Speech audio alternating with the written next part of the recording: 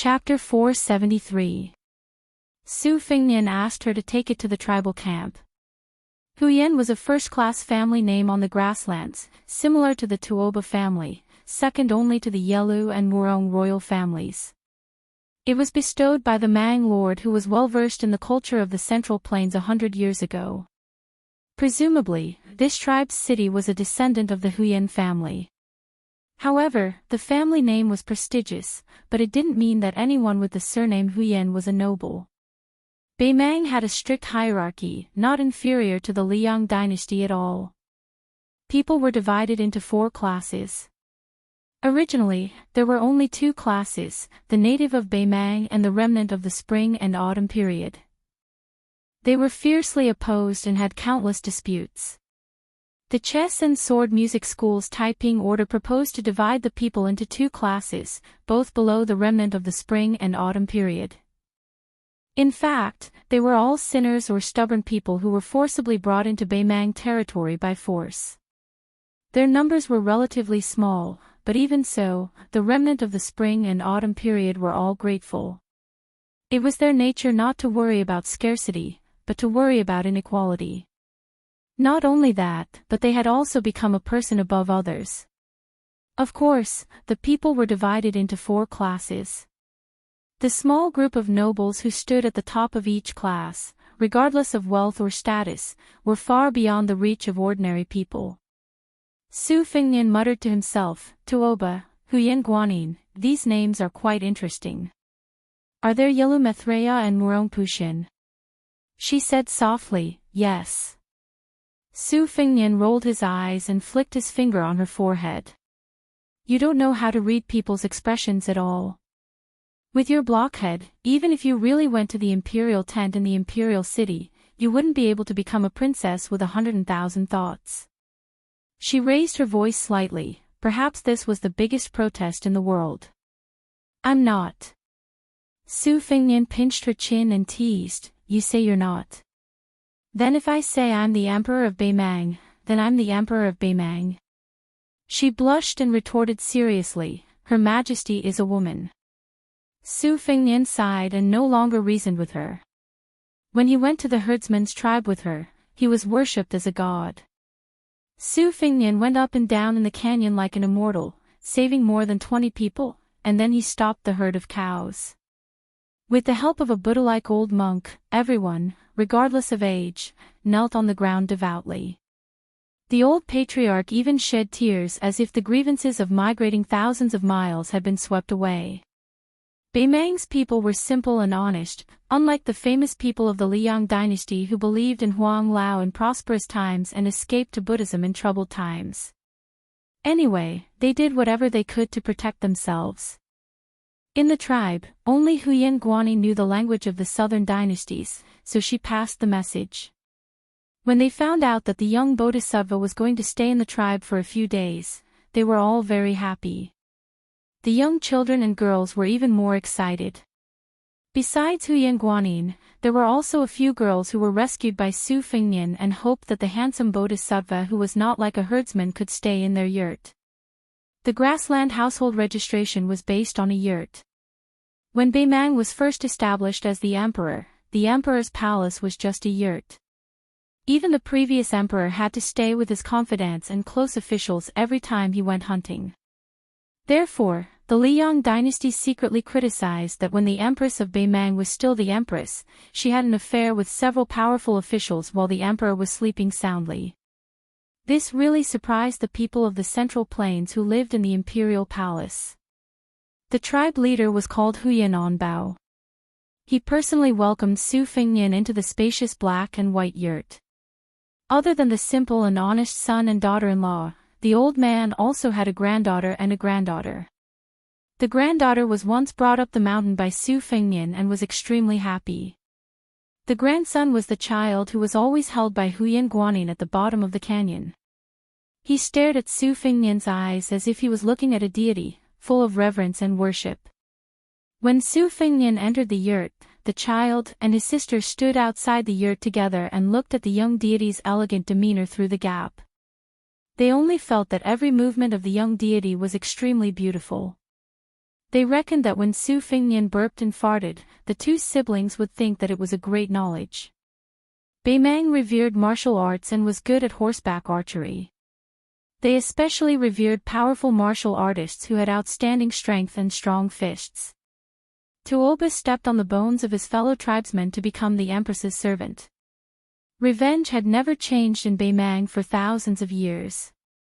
The Dangxiang tribe especially focused on revenge. If they didn't take revenge, they would inevitably be disheveled and dirty. They wouldn't get close to women and wouldn't eat meat. Only after killing their enemies could they return to normal. After both sides reconciled, they would need to fill the skull wine cup with human blood and the blood of 3 animals. Both sides swore that if they took revenge, they would take the lives of 6 animals. When Tuoba gradually became the god of war and had outstanding military achievements, the 16 tribes of the Dangxiang tribe were convinced. They proposed to the number 1 person in Beimang to reconcile. Tuoba ignored them and the leaders of the 16 tribes committed suicide together. Later on, when the empress appeared, Tuoba only agreed verbally. Not only did the Dangxiang tribe not see it as a great shame, they even took it as an honor. Without exception, the valiant and strong young men joined Tuoba's personal army. It could be seen that Beimang had a strong spirit of martial arts. Sitting in the tent, after listening to Huyen Guanin's narration, they found out that her tribe's migration wasn't done blindly. Huyen Anbao's father, who died on the way, was a staunch believer in evil spirits. He was a well-known fortune-teller who was good at using wormwood to burn sheep scapula.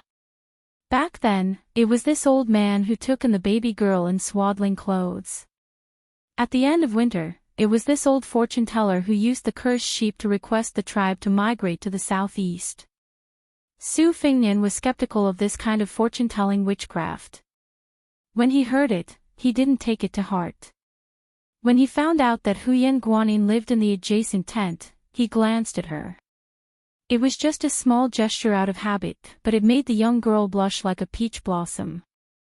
The old tribal leader saw it but didn't say anything. He just smiled and felt gratified. The little girl was alone and had no one to rely on. In the end, she still needed to marry a man with broad shoulders to truly settle down. The old man had complete faith in this young master Su who claimed to be from Gusai Prefecture. At the bottom of a narrow valley, a man could stop 10,000 bulls. It was a miracle that he didn't even dare to think about. The old man still remembered the legend of 9 swords breaking 10,000 cavalry that had been circulating in the grassland for 100 years. Although it was a magnificent feat of the Wu family's swordsmen from the Central Plains, he felt that the young bodhisattva sitting in the same tent was comparable to those 9 swordsmen. After Su Fingnian drank a big bowl of wine and ate big chunks of meat, he walked out of the tent with his head lowered. Huyen Guanin followed behind him. Su Fingnian slowly walked up a small hill. Other than the young girl, there was also the old tribal leader's grandson sneakily following from afar. He seemed to be called Abaoji by his nickname. Su Fingnian looked at the setting sun and suddenly narrowed his eyes.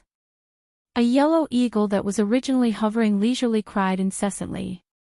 It swept across the sky and swayed as it fell.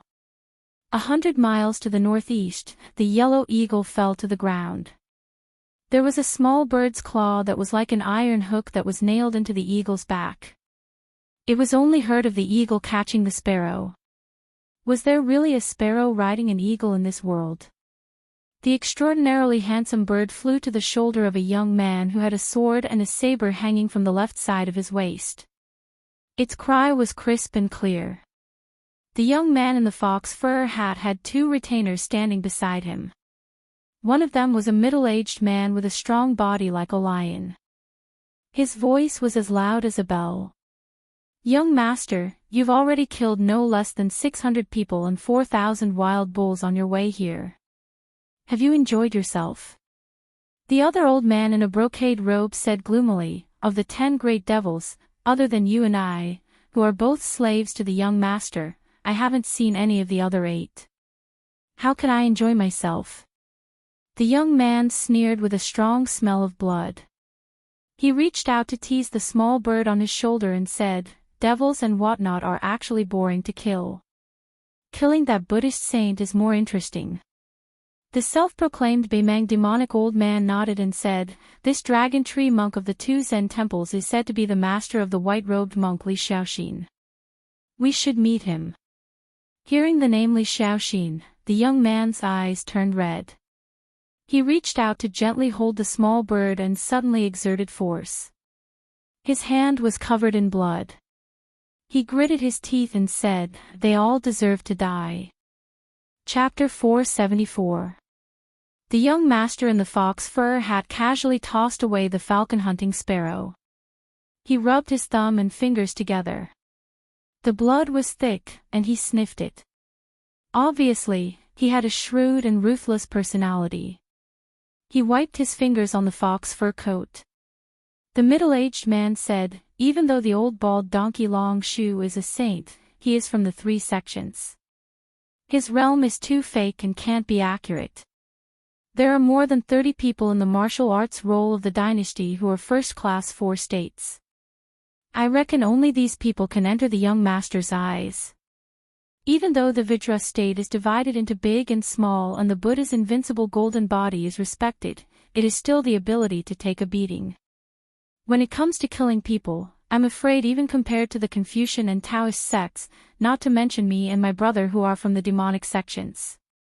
This bald donkey from the 2 Zen temples is the most suitable for the young master to practice his knife. He can hack 800 and 1,000 times in one go to verify if the Buddha is really invincible. The elder in the brocade robe sneered, "Duan Bo Air, are you really stupid or are you pretending to be stupid? A saint is a saint. How can his golden body be broken so easily? Be careful that you don't get to eat the lamb. You and I know each other well.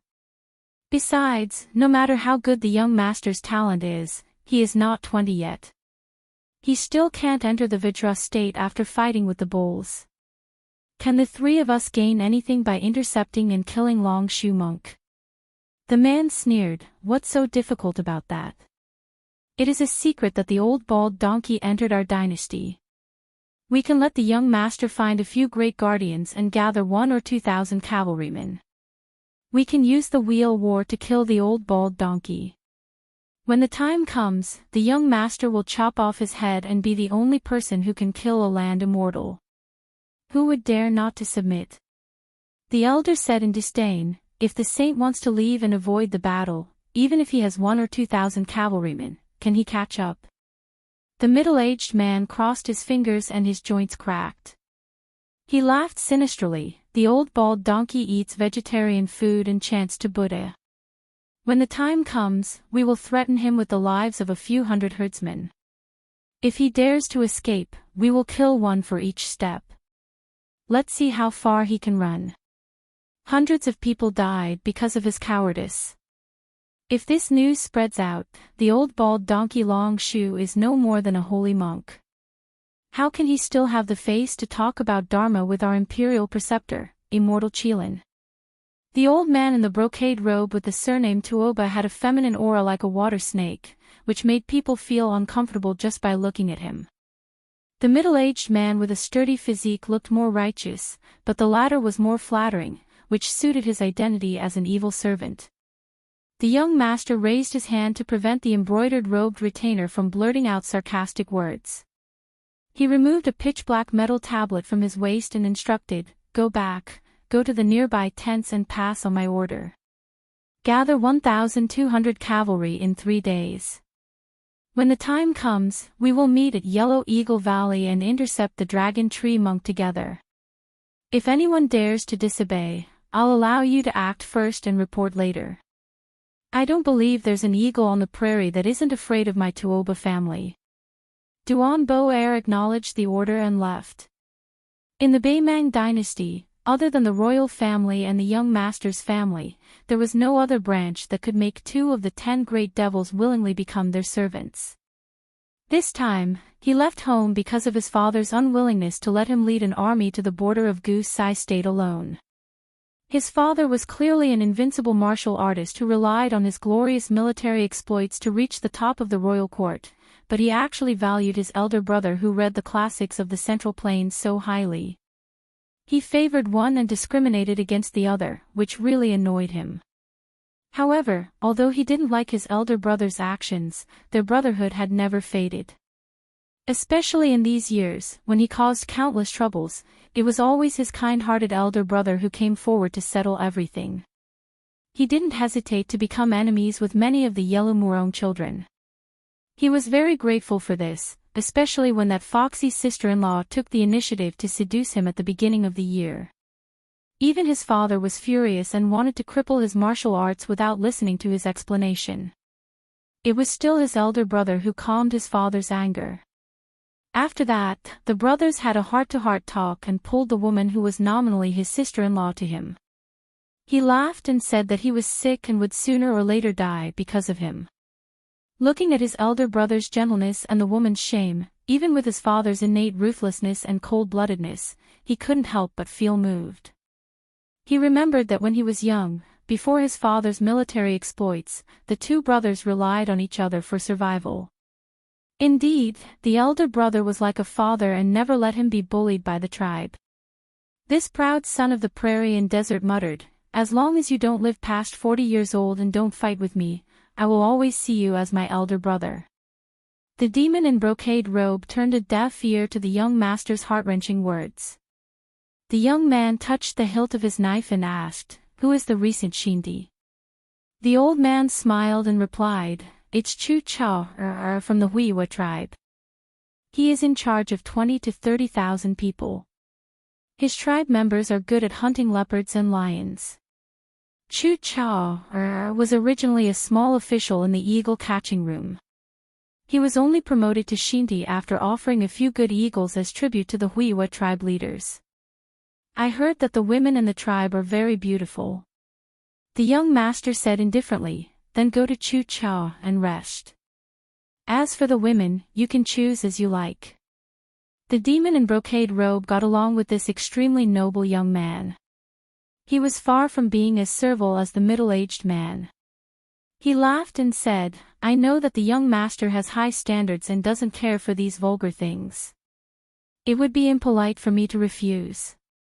The young man dismissed it with a smile. To him, there were only a few women in Baimang.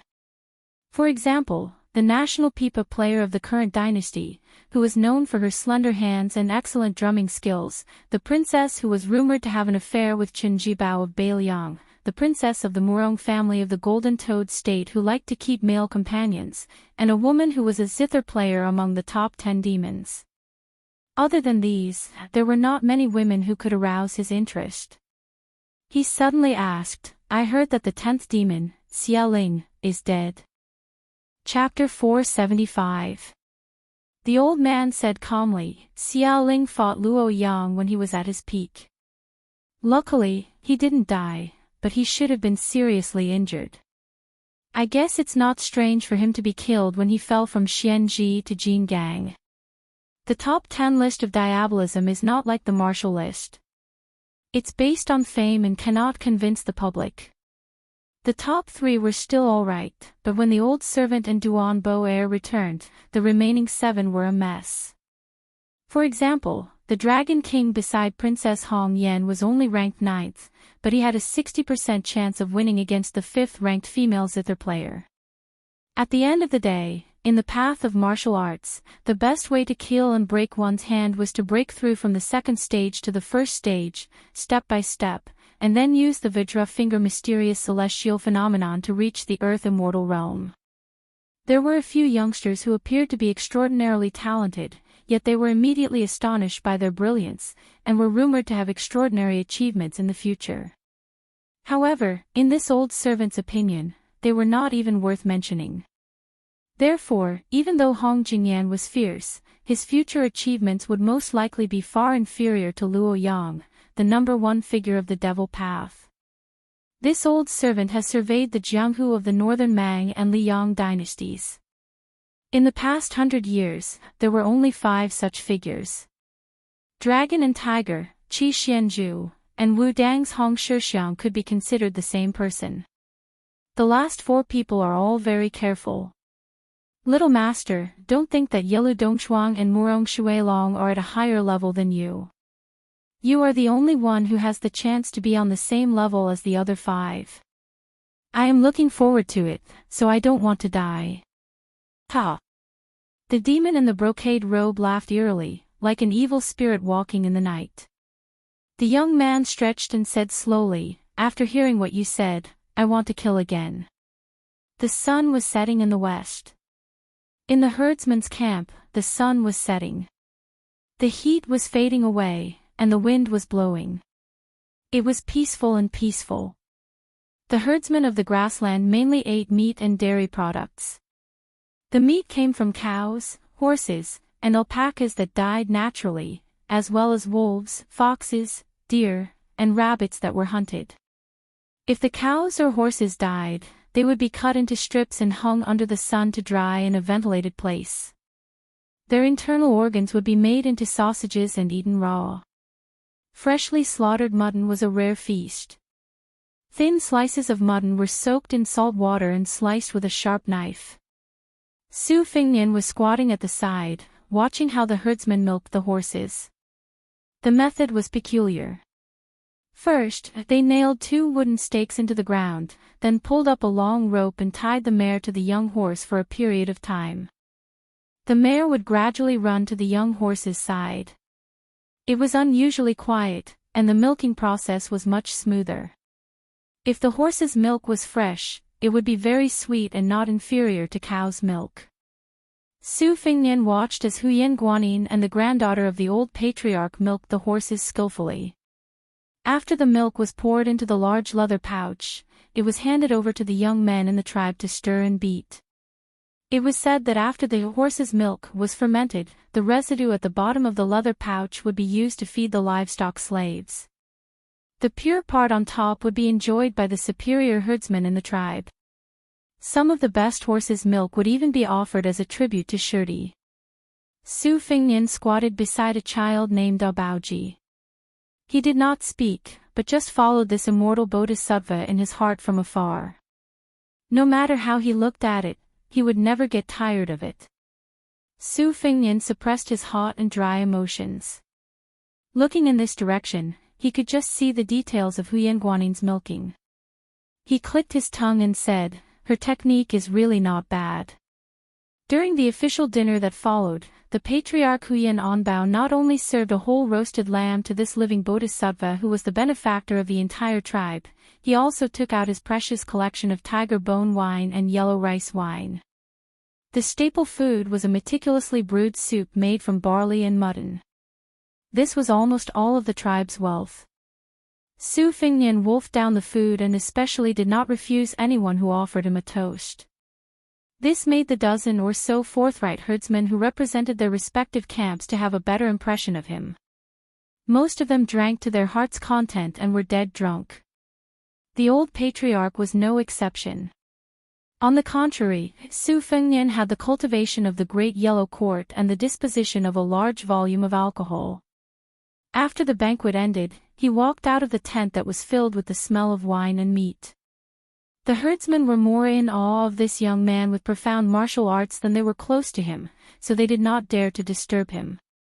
Su Fingnian came to the lakeside to raise the Huangtong sword embryo. After the flying sword entered his sleeve, he saw Huyen Guanyin leading the evasive Baoji over.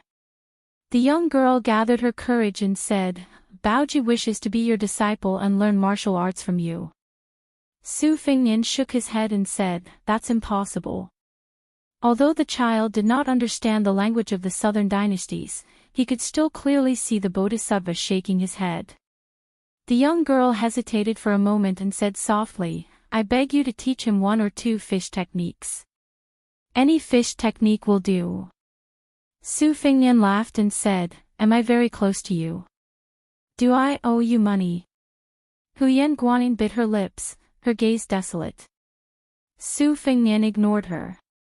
He broke off a leaf of water grass and flicked it with his finger, tearing open the surface of the lake. However, it did not move forward in a straight line. Instead, it twisted and slithered like a fish snake. Baoji was dumbfounded. This was much more powerful than the martial arts masters in his clan. This was not Su Fengnian's intention to show off in front of them. It was just a casual move.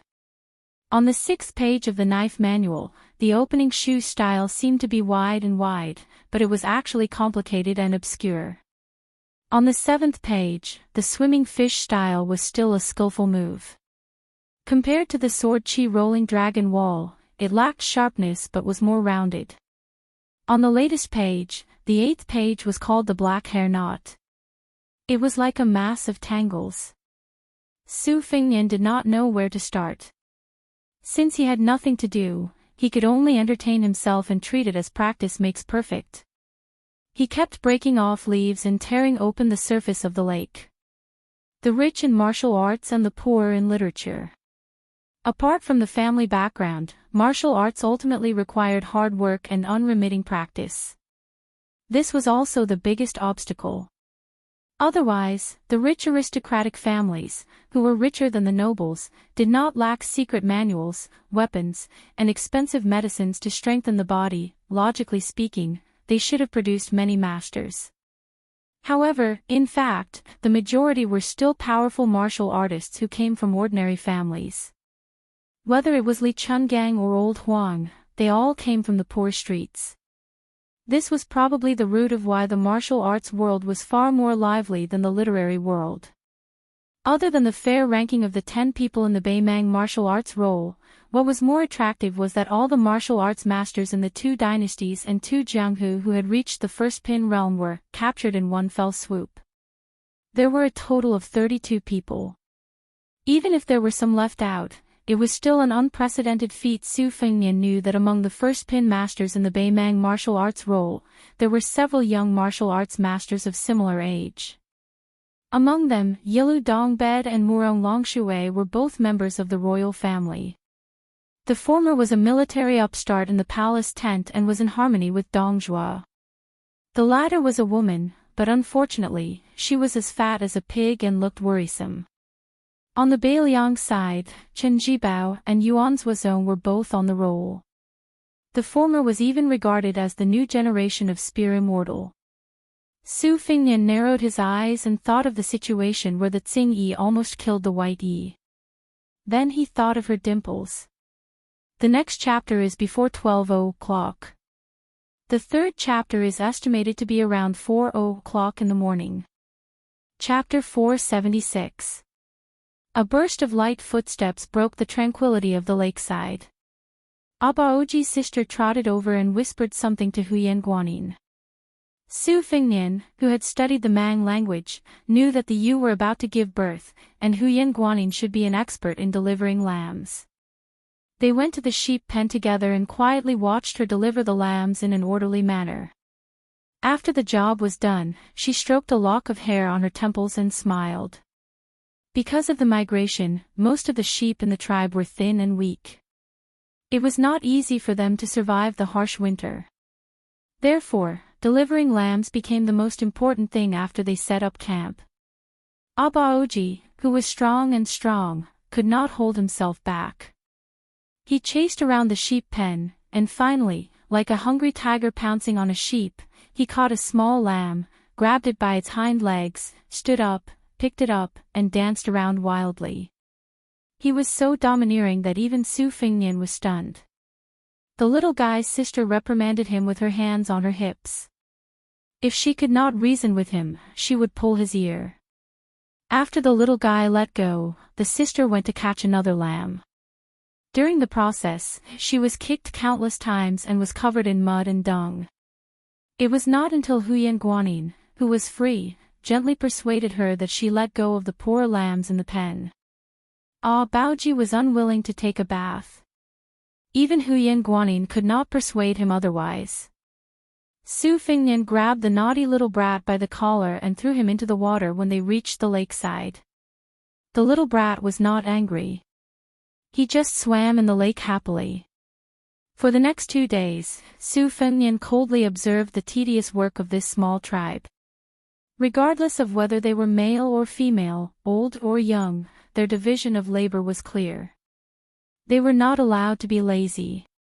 Herding livestock, milking cows, digging wells, shearing fur, tanning leather, gathering dung, and weaving hemp. As long as they had enough strength, they would never be able to finish their work. Su Fingnian did not interfere and only silently calculated the land cost of a herdsman or a control flux warrior. After conversing with Huyan Guanyin, he learned that in the previous generation, there had been a few members of the Beimang imperial court's Jia Shui army who had been exempted from many miscellaneous taxes. Otherwise, with the tribe's manpower and resources, they would have to hunt large wild animals or even raid other tribes to survive. However, these two matters were too risky. If they were not careful, the tribe would be annihilated. Every day, there would be small tribes of this scale in the prairie that declined or were annexed by other tribes. They migrated here and luckily managed to occupy a piece of the lake.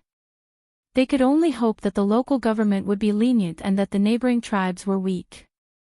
During this time, Su Fengnian had a secret discussion with the old chief. After that, Huyan Guanyin finally put on a rough face, which broadened the horizons of the herdsmen of the tribe. They increasingly viewed Su Fengnian as a strange character who had reincarnated from a bodhisattva. On the third day, at noon, Su Fengnian, who was meditating by the lakeside, looked toward the north. They had finally arrived. However, compared to what he had expected, this time, it was much larger. The owner of this pasture, Titi Chu Cha, was sitting high on a tall horse. This Titi Chu Cha, was in the prime of his life. He had a robust body and was dressed in wolf-skin clothing. The hair near his ears and in front of his forehead was shaved, and two braids were tied behind his ears. A large falcon was perched on his shoulder. Chu Cha waved his hand, and 100 or so riders behind him rushed out with strange cries. They galloped wildly around the campsite. This was not considered a terrifying method. What was more frightening was that there were two cages beside Chu Cha. Each of the cages held a golden cheetah and a fierce tiger captured from the Tu Liao's side. The two fierce beasts that were originally curled up and dozing seemed to have smelled the scent of blood. They suddenly stood up in their cages and roared. Their sharp claws slammed against the iron bars as if they were about to devour someone. The chief, Huyan Onbao, who had migrated thousands of miles away, led the members of the tribe and gathered together in fear. They did not bring any weapons and did not dare to show any signs of resistance. Migrating across the border was originally a wrong thing to do. If it was not for the fact that the tribe did not have any valuable treasures, Huyan Onbao would have personally gone to offer incense to this new Titi Chu Cha, who would control the life and death of the entire tribe in the future. Su Fengnian and Huyan Guanyin did not walk out of the tent. There was still an indignant Abaoji hiding beside them. He looked at the arrogant Titi Chu Cha's personal guard through the gap, but in the end, his gaze stopped at the man who looked like a master and servant beside Titi Chu Cha. The young man was wearing a fox fur hat and had a sword at his waist. Unlike the knights, he sat cross-legged on the back of a horse and looked at them with a cold expression. The old man in the brocade robe had restrained his spirit. Although Su Fengnian had restrained his prying gaze at the first moment, perhaps because Huyan Guanyin had revealed some clues, the old man felt that something was amiss. He looked straight at them with a cold gaze. The cavalryman narrowed the encirclement, completely not giving Huyan Onbao a chance to get close to Titi Chu Cha. Every autumn, when the empress personally came to the Beimang palace for a large-scale hunt, it was the same. However, it was even more spectacular. Just chasing the prey from the periphery required tens of thousands of soldiers and took 2 months. The soldiers were orderly and advanced slowly. The Imperial Jia Shui army was in charge of supervising the troops. The formation followed the established route strictly.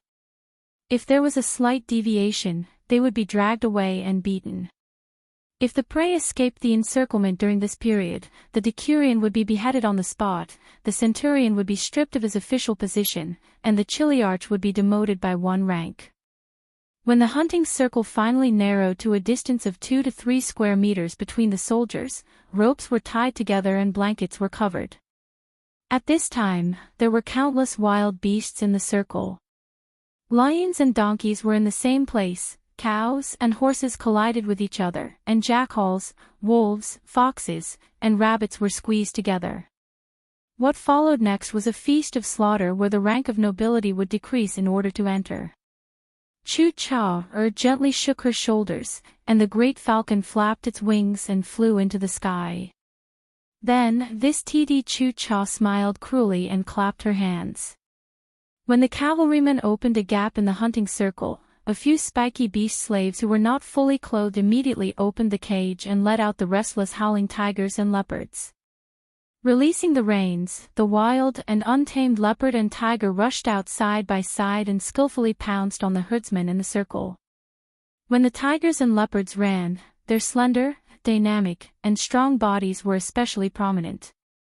This meant that once they came into contact with the herdsmen, it would be an incomparably bloody tearing. The distance of 100 steps was covered in an instant. Chapter 477. The 2 strong herdsmen guarding the tribal leader had participated in many wild beast hunts. Although they did not have spears and arrows, they still stood out of the formation. They first took big steps and then ran wildly to confront the lions and tigers that came out of the cages. The tigers and leopards that he had carefully raised were not ordinary prey. Their wildness was far stronger than when they were first caught. Only when they went out to hunt, they were imprisoned in cages. The rest of the time, they were kept in cages. When they killed all the livestock, when they changed cages, when they punished the shepherds who violated the rules in the tribe, they were thrown into cages. Even those horned experts with amazing strength could not withstand a few rounds of killing and biting of the tigers and leopards. For many years, only 1 person survived, and after that, one of his arms was bitten off. Almost at the same time, 2 herdsmen were pounced on by the agile tigers and leopards. Their necks were bitten and their intestines were cut open. The 2 beasts lowered their heads and gnawed at each other. When the limbs of the herdsmen stopped twitching, the tigers and leopards raised their heads at the same time and looked at the frightened herdsmen in the cages. Inside the tent, Abaoji saw the tragic situation and his face was full of tears. He was about to rush out and fight for his life when Su Fengnian held his head and threw him back into the tent. He then lifted the cotton blanket that was used as a curtain and rushed out. Su Fengnian did not expect this surety to be so ruthless. Generally speaking, although herdsmen who crossed the border could be sentenced to death, it was true that human lives were worthless in the grassland and desert. However, it was different from Beimang's attention to the number of young men who could control horses and fight in the tribe. The grassland women's remarriage was more relaxed than the Central Plains people's etiquette, justice, integrity and shame. Every time there was a war, Beimang would spare no effort to abduct the people at the border of Liang dynasty to settle in the north. It was all because in the final analysis, the strength of the big and small surety was measured by the number of horses and heads. Generally speaking, when a tribe raised a flag to betray the tribe and chose to migrate, as long as the tribe had enough strength and was not afraid to be the enemy of the previous surety, most of them would be willing to accept them. Huyen Guanin's tribe was thousands of miles away and the original surety was destined to be out of reach. For any surety who did not lack water and grass, it was a fortune.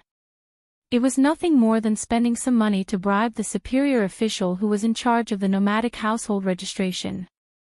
It was equivalent to having more than 30 more tent tax sources. Su Fengnian did not expect that the surety who came after hearing the news and met with the herdsmen would want to use blood to establish their power. The handsome young man with the sword and saber at his waist raised his eyebrows. The old man in the brocade robe was about to speak when the young man shook his chin, indicating that there was no need to pay attention to him. Su Fengnian tiptoed and jumped over the cavalry's head. When he landed, he happened to be in front of the old patriarch. The fierce tiger opened its bloody mouth. Su Fingnian did not care about the tiger's claws that were blocked by the big yellow court mirage.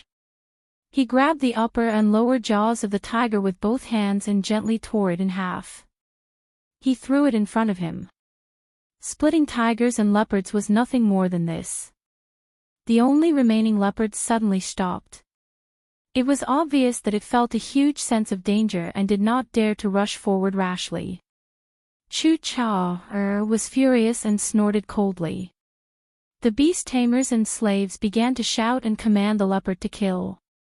The leopard with shiny fur finally could not hold back its restlessness. It rushed in a straight line and turned when it was 10 steps away. It jumped 5 steps to the side and pounced to the right side of the prey. Su Fingnian had comprehended the river-splitting technique from the canyon. He did not move his hands nor did he use his saber, but the prey's body was cut in half in the air. This time it was Chu Cha, and the cavalry's turn to be dumbfounded. The eyes of the young man in the fox fur coat brightened and the corner of his mouth twitched. It was really a surprise. The reason why the Shirtai led the troops to kill this tribe of 100 was because of the instructions of the powerful young master Tuoba. On the grasslands, perhaps there were powerful Shirtai who did not give face to the Yelu and Murong descendants, but there was absolutely no one who dared to disobey his orders. In the desert, his father's words were almost equivalent to Her Majesty's imperial edict.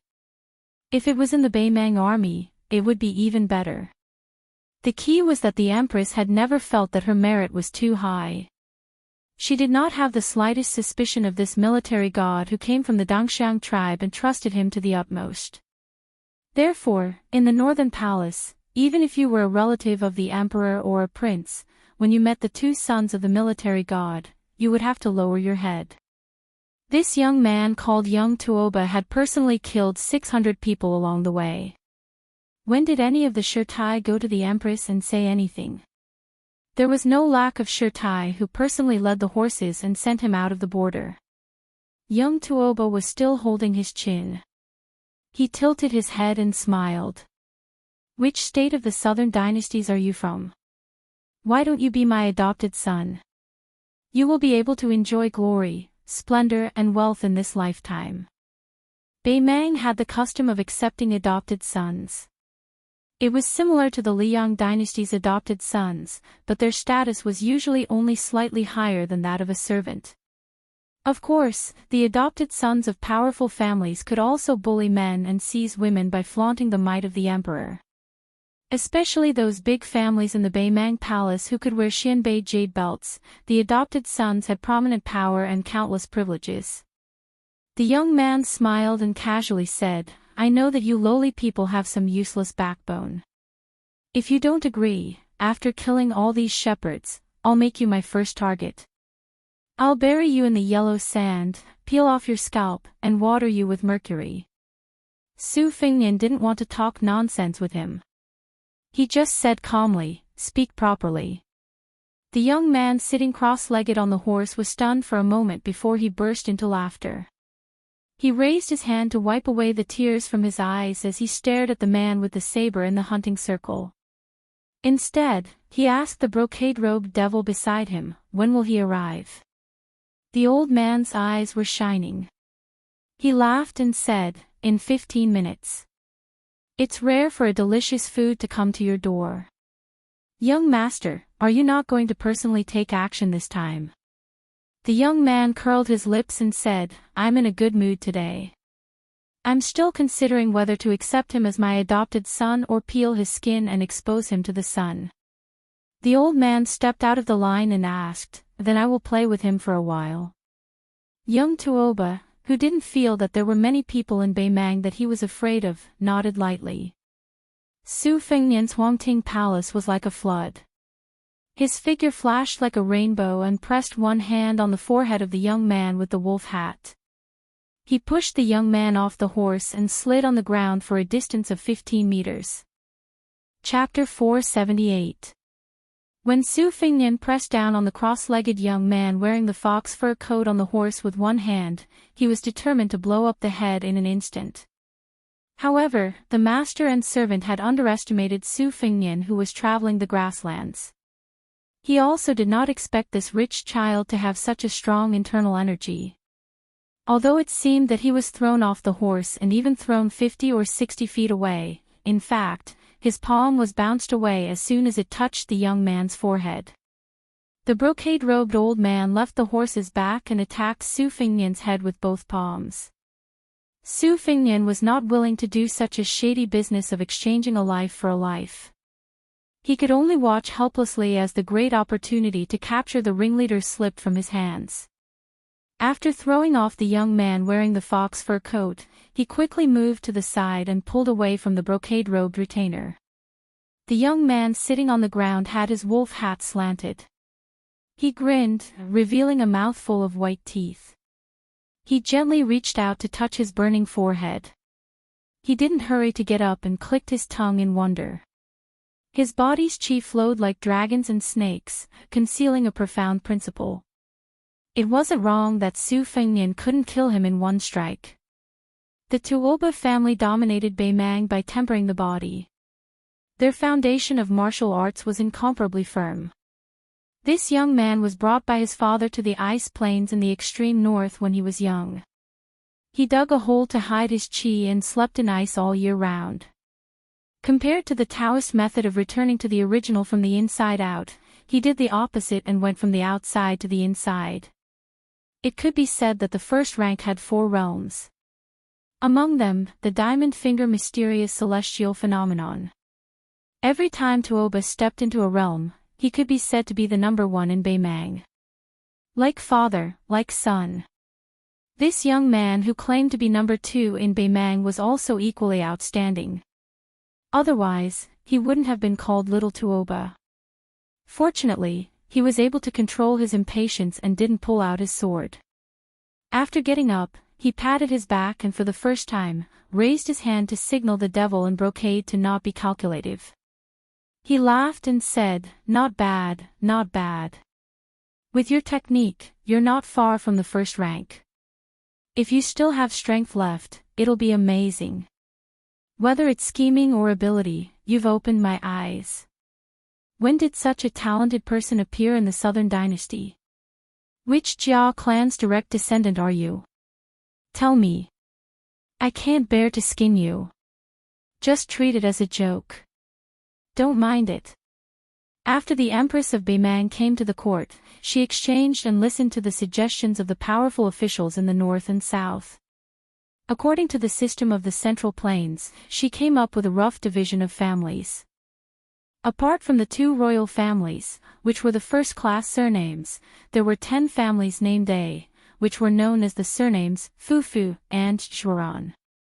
The 3 families in the Southern Dynasty were all ancient and powerful families in the aristocratic group in Longguan. These 3 families were the leaders who controlled the government of the Southern Dynasty.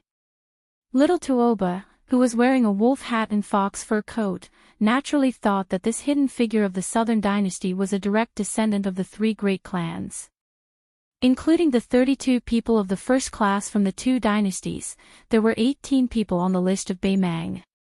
This was enough to make the Liang dynasty, which boasted of its outstanding people, blush with shame. Fortunately, Wang Xianji and Dong Tai occupied 2 of the top 3 positions, which saved a lot of face. Apart from his father, the 4 gods and demons, Hong Jingyan, Luo Yang, and Murong Baoding, as well as the state preceptor, Immortal Qilin, the 5 great clans of Mount Tibing Chess and Sword Music School had 6 positions. Apart from Luo Yang, whose position overlapped with Xiaoling's, and the dead Xiaoling, 5 of the 8 notorious diabolism giants were on the list. Together with the 2 rising stars, Yelu Dongchuang and Murong Longshui, there were 18 people in total. The 6 celestial disciples of Immortal Qilin of the Tao sect were all at the bottleneck of the first class. Taoist Shinran often reached the first class and were only 1 step away from the first class. Little Tuoba couldn't help but be curious about the man in front of him. He was only a few years older than him and was able to cross the threshold of the second class at such a young age. The second class was called the Master Realm. It wasn't like cabbages that could be planted in autumn and harvested in winter. His father once said that there were too many geniuses in the Liang dynasty who had the potential to reach the top. The current situation where Beimang had the upper hand might not last long. Su Fengnian smiled. It's just a small family, not worth mentioning. The young man in the fox fur coat nodded regretfully. He jumped up and gave little Tuoba a taste of his own medicine.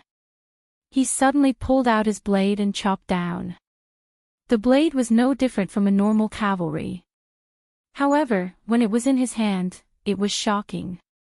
The old man in the brocade robe had his hands in his sleeves. He looked like he was watching the battle with squinted eyes. However, his footsteps were light as little Tuoba attacked. Su Fengnian took a few steps back.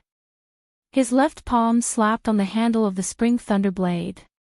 He swung the blade backwards and drew an arc. After barely dodging the blade, he flicked his finger and the spring thunder turned around and left the battlefield. Almost instantly, Su Fengnian's body leaned back and dodged the second blade. Little Tuoba also dodged the spring thunder that was behind him. He took a few steps forward and the third blade was raised. Su Fengnian's body returned to a standing position. He flicked his finger and the spring thunder continued to spin around. The scabbard and the blade clashed together. The young man in the fox fur coat laughed evilly. He held the blade with one hand and changed it to two. His strength increased explosively. He was used to seeing experts fight since he was young.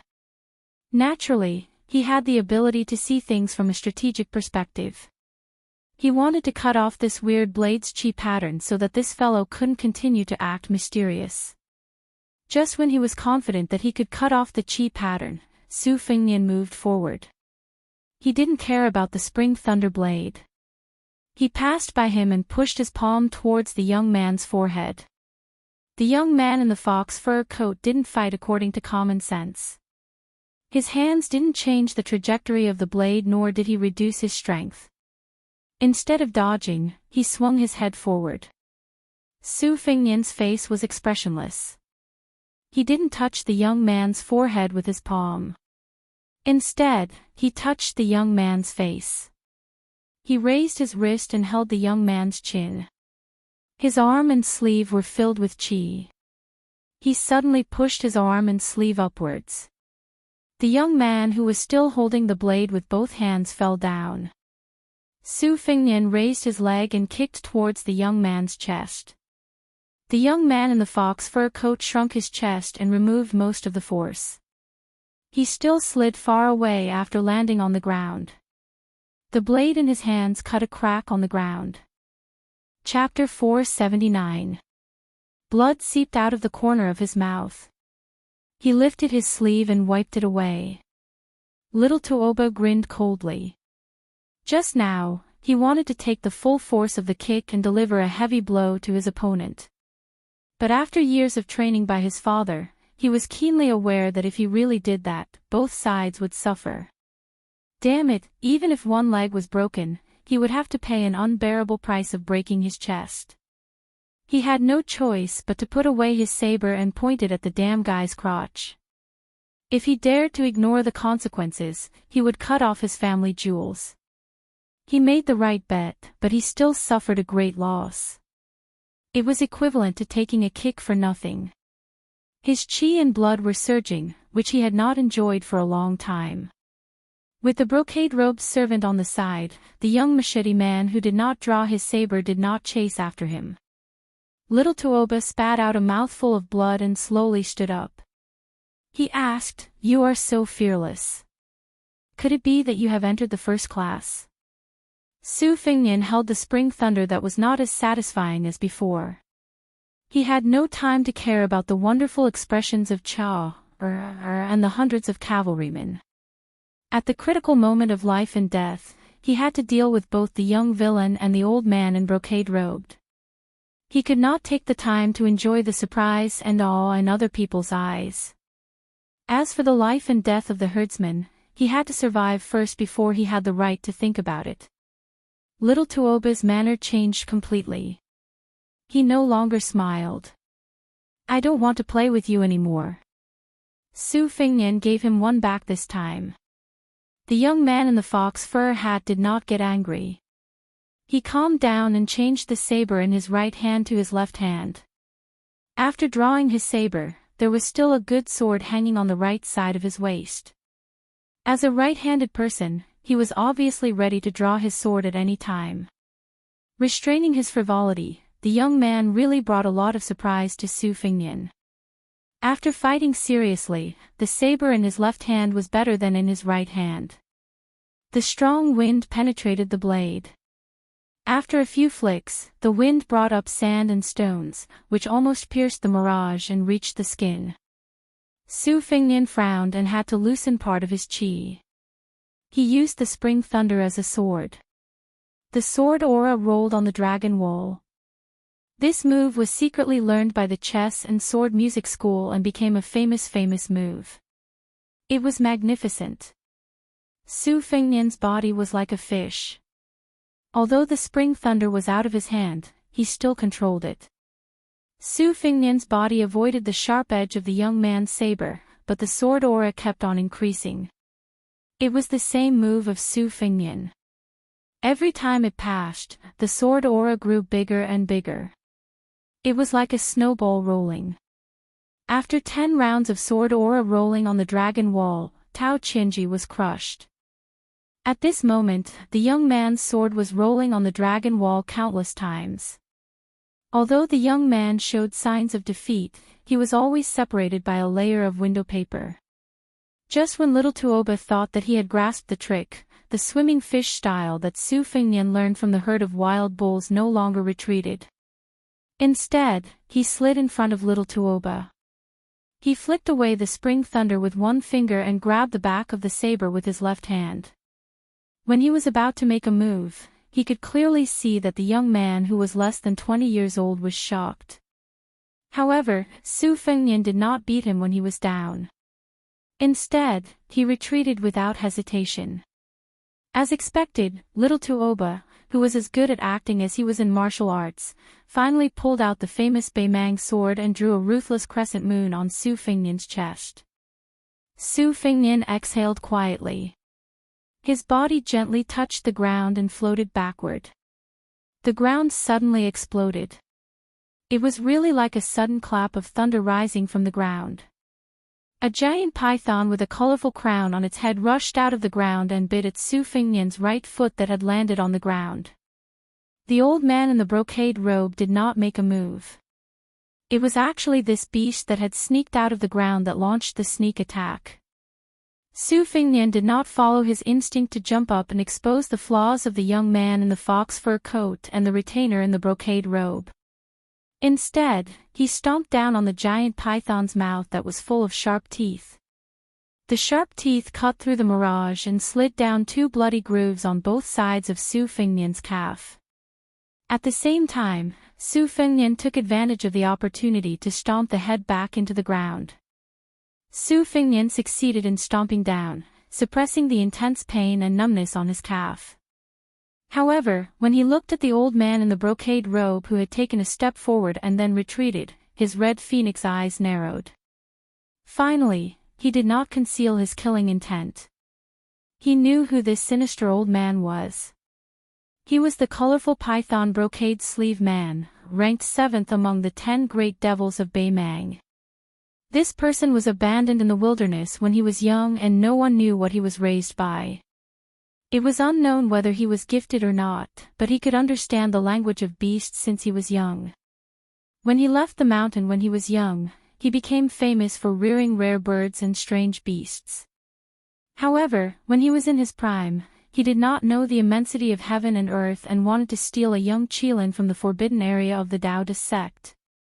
His spine was shattered by the state preceptor of Beimang's finger, causing him to lose all his skills. However, he was still able to make a comeback and enter the Vajra realm. In terms of martial arts prospects, it was impossible for him to advance to the mysterious finger realm. However, because he reared so many ferocious beasts, he almost did not need to personally fight against his enemies. It was impossible for his enemies to guard against him when he controlled the ferocious beasts. This was especially so when a female python with a colorful crown on her head was about to transform into a dragon. For some reason, she died before she could soar into the clouds. He cut open her abdomen and dug out her 3 eggs. The 3 young pythons were fed countless elixirs and hundreds of kinds of flesh and blood. After 20 years of unnatural maturation, their bodies were only slightly smaller than the adult female pythons. The old man in the brocade robe laughed softly and said, "The outcome has been decided." Little Tuoba glanced at Su Fingnian's calf that was bitten by the colorful python's teeth. He slowly sheathed his famed sword that could cut off hair and became cynical again. He said with regret, "What a pity. Even if a Vidra realm expert was bitten, he might be able to survive, but he would quickly become a puppet that could not move within a few hours. It seems like your luck is not too good. You still have to be buried in the sand, skinned, and poured water on your head. Fortunately, your whole body is paralyzed and you don't know the pain of being poured mercury on your head."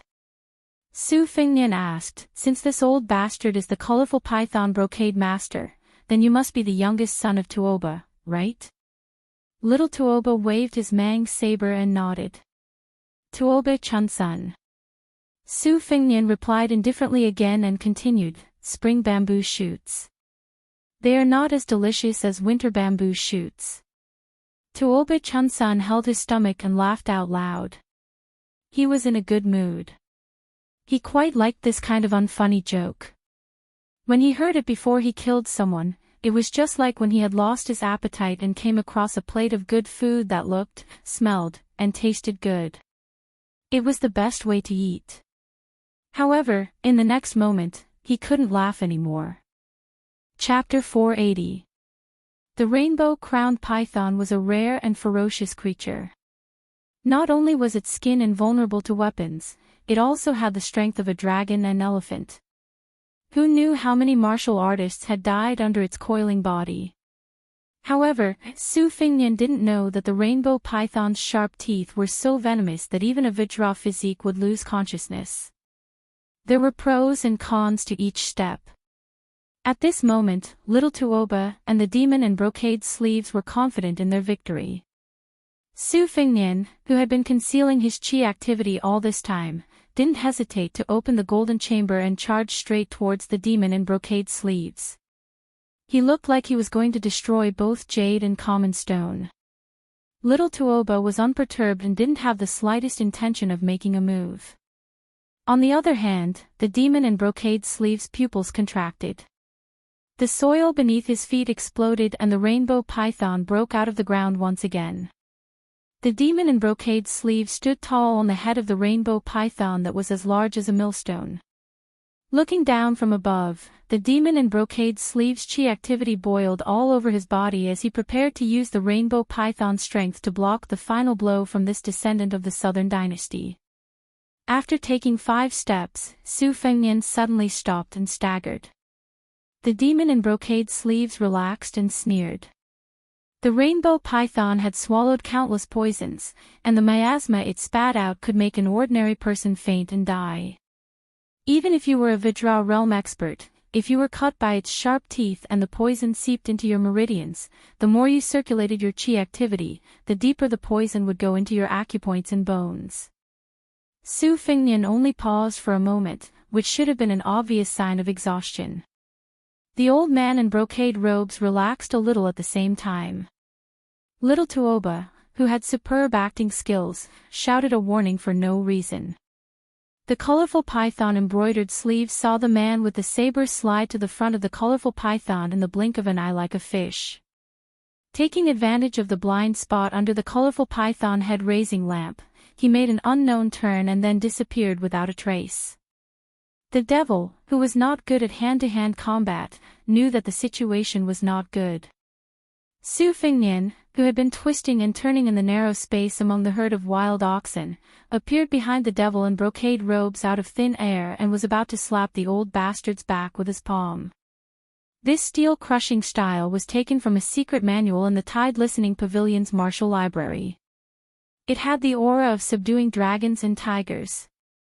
When he practiced the saber on Mount Wudong, the secret manuals and ancient manuals he brought to the mountain were mostly sword and saber moves. Later, when he rushed to Beimang, because he needed to cultivate his will, he made a last-minute effort to learn from others' strong points. He no longer restricted himself to sabers and swords, picking up some of the best moves from the 18 types of martial arts. With this steel-crushing hand, no matter how thick and heavy the steel was, it would be shattered inch by inch. After Su Fingnian landed firmly on the ground, he grinned sinisterly. He wasn't flustered and exasperated. He was just a little regretful that he wasn't able to strike to his heart's content. He didn't look at the old devil who had almost smashed the python's head off. Instead, he looked at the man who was as strong as a lion and tiger. Using the great yellow quartz ability to perceive the heaven and earth, he didn't detect the man's concealment beforehand. He could only do the same thing as when he pressed his hand on Tuoba Chunsan's forehead and give up a great opportunity to inflict serious injuries.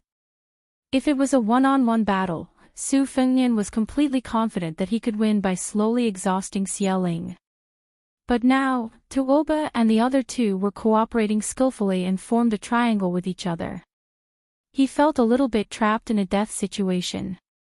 Although the colorful python-embroidered sleeve master who was at the Vajra realm wasn't seriously injured, he was still frightened and broke out in cold sweat. He turned around and said sternly, "Brat, you deserve to be hacked to death." Seeing that this valiant retainer who was far stronger than the old servant in embroidered robes had arrived in time, Tuoba Chunsan was relieved. He held his broadsword and clapped his hands leisurely as he praised, "Not bad, not bad. Your acting and killing skills are first-rate. Just now, you were able to make me draw my sword in a one-on-two battle. I'm sure you still have some tricks up your sleeve. Why don't you take them all out?" Su Fingnian sneered, "If you want to pretend to be a big shot, you should at least beat me down first. Otherwise, what qualifications do you have to waste your saliva here?" Interesting. Tuoba Chunsan didn't get angry. Instead, he smiled and explained patiently, "Originally, I don't like to talk nonsense when I kill people. However, be it spring bamboo shoots or winter bamboo shoots, since there's a plate of delicious food in front of me, it's normal for a customer to praise the color, aroma, and taste before eating. This is also human nature. I'll say this first. When you're stuffed into the sand and scalped, I'll definitely talk more nonsense. If my saliva and mercury accidentally drips onto your head, please don't mind it." Su Fingnian smiled and asked, "Since there's an expert embroidered sleeve master who can't even defeat a finger of Qilan's spiritual master, may I ask who this big brother who is serving as a dog for the spring bamboo shoots is?" The burly man narrowed his eyes and gave a concise reply, "Duan Bo Er Hui. I'll tear off your limbs later." Su Fingnian only stretched out a hand with his palm facing up. Tuoba Chunsan twisted his neck and walked slowly towards Su Fingnian. He said with a smile, "Let me do it. It's not easy to find such an excellent saber dummy like you. I want to play with you slowly." Tuoba Chunsan then waved his hand and ordered the horsemen who were as dumb as ants, "Tsucha, don't bother about these herdsmen. Go and open up the hunting circle. Guard the 4 directions in the north, south, east, and west. 25 horsemen will form a team. If this young master is lucky enough to escape from the circle, it doesn't matter if you use your warhorses to ram him or use your lives to fill the gap." Tsucha was really afraid that young Master Tuoba would ask him to lead the horsemen to engage in a suicidal battle. Since it was just a hunting trip, it wasn't a difficult task. Immediately, he led 100 horsemen and wandered 200 paces away. Tuoba Chunsan, the devil in embroidered robe, and Duan Bo Er all returned. They formed a tripartite formation and helped each other.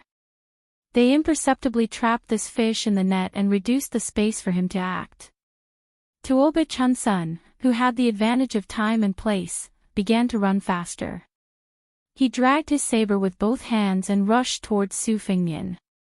The saber was constantly surrounded by purple threads, vaguely showing the demeanor of a grandmaster. Chapter 481. Tuoba Chunsan's bladesmanship was simple and plain. His bladesmanship was straightforward and there were few fancy techniques. The rhythm was clear and distinct. Obviously, it was born from the killing of battle formations. The treachery of this Baemang's heaven-titled aristocratic family's son lay in the fact that he was able to switch between one hand and both hands rapidly. Only when there was no fixed pattern or unsheathed sword would people be afraid of him. This was similar to Su Fengnian's sheathed spring thunder at his waist. However, Tuoba Chunsan's advantage was that he had the demon in brocade robe and Duan Bo Air backing him up. As long as he was not killed in one strike, he could focus on his bladesmanship without any scruples. On the other hand, Tuoba Chunsan's physique was almost unparalleled in the world. Tuoba Chunsan was in high spirits as he fought to his heart's content. His bladesmanship became more and more ferocious. It was obvious that he was using battle to nurture battle. All the elite soldiers in the world were trained this way. On the path of martial arts, there were countless people who took this path. However, ordinary martial artists did not have a terrifying family background like Tuoba Chunsan's. Once they failed miserably, they would be consigned to eternal damnation. Regardless of how bloody and cruel Tuoba Chunsan's methods were, the temperament he had tempered was in line with the martial arts of the pinnacle. Su Fengnian kept his blade sheathed but did not show any signs of pulling it out. He only swung his hands and fought barehanded with Tuoba Chunsan and his bladesmanship. Several times, he was able to seize an inch of advantage. He imitated Miss Hehe and used his hand as a blade. One time, he succeeded. Just as he was about to blast this Baemang general's chi to pieces with stacked thunder, he was suddenly knocked away by the colorful python. This time, he was quick-witted. His left hand cleverly moved the spring thunder at his waist.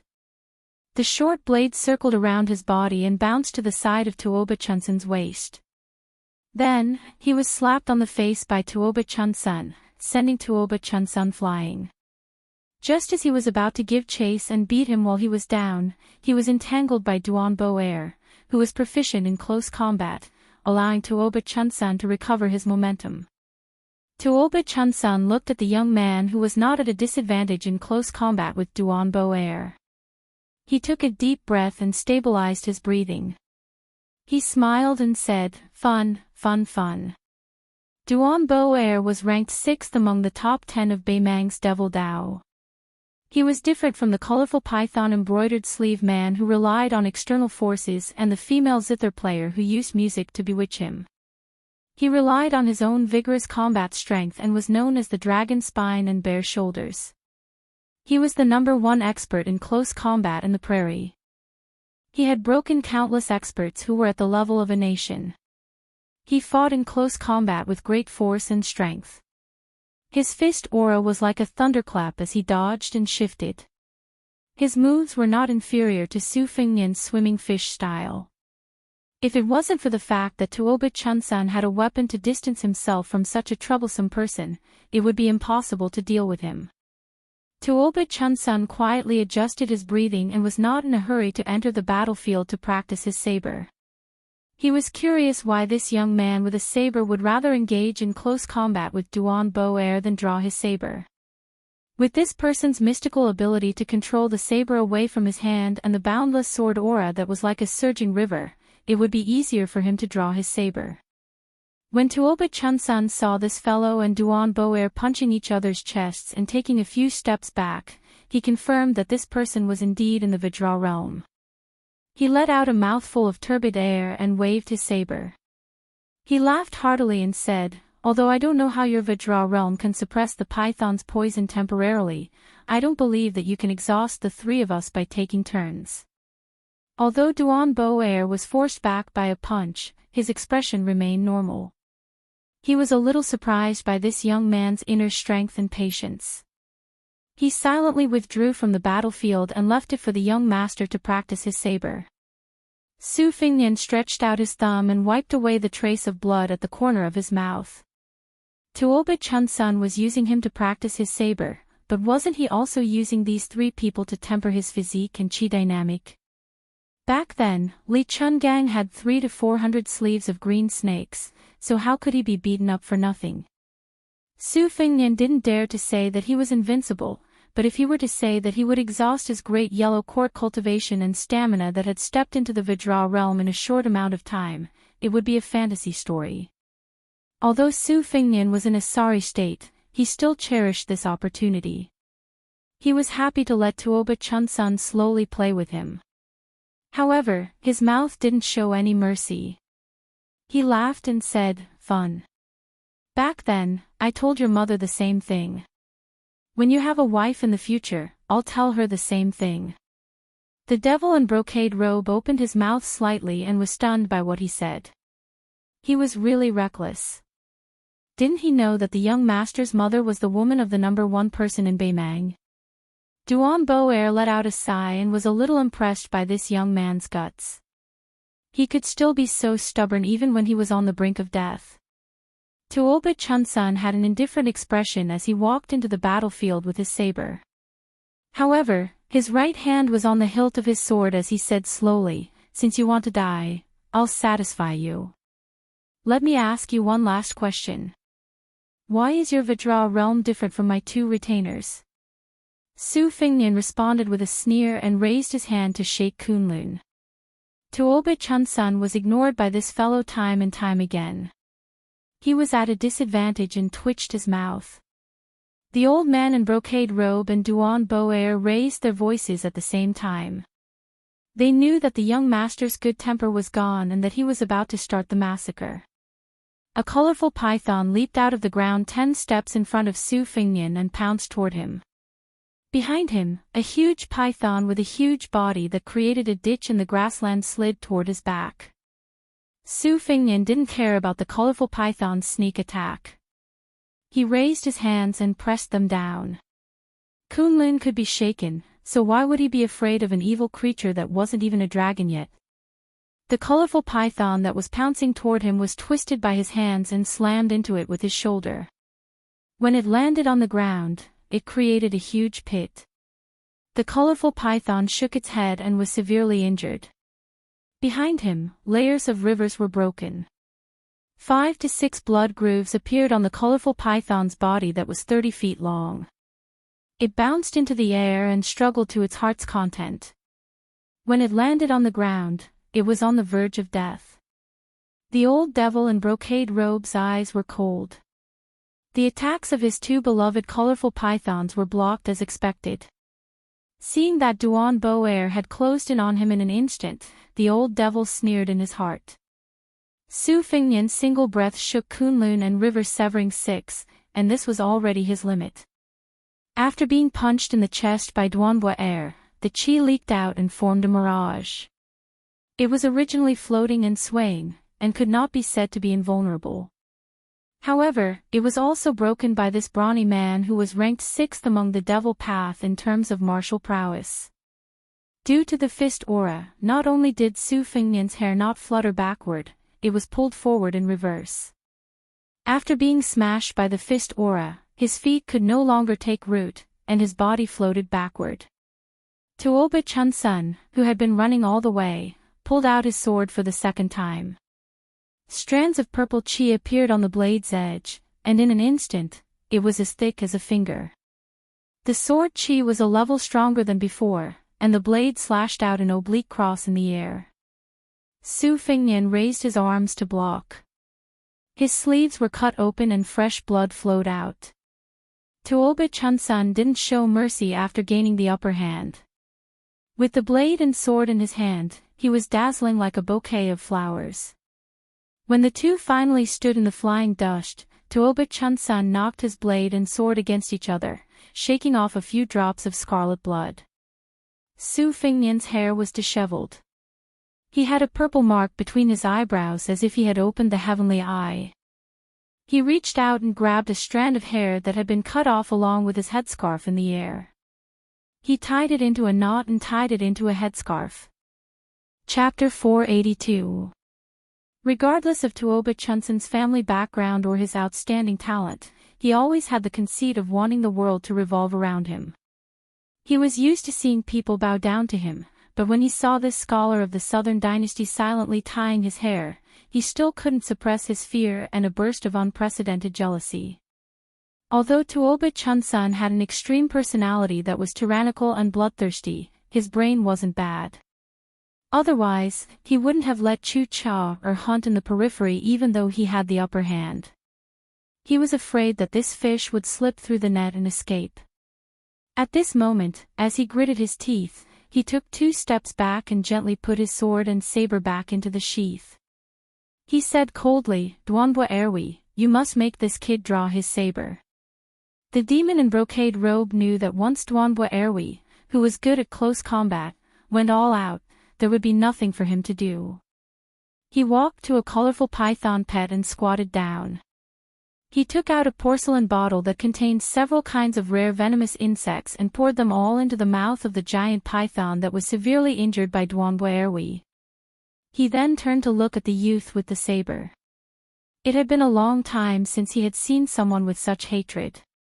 Moreover, this fellow was so young. He was like an old man in his 60s lying on the bed who envied those vigorous young men. He couldn't bear to see the young geniuses who were far ahead in the martial Tao. This time, under his intentional or unintentional guidance, he had harmed a few young experts who should have had boundless prospects. Other than dying under Tuoba Chunsen's hands, some became food in the colorful python's stomachs. There were also some whose limbs were torn apart by Duanbua Erwi's brute strength. None of them were spared. Today, this unfortunate youth who had become a hunting target would have an even more miserable ending. Since Duanbua Erwi was known as the dragon spine and bare arms, his limbs, knees, and shoulders were all lethal weapons. Now that he had received the young master's order, he no longer concealed himself. This burly man originally had a leopard's head and round eyes. After he revealed his ferocious appearance, experts would know that his killing intent had been aroused. His hair was the tip of his blood, and his fingers were the tip of his tendons, which could cut iron like mud. Duanbua Erwi's blood circulation and chi circulation had reached their peak. The domineering aura of a Vajra realm martial artist was on full display. Chi flowed from his tendons to his limbs. Every time he took a step, the grass would sink. His punches had no pattern. Su Fingnian's Fata Morgana, which he had constructed using the yellow quart, was like a bronze mirror that had been smashed by an iron hammer. Although it rose layer by layer like tidewater, it was still shattered layer by layer. His arms were already injured by Tuoba Chunsen's saber and sword. As he blocked the attack, his long robe was dyed red with blood. Duan Bo Air turned around with a sinister smile and shouted angrily. His fist moved in a straight line, rudely breaking up the young saberman's skillful hand, and then he took a big step forward and rammed his shoulder into the saberman. Su Fingnian pressed both of his hands on his shoulders. Foretales to 1000 Jin, but he also diverted the force and did not lose the momentum. One person charged forward, the other slid backward. Dust rose from all directions. With every step Duan Bo Air took, the ground trembled. Looking at the cold face in front of him, he used his shoulder to push his elbow, and his elbow to push his hand. The strength of the dragon and tiger penetrated his muscles and bones like iron hooks. He punched his chest, and his internal energy poured out. With a bang, the young man was blown away by the punch. His body did not fall back in a straight line, but after his feet left the ground, he slid in a full half arc in the air before landing on the ground. His feet were like a dragonfly skimming the surface of the water, indescribably elegant. However, Duan Bo Air was proficient in martial arts and killing. How could he give the young man a chance to catch his breath and climb up the tower? Taking advantage of the slight stagnation caused by the force of the arc, he calculated the right place to land and rushed forward like a wild horse galloping through a ditch. When he got close, his feet sank into the mud. His majestic body twisted like a fully drawn bow, and then he swept out a whip kick. A series of vicious movements were completed in an instant. Since the young saberman could not reach the peak of Mount Kunlun, he might as well sink his chi into his dantian and reach the yellow springs. He did not escape or evade. His feet planted firmly on the ground, and he used an incomplete Kunlun shaking style to forcefully resist this kick. This time, when they made contact, the chi of both sides were like firecrackers, and their momentum was as strong as thunder. Duan Bo Air turned back his whip kick, and his body spun in midair. The second whip kick was aimed at the young man's head. Tuoba Chunsun, who had been sitting on top of the mountain and watching the tigers fight, clicked his tongue and laughed sarcastically. It really hurts. It hurts just by looking at it. The young man who was about to be whipped to death was expressionless. His body leaned backward and fell to the ground. He slapped his palm, and his body spun rapidly like a spinning top. Duan Bo Air, whose whip kick missed, could retract freely. He retracted his whip kick, and took a step forward like a plow. Then he kicked the young man's waist. After the kick hit, he did not pursue the young man. Tuoba Chunsun and the old man in brocade frowned but did not say anything. Duan Bo Air, who had stopped moving, had blood flowing out of his leg. It seemed like his calf had been pierced by something. He reached out to touch his neck, and it was also dripping with blood. If he had not been startled and sensed that something was wrong, with Duan Bo Air's strength, that kick would have been enough to break the young man's waist and spine. Chapter 483. Su Fengnian, who had slid sideways, slowly stood up and spat out a mouthful of blood. He did not expect that he would not be able to inflict a fatal wound on the demon.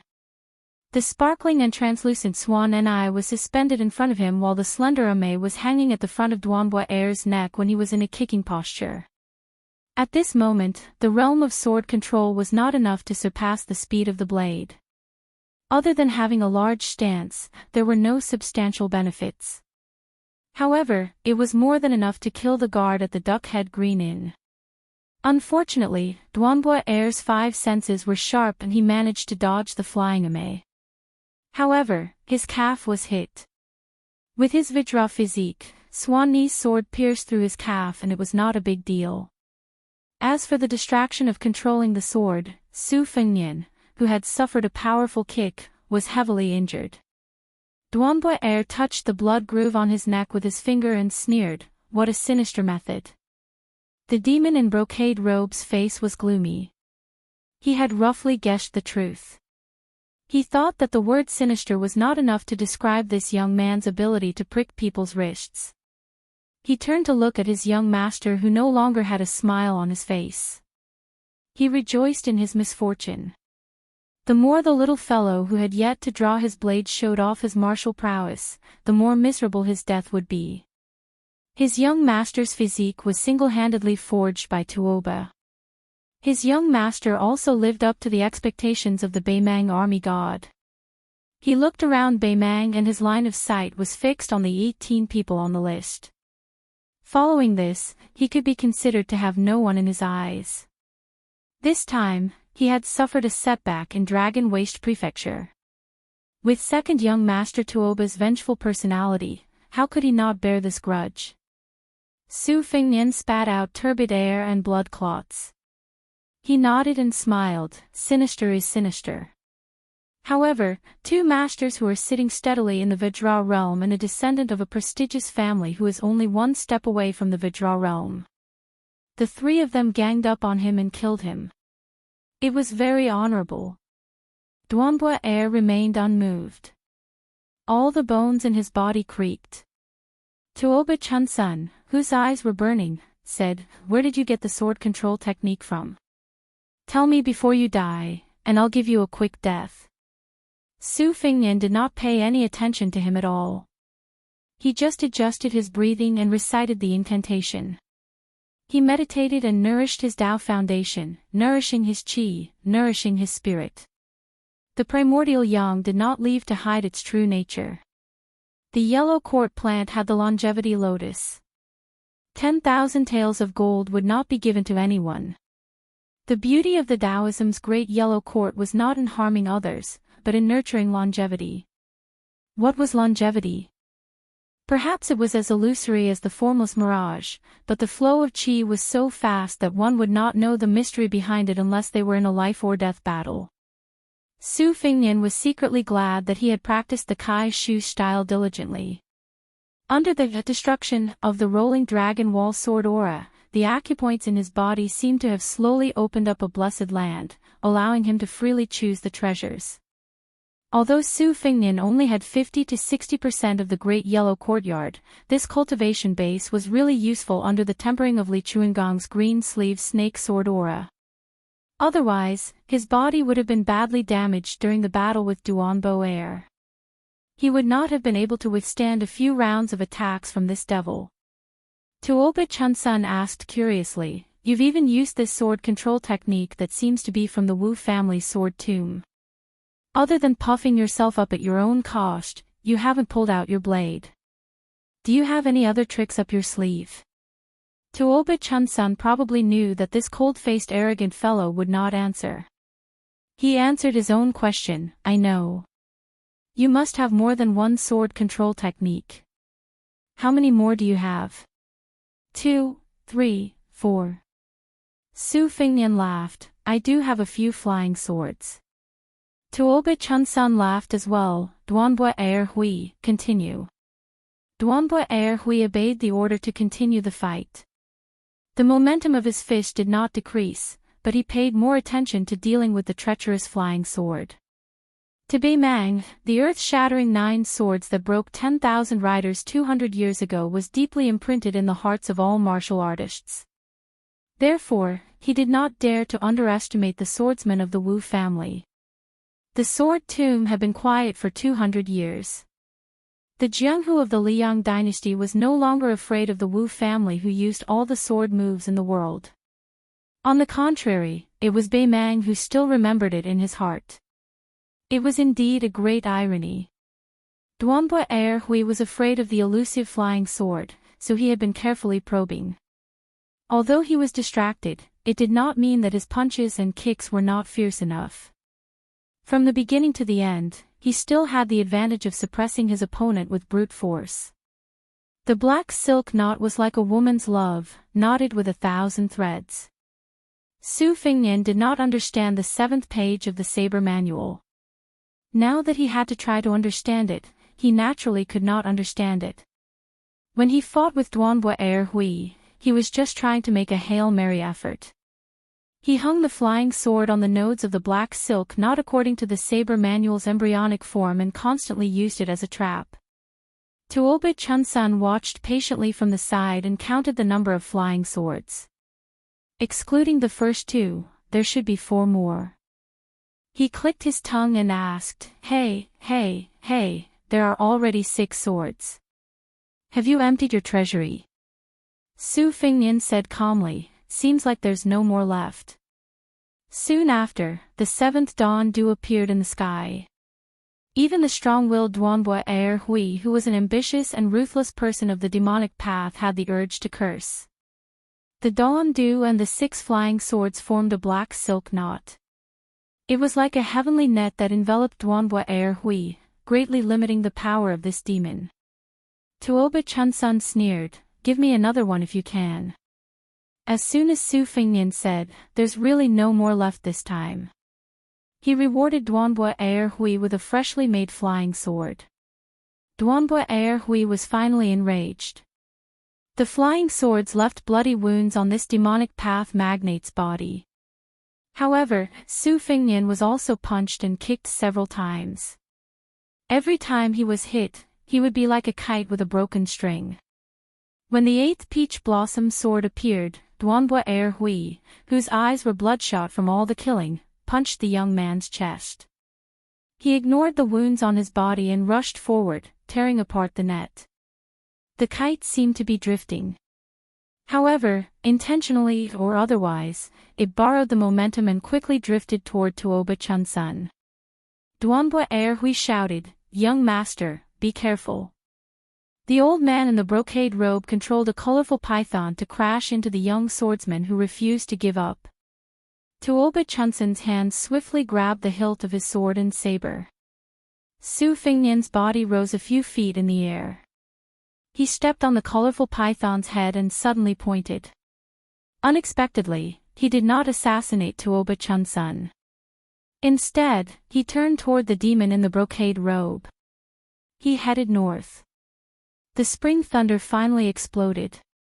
I have a saber. An incomparably resplendent stream of light swept across the sky. It was green with hints of purple. Li Chungang has 2 sleeves, I have 1 sleeve. 1 sleeve of azure dragon. The stream of light swept past. The old man in the brocade robe slowly lowered his head. His body was cut in half at the waist. Chapter 484. The robe was cut in half at the waist. The robe was cut in half by the sleeve blade. It was the robe of a devil path magnate that had lived for 60 years. When the light swept out, Tuoba Chunsan squinted his eyes subconsciously, just like an ordinary person looking up at the sun.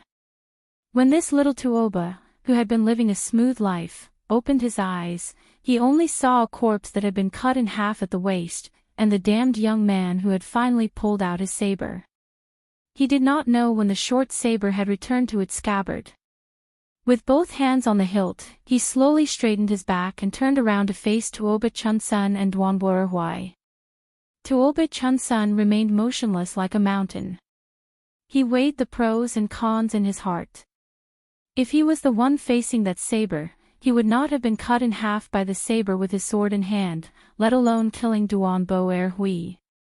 This was probably the shrewdness of this young man with mixed martial arts. After he knocked him down from his horse, he knew that it would not work to capture the leader of the bandits. Therefore, he set his eyes on Jin Xiulang, who was used to riding the colorful python to fight the enemy. Duanbo Erhui, who was ruthlessly plotted against, gritted his teeth and said, "Young master, this man's chest was injured by my last punch. His chi can no longer flow smoothly. He can't even ride his sword, let alone use his saber. Let me collect his corpse." Tuoba Chunsan rolled his eyes and said, "It's best if you can collect his corpse. Don't collect mine when the time comes." Duanbo Erhui was furious. This time, he did not have time to flatter Tuoba Chunsan. After Su Fengnian separated from Li Chungang, he had been cultivating his will according to the sheepskin fur old man's experience in sword isolation. With the help of the divine energy brought by the purple seal golden chamber, the one-sleeve green snake evolved from the two-sleeve green snake, finally unleashed an unimaginably fierce spirit. However, it almost exhausted all of his essence, chi, and spirit. He pulled the bow to the fullest, almost breaking the bowstring. After the spring thunder returned to its scabbard, Su Fengnian could not help but tremble, especially his hands that were holding onto his blade. His body had suffered heavy injuries from the repeated battles with Duanbo Erhui. His last punch had even caused him to bleed from his 7 orifices. It was just that he had forcefully suppressed it a moment ago, but now it was slowly flowing out. His face was covered in blood. In fact, when he first met Tuoba Chunsan and the colorful python man in silk sleeves, Su Fengnian was not afraid to fight, nor did he want to run. Tuoba Chunsan wanted to use battle to nurture battle and use him as a blade dummy. How could he not have such thoughts? However, man proposes, God disposes. With the addition of Duanbo Erhui, he sank deep into the mud, and it was difficult to escape. It was the first time that Su Fengnian heard about old godly swordsmanly nurturing the sword will. Since the sword could only be unsheathed when it was required to kill with one strike, otherwise the sword will would be damaged. Wouldn't that make him look like a bully? Should he use this sword when facing an opponent whose realm was higher than his? If it was not suitable for him to unsheath, how was it different from learning the dragon-slaying technique when there were no dragons in the world? However, Li Chungang kept him in suspense and did not give him an answer. He only said that he knew the 5 sacred mountains before going to the mountains. Su Fengnian entered the empty realm of the canyon again. At this moment, the spring thunder no longer rumbled. Su Fengnian slowly closed his eyes. Layers upon layers of jadeite, the sword will and the saber will were all the same. Within the sheath of the small world, the spring thunder was full of vitality. The spring thunder that came out of its body scattered across the heaven and earth. It was as if it was rushing to the sea and then back again. It even went against the current and climbed up steadily. The line between life and death brought about great enlightenment.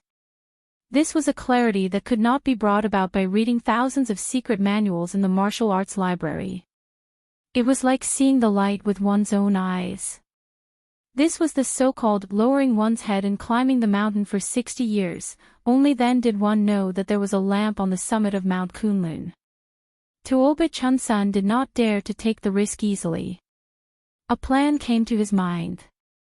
He looked at Chu Cha, who was as cheap as an ant in his eyes. He waved at the horsemen who were already scared out of their wits and said with a smile, "Go, distribute 20 sabers to the herdsmen. Tell them that if they want to live, they have to hack this young man to death. Whether they can hack him to death or not, as long as they raise their sabers, I, Tuoba Chunsun, promise to give them 1,000 taels of gold and 10,000 cows and sheep." Chu Cha's martial arts were mediocre. He only knew that the machete man was not to be trifled with. However, it was easy for him to crush a soft persimmon. He led the 20 horsemen forward and came to the herdsmen. He threw down the 20 sabers and said gloomily, "Did you hear clearly? Our Baimang god of war's young master said that as long as you raise your sabers at the thief who fled into our territory from the southern dynasty, you will be rewarded with 1,000 taels of gold, 10,000 cows and sheep. Moreover, I, the king eagle of this grassland, Chu Cha, also promise you that this lake and this pasture will be given to you. If you don't know what's good for you." Chu Cha did not dare to take the initiative. He quickly and carefully turned his head to look at Tuoba Chunsun. The latter made a gesture of cutting his throat with a saber. Chu Cha, who received the instruction, immediately changed his expression and said sternly, "It's death." Tuoba's youngest son, Hu Yenbao's heart was as dead as ashes. He saw a young herdsman moving to pick up the saber. He glared at him and said angrily, "How dare you?" Chapter 485. The herdsman only paused for a moment. When he saw his fellow tribesmen walking out of the formation, he no longer hesitated.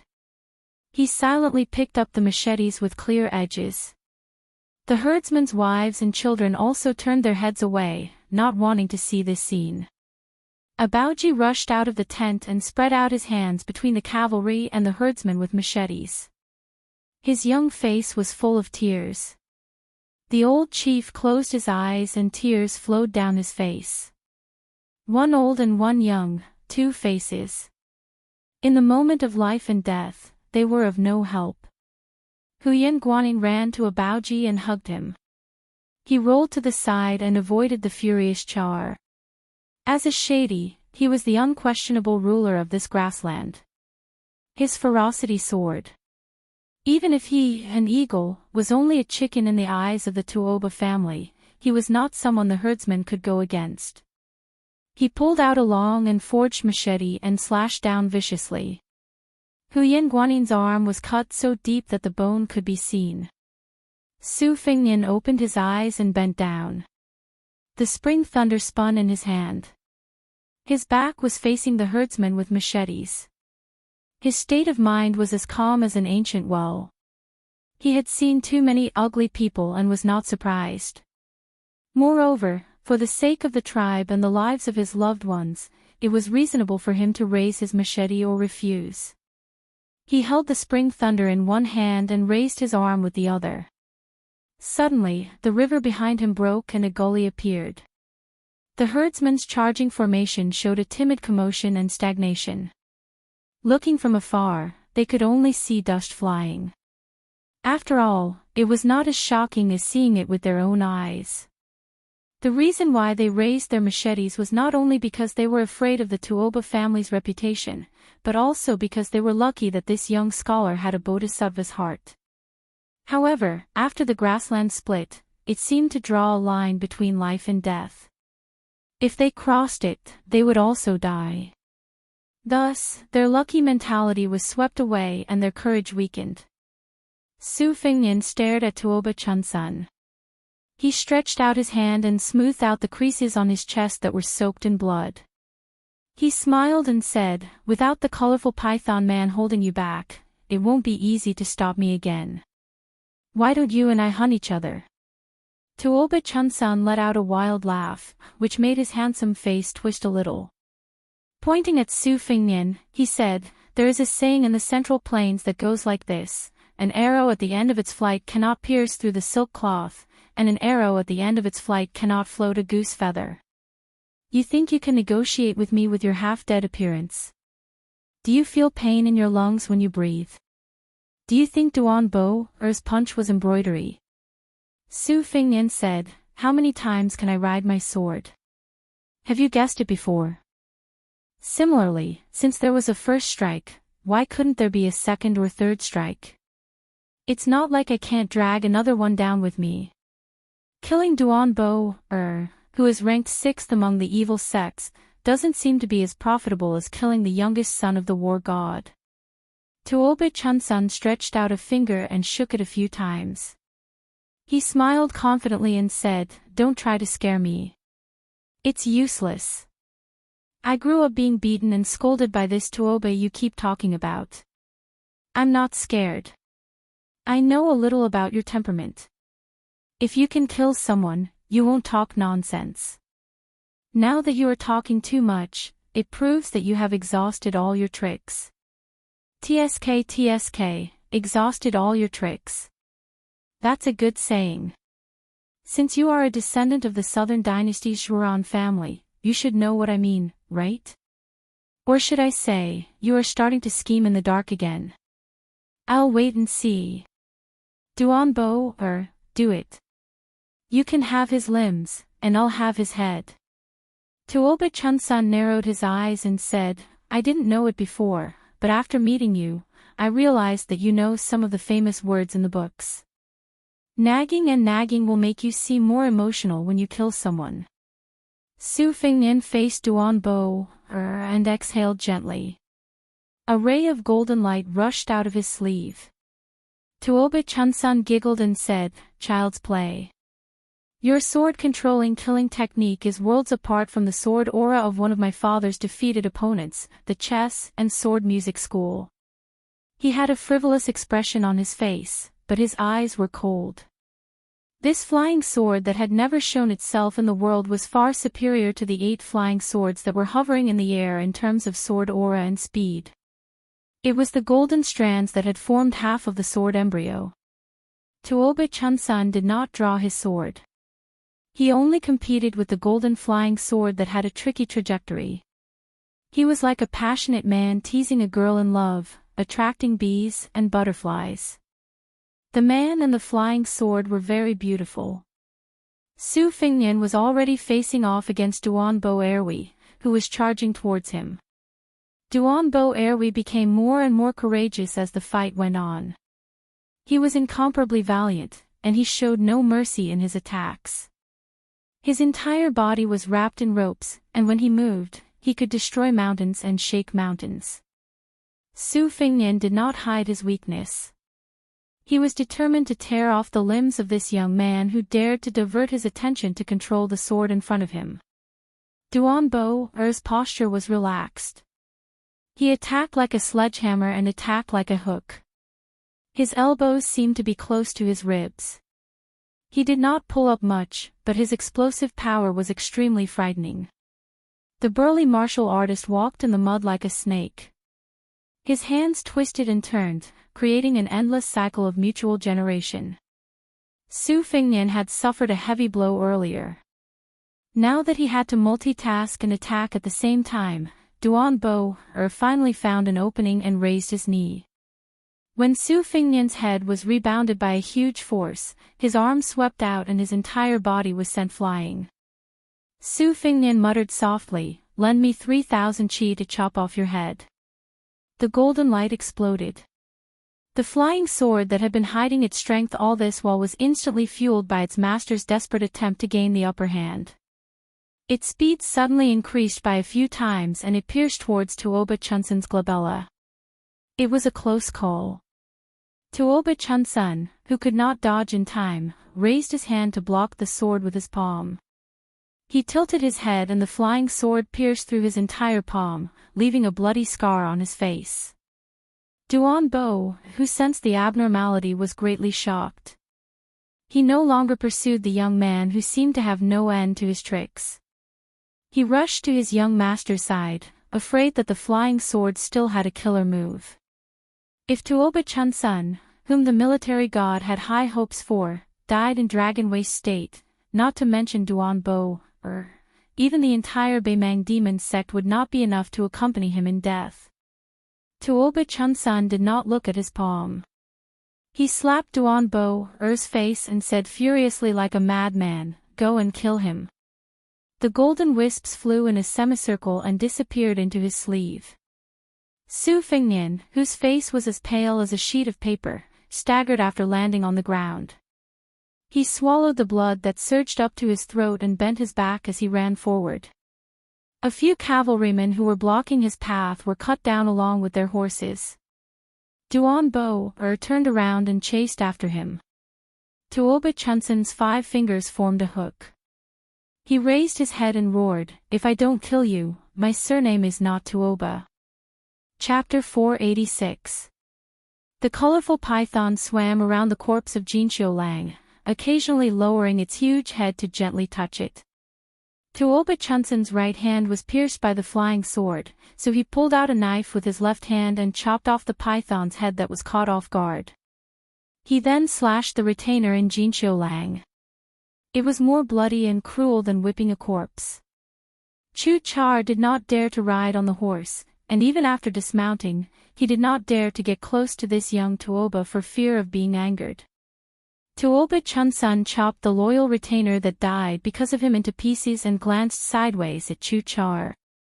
The latter trembled and knelt on the ground to beg for mercy. Tuoba Chunsun sneered, "Consider yourself lucky that you are an eagle master. Chu Char, send someone to bring all the eagles and riders of your tribe out. If you fail to kill the assassin who tried to assassinate me, your tribe can be removed from the prairie." Chu Char led the horse and trotted to Tuoba Chunsun's side.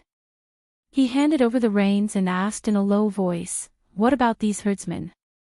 Tuoba Chunsun said calmly, "The prairie is a promise. Naturally, we will give you gold, cattle, and sheep." Chu Char nodded like a chick pecking at rice and said flatteringly, "Young Prince is indeed the king eagle of the prairie." Tuoba Chunsun mounted the horse and sneered, "Whether they live or die after this is none of my business." Chu Char was stunned for a moment before he came to a realization. He crossed his arms in front of his chest and lowered his head. "Young Prince is wise." Tuoba Chunsun saw that there was nothing on the saddle and said expressionlessly, "Go get a strong bow and 3 quivers of arrows." Chu Char's lackey shouted. Immediately, there were horsemen who were extremely respectful and rushed over to hand over the bows and arrows. Tuoba Chunsun picked up an arrow with 2 fingers and shot a horseman at the periphery. The arrow went straight through his head and he fell off the horse. Only then did Tuoba Chunsun squint his eyes and nod. He raised his head to look at the yellow eagle that was trained by Chu Char. Once again, violence rose in his heart. If Jinxiu Lang did not die, with his ability to train eagles, how could Chu Char, who was once an eagle master, be a match? The great sparrow trained by that old servant could even catch and kill eagles. This kid was really lucky. Tuoba Chunsun suppressed his killing intent and squeezed the horse's belly. He ordered, "Tell that beast of yours to keep a close watch. Every time you lose track of him, I'll cut out one of your eyeballs." Jin Cha hurriedly mounted the horse and followed behind the young prince. He came and went in a hurry. The herdsmen of Hu Yenbao's tribe all felt as if a heavy burden had been lifted off their shoulders. For this small and weak exiled tribe, it was like the dark clouds above their heads had not dispersed, but at least it was not immediately followed by a heavy downpour. Huyen Yanbao was already disheartened. He only asked his daughter-in-law to bandage Huyen Guanin's wounds. Inside the tent, the young girl's body was trembling from the pain, but she still had a determined look on her face. On the other hand, the child, Abaoji, was sobbing from the heartache. He squatted on the ground and buried his head in his knees, not daring to look at his sister's wound. Hu Yanbao said guiltily, "It's all our fault for harming this young bodhisattva from the southern dynasty."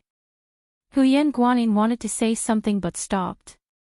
The old man said worriedly, "The one who chased after our benefactor should be young Prince Tuoba." On the grassland, a soul-stirring hunt unfolded. After Su Fingnian broke out of the encirclement, Duanbua Air turned back and chased after him. The distance between them was gradually shortened until they were less than 300 meters apart.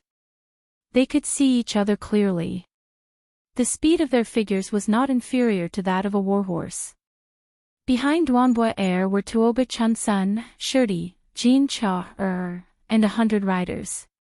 After casting the net, it was naturally time to reel it in. Once Su Fingnian fell into the net again, there would be no chance for him to escape. It was already shocking that he was able to kill a Vajra realm expert during the encirclement this time. Su Fingnian bent down like a leopard and did not dare to reduce his forward speed. He turned his head and took a glance at the falcon that was circling in the sky. He knew that if he slowed down his running speed, the recovery of the Great Yellow Court would naturally speed up. However, if he was entangled by Duanbua Air, he would fall into the net again. Although Tuoba Chunsun was injured by the golden strands, he still had 80 to 90% of his combat strength. On the other hand, Duanbua Air was already exhausted. It was not wrong to say that he had exhausted all his abilities. Although he did not know why his entire body was not paralyzed like what the devil in brocade robe imagined, it definitely affected his body's movements. The 8 flying swords formed green strands, the spring thunder unsheathed, the green dragon sleeve, and finally, even the golden strands of forming embryo. Duanbua Air's attacks were all solidly smashed on his body. Su Fingnian had not reached the heavenly phenomenon realm where he could borrow the heaven and earth's weather, nor was he at the earth immortal realm. If Tuoba Chunsun and Duanbua Air had given him 10 to 15 months to recuperate, he could have fought again. However, they were chasing after him urgently and wanted to eliminate him completely. Su Fingnian could only desperately breathe and heal his injuries while running forward. There was no way out. Fortunately, he had the Kai Shu-style Qi Ji that could travel 300 miles in an instant. He was used to the stinging pain from this kind of Qi Ji and was able to grit his teeth and endure it. Duanbua Air, who had been running madly, frowned. On one hand, he was surprised by the Qi Ji of the Southern Dynasty's Qi Ji. On the other hand, he was even more puzzled by the wound on his leg. When the sword pierced through, he could completely ignore it with his Vajra physique. Even if he could not recover quickly, his Qi Ji would not be blocked like now. It could be seen that the swordsman's sword-controlling technique had not reached the peak, but the flying sword itself could be considered an immortal item. This made Duanbua Air even more determined to kill this young man. As for the death of the colorful python, he did not feel any sympathy. The Tuoba family was like a large temple. A large temple would have many clay bodhisattvas. With one less bodhisattva, the rest of the bodhisattvas would have more incense offerings. Moreover, Duanbua Air had always been dissatisfied with this old servant's ranking as one of the 10 great devils. On the contrary, he admired Xia Ling and the others more. In his eyes, the old man in the brocade robe was not a devil. He was more like a laughable entertainer raised by the rich and powerful. He only knew how to use his lewd skills to seduce others. The two of them had never seen eye to eye. Duanbua Air's heroic spirit overflowed. He shouted, "Boy, do you dare to fight with me for 300 rounds?" The voice came from afar. "Call your wife or daughter over." Duanbua Air listened to the voice and discerned the Qi-ji. This person's Qi-ji seemed to be more vigorous than he had imagined. However, after suffering a great loss, he knew that this fellow's acting skills had reached perfection compared to his young master's. He would not be fooled so easily. Su Fengnian looked at the yellow eagle above his head again. After the time it took to burn an incense stick, Duanbua Air was shocked to find that the distance between them had narrowed to 800 feet. However, the cavalry behind him, who had been galloping in a straight line according to the falcon's instructions, had caught up. Could it be that this fellow had no sense of direction and had taken a slightly unnecessary but fatal arc? However, it was a good thing to be able to close the distance and meet up with his young master. Duanbua Air did not think too much about it. Tuoba Chunsun took the lead and rode side by side with Duanbua Air about 10 feet away. The distance between them and the dying swordsman of the southern dynasty was shrinking. Duanbua Air said in a low voice, "Young master, be careful of that person's flying sword." Tuoba Chunsun did not say anything. He picked up a well-made black crow feather arrow from the quiver on his back. 200 steps. Tuoba Chunsun began to draw his bow. At 120 steps, just as Tuoba Chunsun was about to shoot, the distance suddenly increased to 150 steps. Then, he kept pacing back and forth between 130 and 40 steps. Tuoba Chunsun was not in a hurry.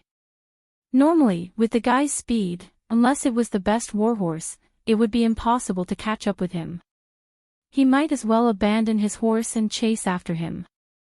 However, since he was seriously injured, it was a different matter. He was more than happy to play with this Southern Dynasty scholar slowly to death.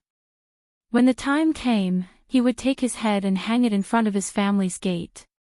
Finally, the distance between them shortened to 120 steps. Tuoba Chunsun drew his bow and shot. An arrow pierced through the air. Tuoba Chunsun took out his quiver and picked up arrows at an astonishing speed. Although there was a sequence of arrows, they all hit the man's back at the same time. It was obvious that each arrow was faster than the previous one. This was a kind of continuous arrow technique. Su Fengnian did not want to waste any of the qi in his body. He rolled forward and dodged 2 arrows. He waved his sleeve and was about to grab the last one. Tuoba Chunsun stood on the back of his horse and drew his bow to the fullest. He shot the arrow that he had been preparing for a long time. It went straight for Su Fengnian's glabella. Su Fengnian bent his finger and flicked away the previous arrow. He leaned his head back and kept his body close to the ground. He held the arrow with both hands and did a nimble roll. He used the huge force of the arrow to continue running forward. He broke the arrow in the process and suddenly raised his qi. A small part of the arrowhead was thrown into the sky. It pierced through the body of the falcon that was flying at a low altitude. Duanbua, who was still running, was dumbfounded. Tuoba Chunsun stood on the back of his horse and clenched his fist. One of his hands was dripping with blood. Su Fengnian laughed loudly. His body suddenly accelerated and the distance between them instantly increased to 100 feet. What's the use of treating you as 3 Vajra realm martial artists? If a heavenly phenomenon realm martial artist doesn't come, I won't be able to die here. I have something to do. This is the only chapter for tonight. It will explode tomorrow. By the way, I will ask for a red note. Chapter 487. Tuoba Chunsun was different from his sickly elder brother who had been dealing with medicine all year round. Tuoba Chunsun was born with divine strength. The Tuoba clan revered martial arts and valued strength. Almost all the youths in the clan had joined the army. They had high hopes for this young master who was about to step into the Vajra realm before the age of 18. This trip was also because the Baimang military god wanted Tuoba Chunsun to break through the window paper by himself. With Tuoba Chunsun's stamina, his equestrian archery skills were quite outstanding. He could shoot arrows continuously for 200 steps without any deviation in his aim. However, he had weighed the remaining strength of the Southern Dynasty's rich son. Within 100 steps, it could be fatal, but within 120 steps, it could be fatal. He did not want this guy to die so easily, so he had always wanted to shoot his back at around 120 steps. It would be best if he shot his hands and feet. Every autumn hunt of the palace, Tuoba Chunsun would go hunting with the army. When he encountered large prey, he would leisurely stay at the edge of the shooting range and shoot. This was the wisdom that had been honed when his father threw him into the ice field to fight with a white bear. At that time, his only weapons were a bow, a dagger, and a quiver of arrows. This time, Duanboy was not shocked by this boy's archery skills, but he was shocked by this young man's shrewdness. Even when he was in a life-or-death situation, he still did not forget to carefully weigh the pros and cons. The group of people followed closely behind. If they disappeared from sight, they would have to rely on the yellow eagles to keep an eye on them from the sky, providing them with information. They would constantly shrink the distance between the two parties as a smokescreen. Finally, when the yellow eagles swooped down to lower their altitude, they would dodge the arrows and use the arrows to kill them. Everything was done in one go. It was as if after borrowing the chi to control the sword to injure the enemy, they had also sprinkled salt on the young master's wound. When experts exchanged blows, the outcome of the battle was often a hair's breadth away. With the yellow eagle hovering in the air, their victory was assured. Even if they were lucky enough to escape from their field of vision, as long as the general direction was correct, they were not afraid that this person would slip through the net. If they chased him all the way, they would not give him time to catch his breath and heal his injuries. Duanboy revealed a sinister smile. Since you can still kill an eagle to demonstrate your strength, I'll give you the straw that breaks the camel's back. His coarse face was dyed a sickly crimson red. His eyes were pitch black, and his irises gradually faded until his pupils could no longer be seen. Even the cavalry, including City Chichar, sensed the strangeness of the squire, and their horses became restless. Duanboy suddenly stopped his steps and made a gesture of throwing a spear. The 100 cavalrymen who were desperately riding their horses were baffled. The young prince's retainer did not have any weapons in his hands. Was he trying to take the machete man as a bird that would be frightened by the twang of a bow? As a city from the grassland, Chu Char was experienced and knowledgeable. She stole a glance at Tuoba Chunsun, who was standing on the back of the horse. Tuoba Chunsun was indeed the son of the god of war. His servants were so powerful that any one of them could flatten a small tribe by themselves. Lightning Spear. This time, Duanboy had used his chi and blood to forcefully raise his realm, stepping into the spirit void false realm. He bent his arm as if he was raising a spear and stepped on a series of pleasing intersecting steps. When he threw the spear, his left leg made a subtle but decisive step, driving his forearm forward in a whipping motion. There was an ear-piercing whoosh as a spear invisible to the naked eye pierced through the air. Wherever the spear passed, there would be ripples caused by the vacuum. It was like a comet sweeping past, arcing towards Su Fengnian's back. Duanboy was born in the Chong tribe and had been good at using featherless javelins since ancient times. The javelins were slender and sharp, and those with great strength could pierce through several armors. He had participated in hunting since childhood and was known for his spear-throwing skills. When he was young, he met the great Grandmaster Spear Immortal Wang Xiu, who was at the peak of martial arts. He was taught the profound meaning of the spear and eventually created the lightning spear divine ability.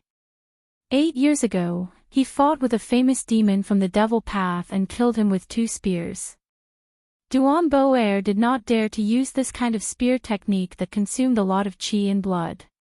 Moreover, it had the advantage of catching Su Fengnian off guard and attacking from a distance. It could be seen how much importance Duanboy had placed on Su Fengnian. After Su Fengnian clearly knew the identities of Tuoba Chunsun and the others, especially when he started to flee, he had been waiting for Duan Boer to use his famous technique. The lightning spear that was known as the Three Spears Splitting Mountains had finally arrived. Along the way, the scattered great yellow courtyard, other than the broken arrows used to kill the yellow eagle, were all prepared to block this spear. There was no need to think about dodging. The lightning spear that was thrown out was guided by Duan Boer's chi from afar. It was not like an arrow that had a fixed target. This was similar to the superior sword controlling technique. The mark between Su Fengnian's brows had already turned purplish black. He did not care if he was in the state of terminal lucidity. He stopped and turned around. Both of his hands twisted the spring lightning and his body flew backward. The spring lightning once again formed a huge mirror of chi wall in the valley. The conflict between the two was decided in this one move. Duan Boer was undoubtedly still a powerful crossbow. Su Fengnian's strength had become weaker. The round mirror was shattered by the lightning spear and the spring lightning was sent flying backward. The lightning spear changed its trajectory slightly and pierced into Su Fengnian's ribs. After penetrating through, it still blasted a hole as tall as a person on the ground, causing dust to fly everywhere. Duan Boer could be considered to have avenged Tuoba Chunsun for stabbing his palm with the flying sword. Jin Cha and Bai Chi finally felt relieved. This guy was really too troublesome. This time, he should have accepted his fate and died, right? Su Fengnian's body fell heavily on the ground. He struggled to sit up, but he could not stand up anymore. He took the spring lightning beside him and sat down cross-legged, placing it across his knees. The blood that gushed out of his mouth had already turned black. If he did not wipe it off, it was destined that he would not be able to wipe it clean. Su Fengnian only stretched out his hand and rubbed his hair. His body, hair, and skin were all given to him by his parents. Chapter 488. Ever since he was a child, Li Shan had joked that he looked like a rich man from the north and the south. No wonder he was reincarnated into the Su family. His eldest sister, Su Jihu, always joked that of the 4 people in the family, he looked the most like their mother. Their facial features were the same, their eyes were the same, and even their hair was the same. She always said that she was very jealous. Su Fengnian's vision blurred. His mind flashed, and he thought of many trivial things. He thought of Su Zhao's hunchback, the 4 siblings laughing and playing, the spirit-suppressing song of Prince Liang's mansion on Mount Qingliang, the white robe that had been a heavy shadow in his heart since he was a child, the old man's sword came and went, and the bloated hill on the military parade platform by the Guangling River. Too many people and too many things flashed by. He didn't know why, but when his life came to an end, he felt sorry for his father, Su Xiao, for not being able to take over the burden of 300,000 cavalrymen from him, and for not being able to ease his shoulders. In the end, he thought of a woman's dimples. Although they grew up together, they couldn't be called childhood sweethearts. He had lived for no more than 20 years, but he had already seen all kinds of women.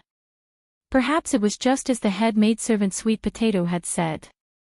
He appeared to be affectionate, but was actually heartless and cold.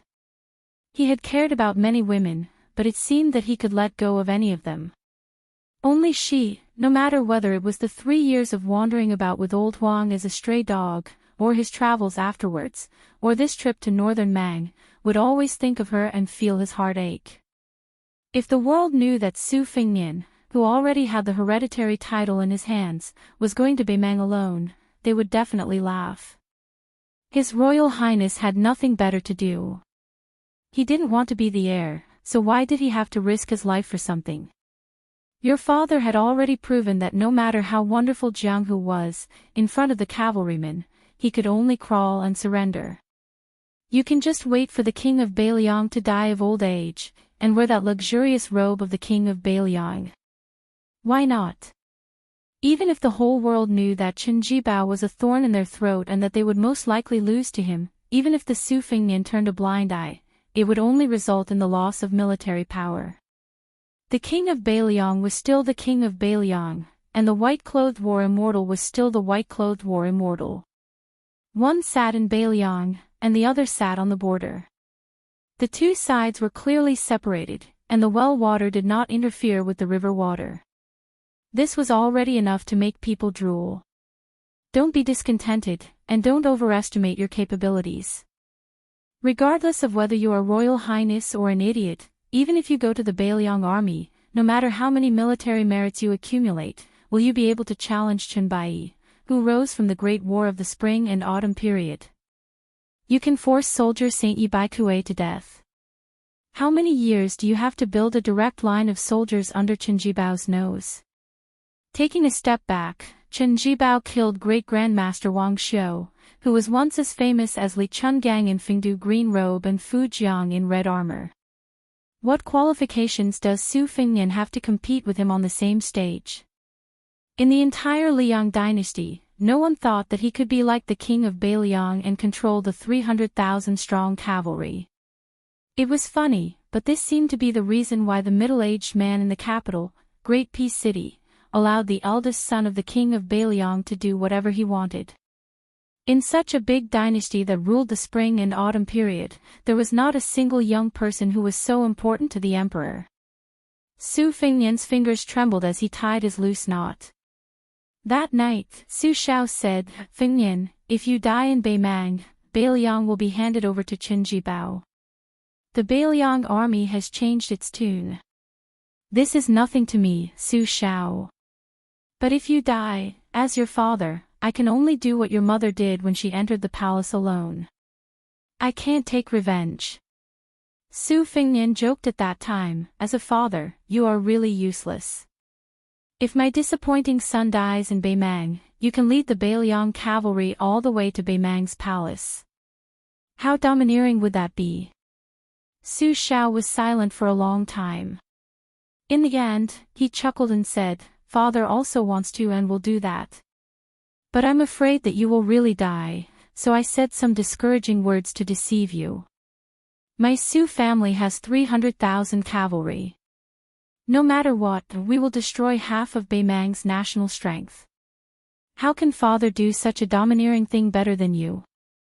Su Fengnian laughed and said, "Of course I won't die if I don't have to." Just thinking about it made him sullen. Su Shao, who never hit this son of his, slapped Su Fengnian's head. The general, who never believed in ghosts, actually spat a few times and jokingly scolded him, "Don't say such discouraging words." Then, he muttered to himself a few times, "Children's words carry no harm." Su Fengnian replied helplessly, "You're already 20 years old. What children's words carry no harm?" Su Shao shook his head and didn't say anything else. Su Fengnian closed his eyes and put his hands on the spring thunder. He understood some things. Why did Su Shao still like to sew shoes like an old farmer? Xianyuan Jingxing should have been like Zhang Julu, knowledgeable about the world. At the very least, he could have been close to Sun Ping. But he was blocked outside the door of his family of 3, on the Mount Hui of the Xianyuan surname. Even if he became a Confucian sage, he still couldn't take half a step out. The one who rode the ox eventually went down the mountain. But what was the difference between going down the mountain and going up the mountain? Old Manly wearing a sheepskin coat at 16 years old, King Kong at 19 years old, Xian Ji at 24 years old, celestial phenomenon. Why was it that after losing his arm, he was still at the gates of hell on the river, making a few smiles and a flying sword? In the end, it was all one word. Su Fengnian thought of her dimples and stood up shakily. Even if he didn't admit it, he knew that he liked her. If he didn't like her, how could he not get tired of looking at her after so many years?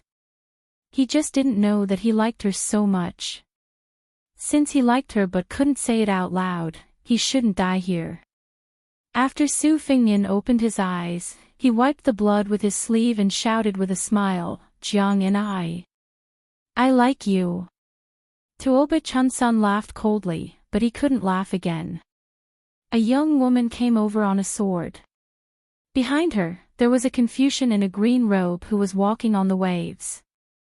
The woman stood on a long sword, floating in the air in front of the guy who was in a dead end. She glared and said angrily, "Why did you call me shameless?" Chapter 489. It was a scene of a young man and a young woman reuniting after a long separation. The man fought against 3 Vajra realm experts by himself and even killed one of them. Even though he was defeated, it was still an honorable defeat. If this news spread out, it would be enough to shake Beimang. On the other hand, the beautiful woman wielded her sword out of thin air. When such a man and woman met in such a manner, except for a blind man, everyone would feel that it was rather spectacular and heartwarming. However, the woman's words seemed to be a little unfathomable. Chu Chao was shocked by the woman's appearance and sword control. The 100-odd cavalrymen behind him looked at each other in dismay. How were they going to fight? Duanbo Erwi didn't wait for Tuoba Chunsan to say anything. He was furious and threw out the thunder spear for the second time. It drew a sharp arc in the sky that was filled with killing intent as it fell towards Su Fingnian's head. The white-haired Confucian in green robes was calm and composed. He landed on his tiptoes and reached out a hand, gently grabbing the thunder spear that was shaking the air. He clenched his 5 fingers and broke the thunder spear into 2 with ease.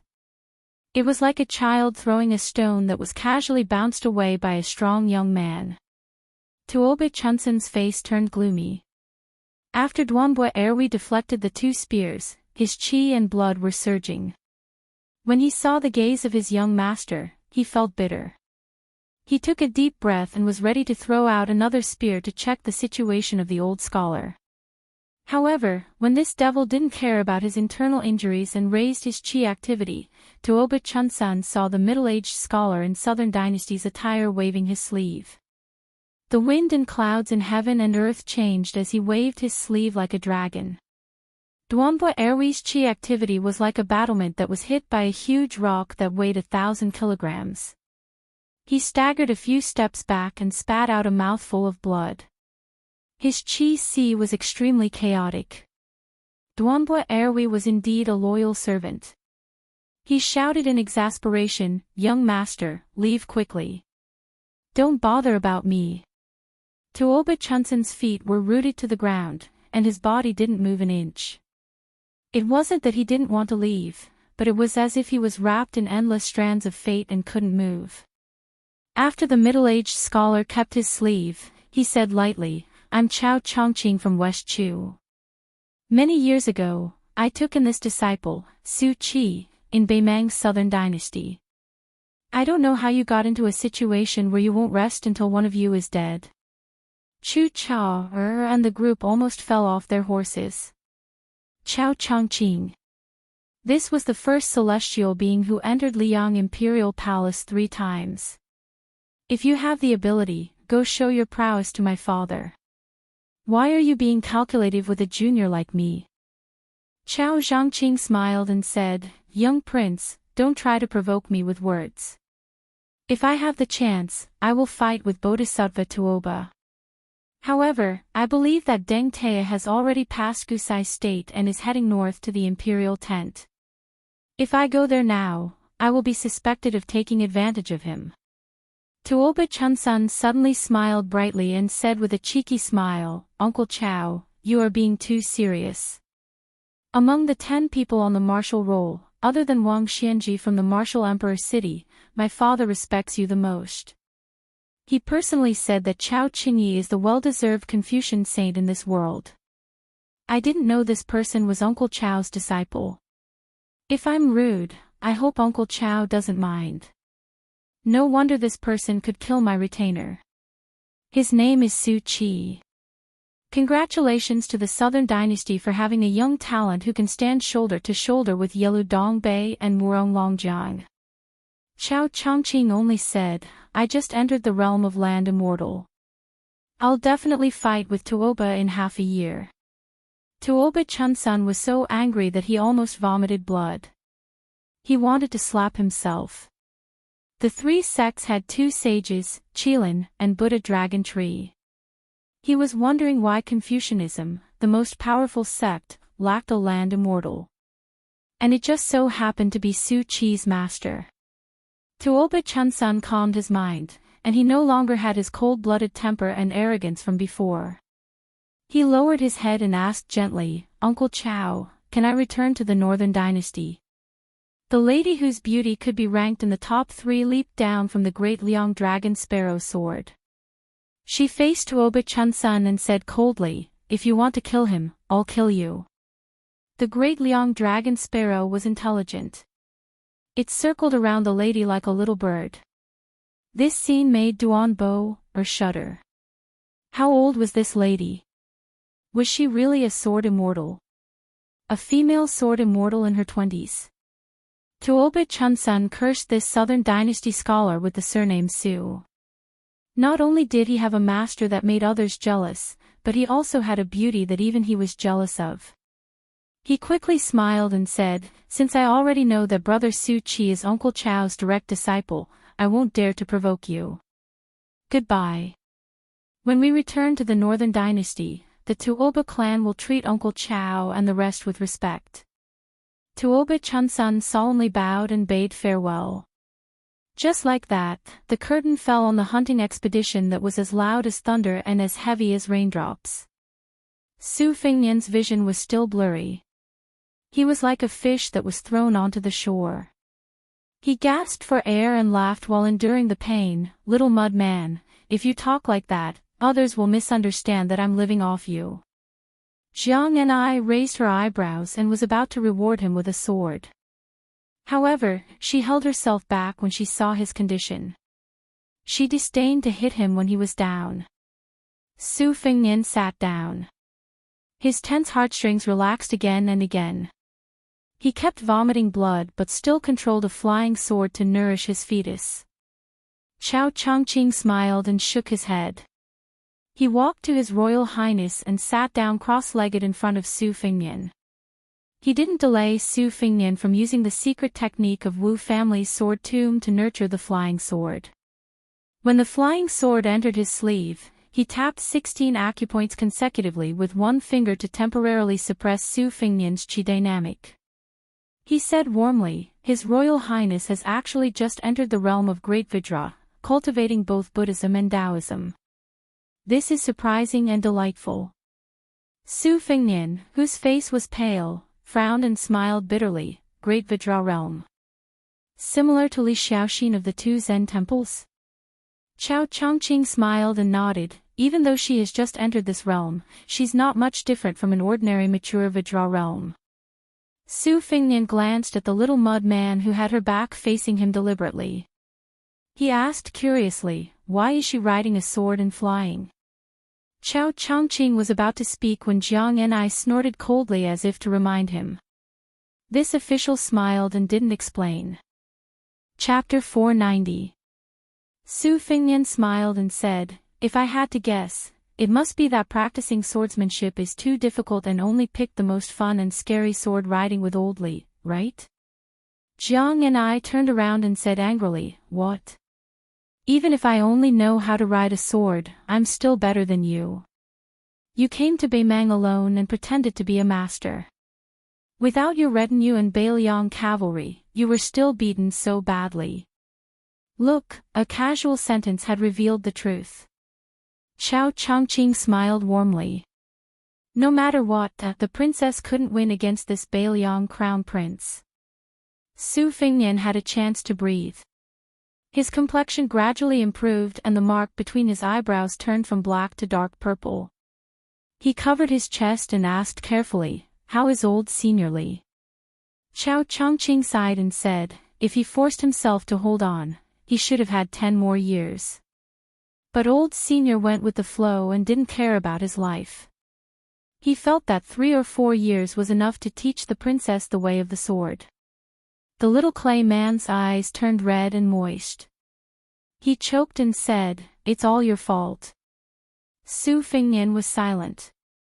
Chao Chongqing said softly, "The purpose of this trip north was to contact a few people of the spring and autumn period who were born in West Chu.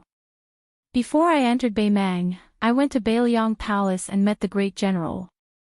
Only then did I know that your whereabouts were leaked." I promised to kill Chen Jibao to repay the favor, but your highness didn't agree. Later on, the great general also declined. The great general only asked me to pass a message to you. Su Fengnian smiled and said, speak. Chao Chongqing flicked his fingers and continued to treat Su Fengnian's injuries. He said, the great general wants your highness to go home early.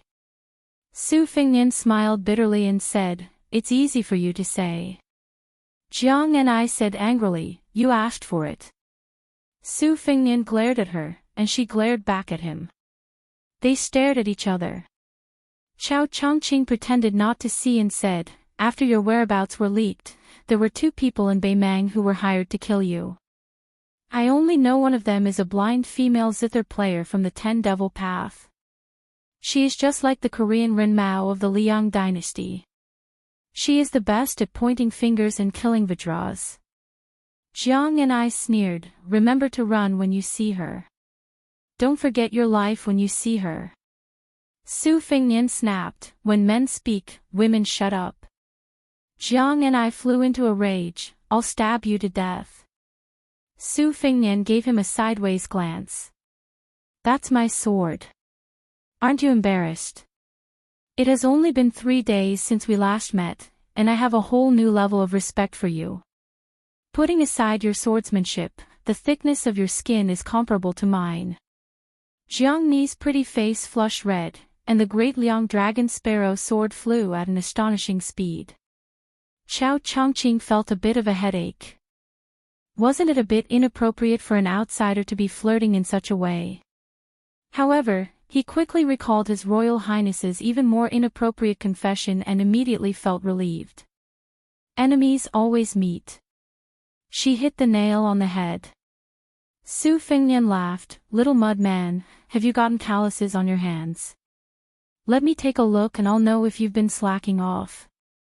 Jiang and I replied with His Royal Highness's catchphrase, shut up. However, compared to Su Fengnian's shut up, her momentum was much weaker.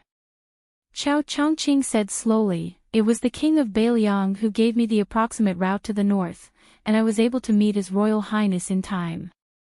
Otherwise, I would feel guilty for the rest of my life. Su Fengnian shook his head and laughed, congratulations to Sir for becoming a saint.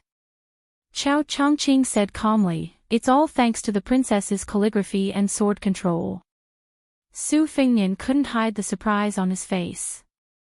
The little mud man snorted a few times, and his limpid eyes were obviously complacent. Su Fengnian asked, when will you leave for Gusai Prefecture of the Southern Dynasties? The green-robed Confucian who had reached the realm of Confucian saint smiled and said, we'll have to wait until His Royal Highness recovers. The little mud man fanned the flames and said, Master, Master, Master. Su Fengnian smiled but didn't say anything. Chao Chongqing squinted his eyes and smiled brightly. He said, the prince is indeed a master. Facing 3 Vajra realm martial artists, you fought and killed one of them. The closed sword technique, which was born from the sword opening gate, and the 12 swords given by Dong Tai, will definitely shock the 2 Jianghu in the future. Su Fengnian shook his head and sighed, not to mention Elder Li and Mr. Chao, even compared to White Fox's face, he's still far behind. Not to mention there's a bull rider. Jiang and I curled his lips and said, compared to Hong Shixiang and Nangong Push, he's really shameless. Su Fengnian nodded seriously and said, if he's shameless, how can he say he likes you? You're the same.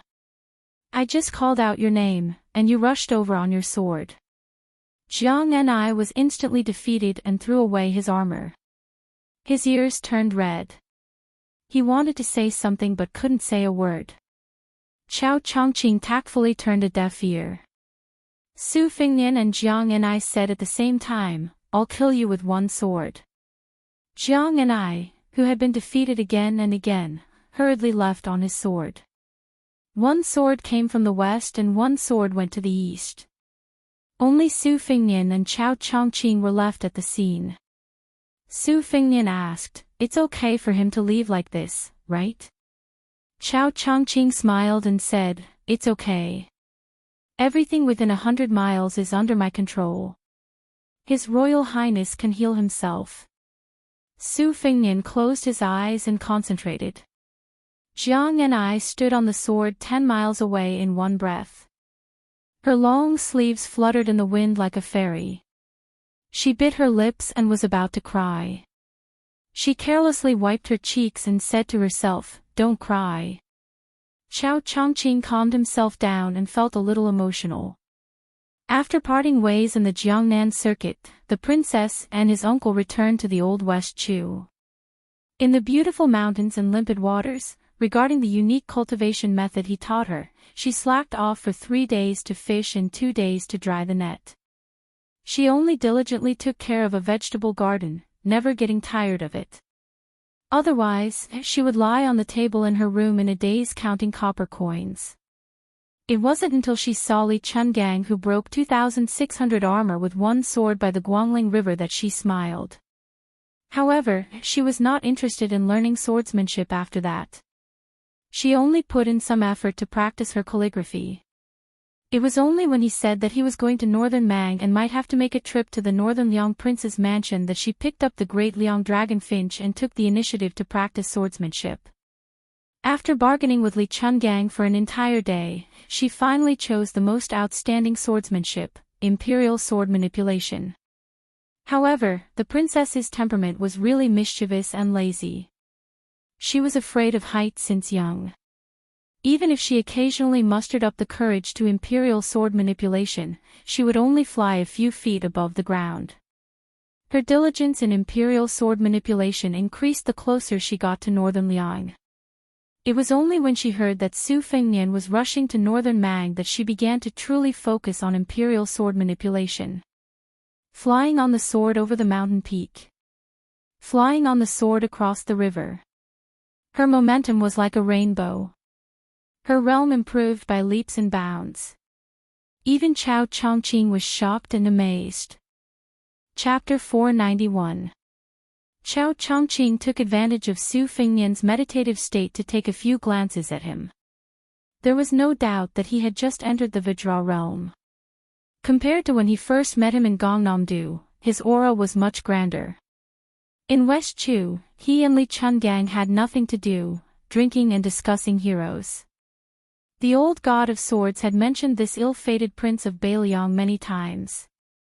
His words were full of praise and criticism, and he had raised his future achievements to the same level as Bai Hu, Er's face at Tide Listening Pavilion, and Qi Xianxia at Mount Longhu. The old senior had praised this young man's tenacity, unlike the usual playboys. Although his martial arts talent was slightly inferior to Hong Xixiang's, he could make up for it with hard work. Moreover, he was so afraid of death that he was willing to use the stupidest method to improve his realm. The only thing he disliked was that this young man was affectionate and heartless towards women. Whenever he saw a beautiful girl, he could not help but flirt with her. His skill in defecating was superb, but he was careless in wiping his ass. He was like this to the West Chu remnant Yu Xuanji and Princess Jing and Pei Nanwei, which made the old man roll his eyes. Chao Chongqing did not have a good or bad impression of this young man. However, he was able to refuse the temptation of giving away the princess in exchange for killing Qinji Bao. Chao Chongqing had been through ups and downs in the officialdom and was already experienced in the ways of the world. He was only slightly surprised. Long-term planning was his forte. If Su Fengnian had agreed at that time, it would have been really disappointing. With the princess's stubbornness, she would not hesitate to stab this heartless man to death or never see him again for the rest of her life. Chao Chongqing was actually happy with such a situation. It was far less worrisome than the current situation. However, when the princess came riding on her sword and heard the confession of a dying man, Chao Chongqing could not help but sigh. Back then in the palace of West Chu, he entered the palace at a young age and played the jade pieces for so many years. Who was he playing for? Did she know that person? Perhaps even before she died, she only thought that this chess player was giving pointers to the emperor, right? Compared to this young man in front of him, even if he was already a Confucian saint, wasn't he inferior? Chao Chongqing turned his head and looked in the direction where the little princess, the pillar of the old West Chu, flew on her sword and sighed. She and Su Fingnian were destined to part ways. In the future, she would be forced to risk her life because of her uncle and the fate of the West Chu country. Was this why she was so lazy to practice the sword under the guise of being afraid of suffering? Chao Chongqing collected his thoughts. Seeing that Su Fingnian's qi had reached a critical point, he gently tapped his fingers to help him climb up Mount Kunlun. In this battle, his meridians were severely damaged. Even with the protection of the Great Yellow Court, which had been unique in Taoism for hundreds of years, it was not easy. Why did His Royal Highness have to do this? Chao Chongqing smiled. In his opinion, in times of chaos, wealth and honor were sought in the narrow path. In times of prosperity, one had to walk the bright path. Su Fingnian, the nobleman's son, seemed to be in the middle. He looked bright on the surface, but he was dangerous on the inside. Chao Chongqing did not have any pity for him. Since he was born into the Su family, he had to be aware of the difficulties. The princess, whose real name was Jiang Si, was the same. How could she be an indifferent woman with great fortune on her back? After Su Fingnian's 3 qi revolutions, he opened his eyes and asked, "Are you really going to restore the West Chu dynasty? Is that why you came to Beimang to contact the survivors?" Chao Chongqing did not hide this. He nodded and said, "That's right. Many of the West Chu survivors are now powerful ministers of the Southern Dynasty in Beimang. Before I arrived at the border, I went to the Liang Palace and carved words on the 9 Dragons wall, revealing my identity as the princess to the world. The imperial court began to set up a literary prison. The king of Guangling also personally led troops to suppress the 6 academies. The old grand preceptor of the capital, Sun Shiji, resigned and returned to his hometown. The students of the Imperial College were agitated. The left chancellor and right chancellor's pretense of affection was completely broken. The emperor of the Zhao family did not approve of the old grand preceptor's resignation, but allowed Huan Wen to resign from his position as the left chancellor and go to Guangling Taoism to be the administrator to appease the public opinion of the scholars. Su Fingnian smiled bitterly and said, "Fortunately, it's her. Otherwise, she would definitely hate you for making things difficult for her." Chao Chongqing said calmly, "No matter if the restoration of the country fails or succeeds, I will definitely apologize to the princess with my death at an appropriate time. I have to give the princess peace and stability." Su Fingnian changed the heavy topic and asked with a frown, "Why did Dong Tai go to the Northern Dynasty to provoke Tuoba?" Chao Chongqing, who was sitting upright and still, stretched out 2 fingers to stroke a lock of hair and smiled. 3 months ago, I fought with him at the ruins of the Western Wall. It was at that time that I had ascended. Dong Tai said that fighting with me was boring and wanted to go to Tuoba to ask for a beating. However, although Dong Tai said it lightly, I know that this time, he will not fight with Wang Xianji. He will only use the martial emperor's city as a whetstone to sharpen his sword. This time, there will only be 2 results. Either he will die at the hands of Tuoba, or he will survive and become a sword immortal. Dong Tai's swordsmanship is only used to kill people. If he becomes a sword immortal, he will really have a chance to shake Wang Xianji's throne as the world's #1. Since the 12 flying swords were given to His Royal Highness, I guess when Dong Tai will stop using the peach blossom branch, the world will no longer dare to say that Wang Xianji and Tuoba can easily kill the remaining 8 people if they work together.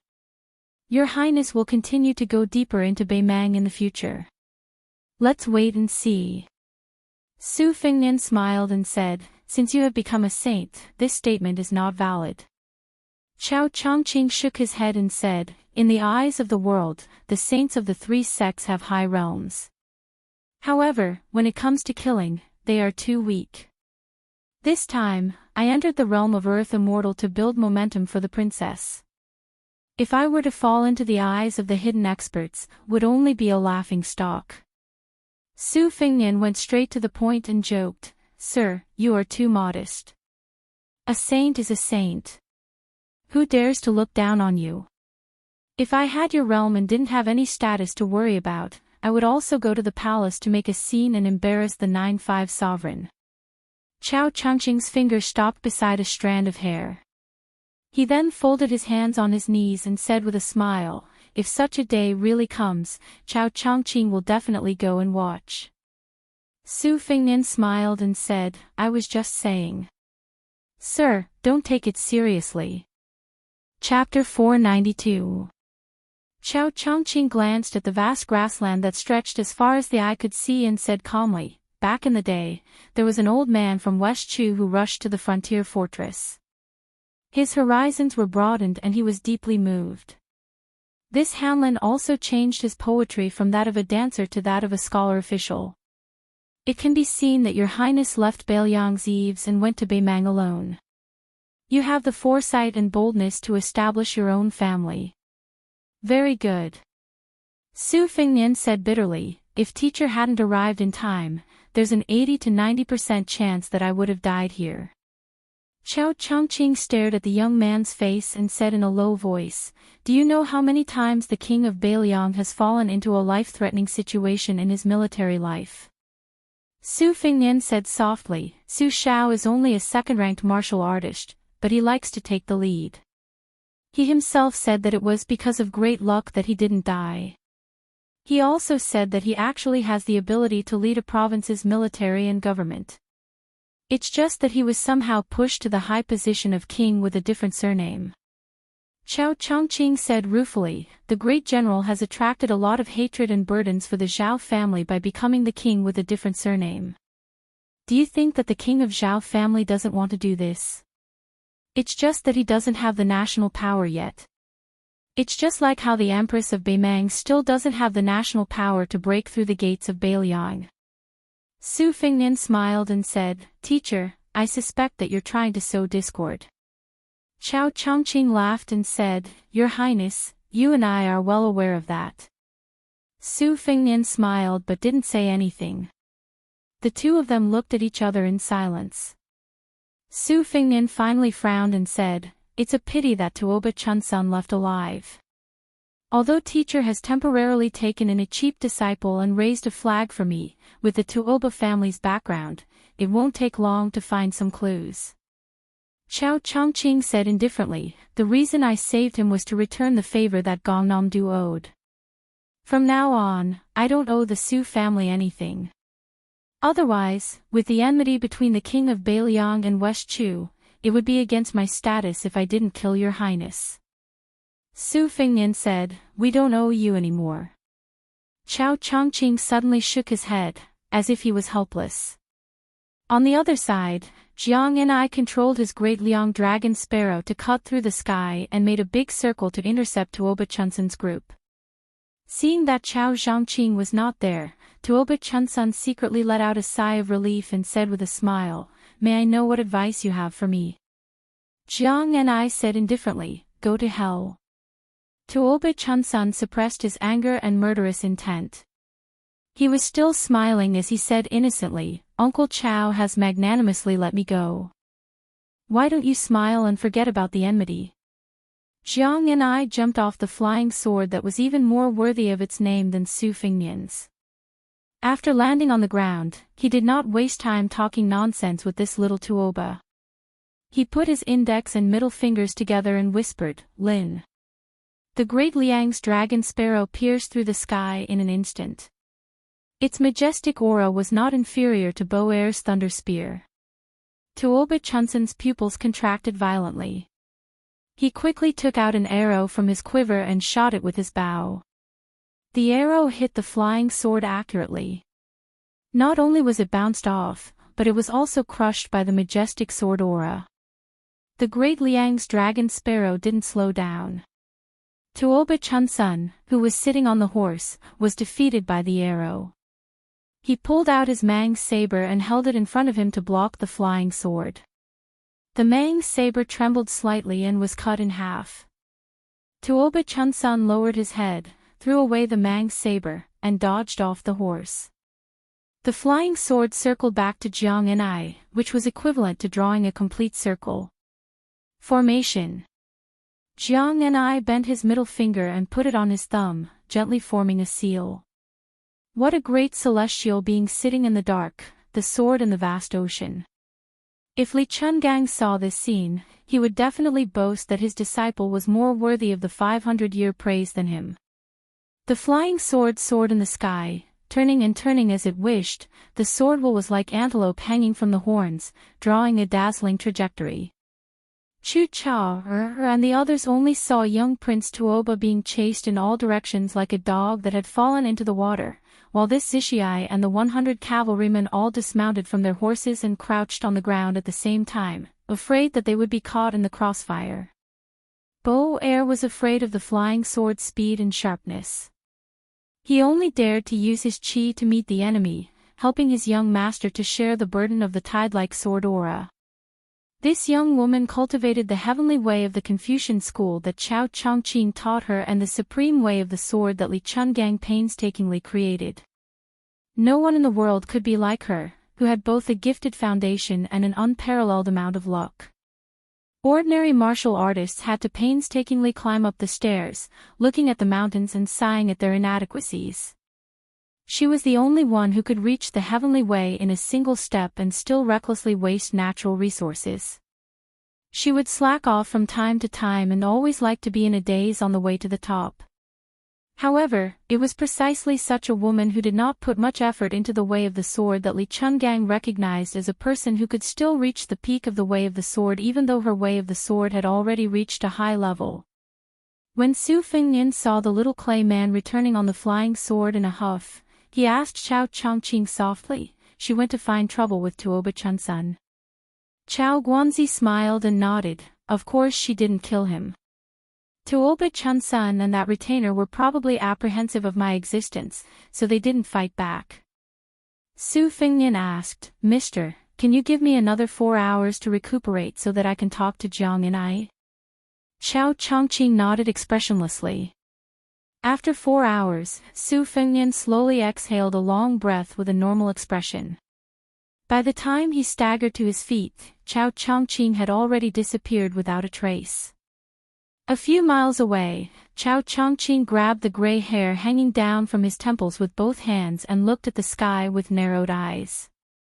How many separations and separations could a person endure? Su Fengnian walked toward the woman whose back was facing him in the distance.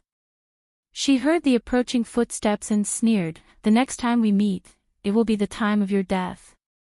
Su Fengnian stood side by side with her and looked toward the south together. He did not provoke her verbally. After so many years of bickering, she was always defeated. She said coldly, if you dare to die in Beimang. Su Fengnian rolled his eyes and interrupted her, I know what you want to say. You want to find my corpse and whip it to vent your anger, right? She bit her lips and turned her head away fiercely, it's good that you know. Su Fengnian hesitated for a moment and walked in front of her. He touched her forehead and said gently, I will practice my saber with all my heart. You should practice your sword with all your heart. Let's make a deal. If you lose to me in the future, I won't let you go. She had originally wanted to curse him, say something about how he could beat her with his mediocre martial arts, or that she could already fly on a sword, or something like that. But for some reason, just looking at him covered in blood, she felt very unfamiliar. Suddenly, her eyes turned red, and she could not hide the tears in her eyes. Su Fengnian reached out a finger and tapped on her cheek, dimple. Chapter 493.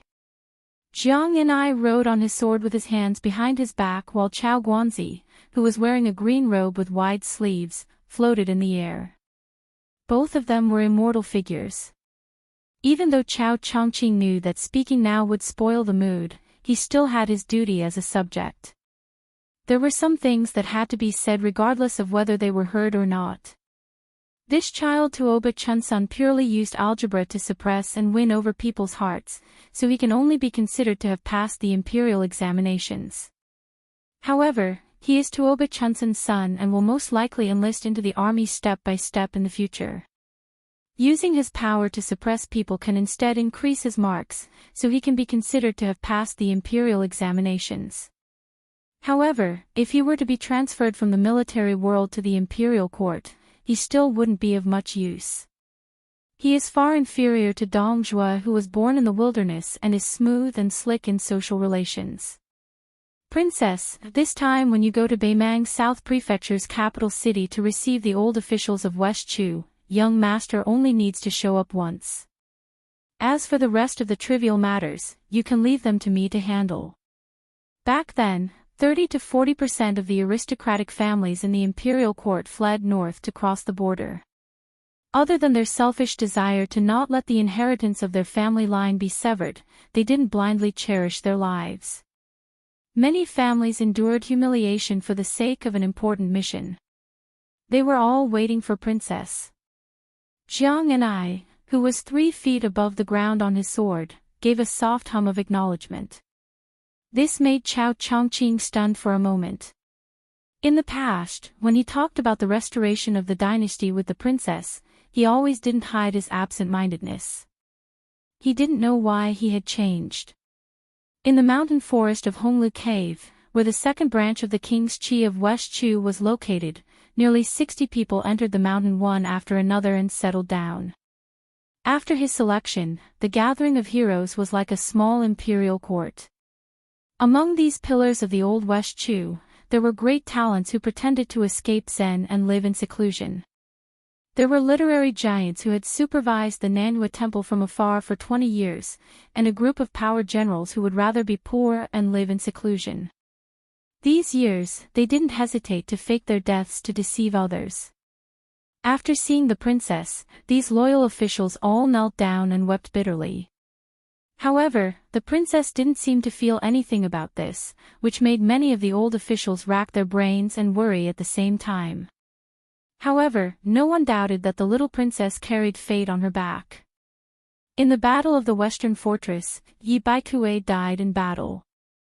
In the imperial city, all the important officials, including Chao Chongqing and old Grand Preceptor Sun Shiji, had seen with their own eyes His Majesty put the imperial jade seal, which was widely recognized as the most significant heirloom of the 9 kingdoms of spring and autumn, on the back of the little princess. The brilliance of the imperial jade seal, which symbolized the fate of a country, faded and dimmed. It became no different from an ordinary piece of jade and was completely transferred to her. It was the dusk of an empire that was about to collapse. The 9 courtiers knelt in the throne room together. Chao Zhangqing could still remember the ear-piercing sound of the hot jade seal burning the tender back and the bitter and desolate cries of the young princess. Jiang Ni's eyes were determined. Uncle, I know that the reason why you became a saint and took me to the Western Wall and the Imperial Mausoleum is to secretly transfer your state and the remaining fate of West Chu to me. You don't have to hide it anymore. I will accept it all. Chao Guanzi's eyes were gentle as he softly said, Princess, you don't need to care about the thoughts of the ministers.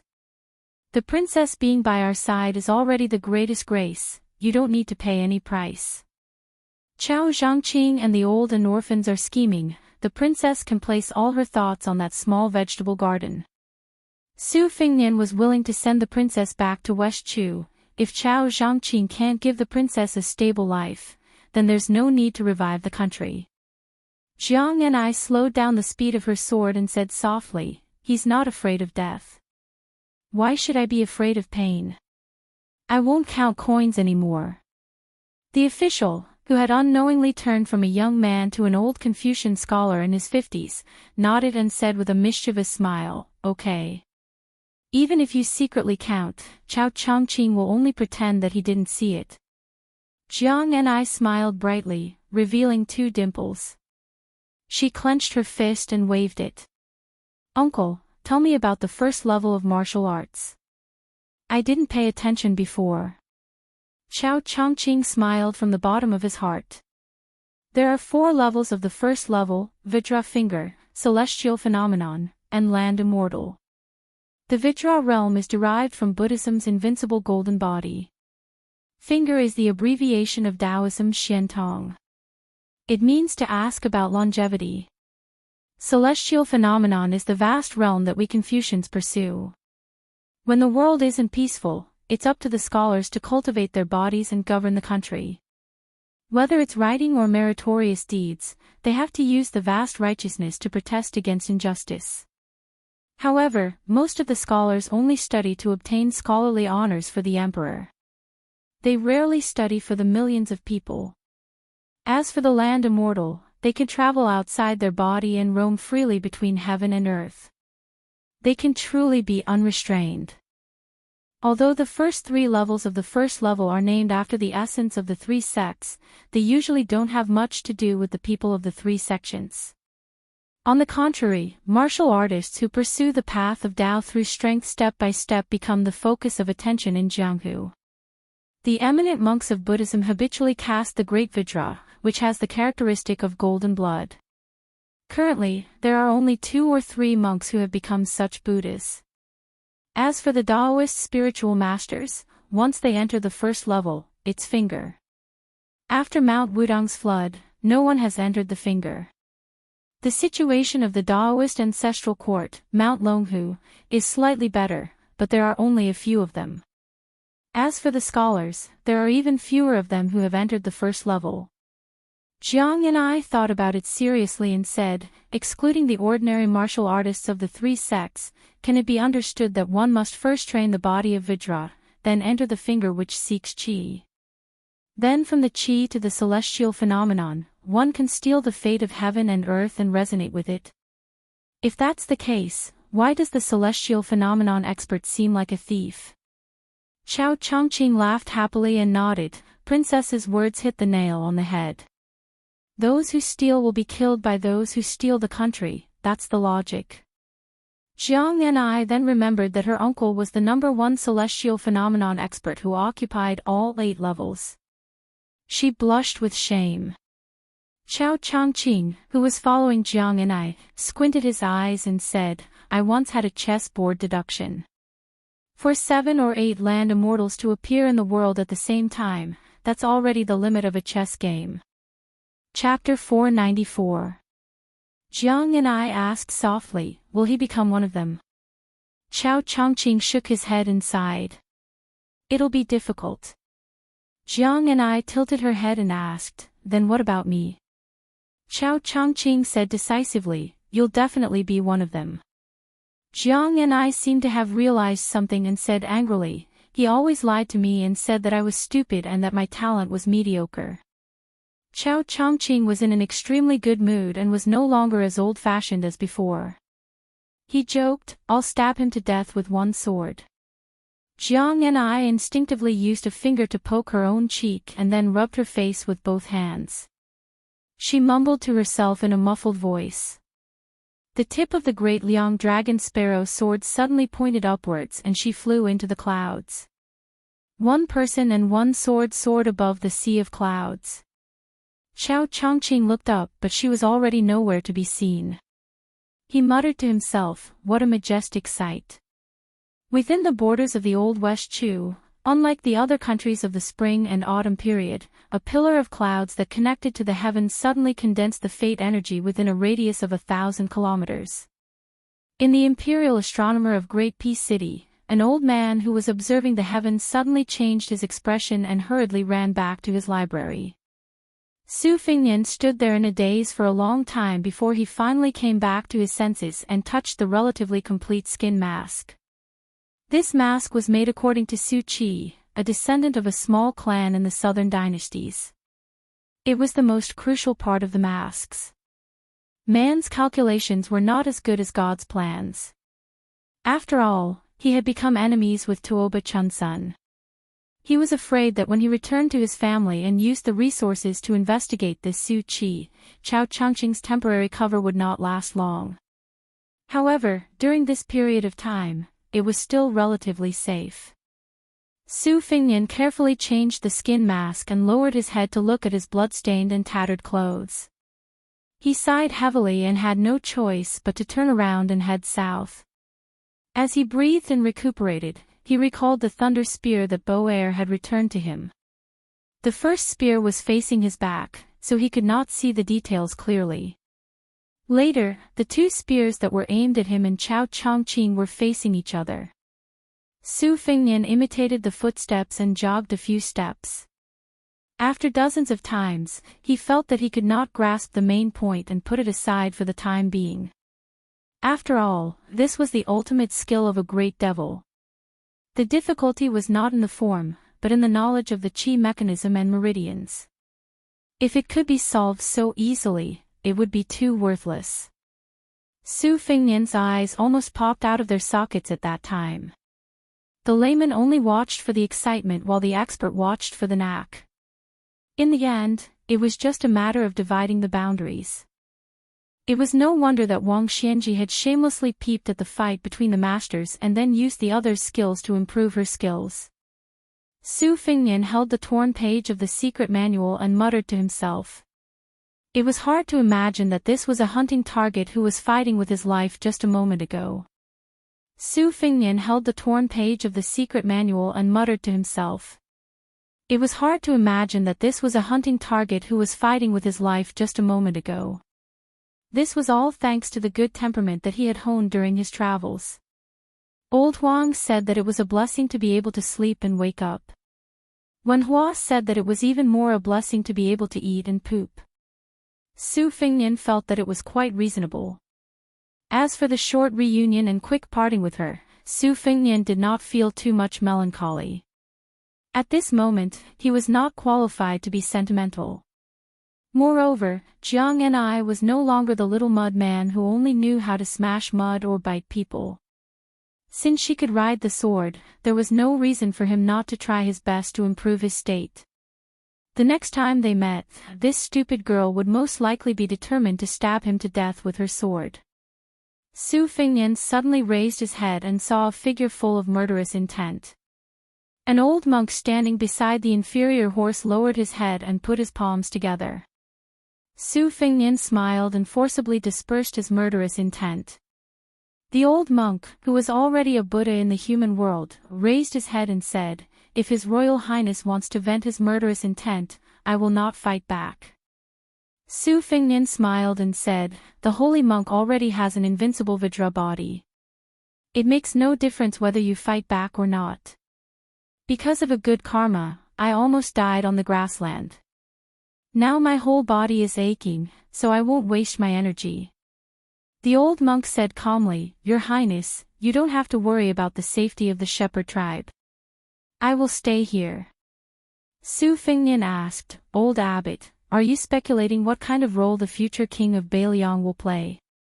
If it doesn't suit you, do you want me to die in Beimang?" "You are wrong. Whether it suits me or not, it seems that I was destined to die in Tuoba Chunsan's pursuit." The old monk shook his head and said, "It is a person with great luck who has unknowingly changed the fate. It is true that there is no fixed pattern in chess. It is not my intention." Su Fingnian almost blurted out, "F*ck your mother," but he managed to hold it back. He took a deep breath and squeezed out an insincere smile and said, "Old abbot, what are you here for? Is there a good karma waiting for me?" The old monk laughed involuntarily and shook his head. "Your Highness, you are overthinking. I am here to give you a 2 Zen pill as compensation for my miscalculation." Su Fingnian did not hesitate and asked with a smile, "Let's not talk about the past. It will hurt our relationship. Old abbot, other than giving me 3, 4, 5, 6 golden elixirs, which are known as living sariras, do you have any Buddhist martial arts secret manuals?" The old monk gently withdrew his hand from the sleeve of his kasaya and said with a smile, "There is only 1 elixir and no secret manuals. But looking at your Highness's face, there is no big problem. It seems that you don't need the 2 Zen pills. I will not add flowers to brocade." Su Fingnian stared and trotted to the side of the Buddha. He said with a smile, "Don't, old abbot. Come, take it out and let me have a look."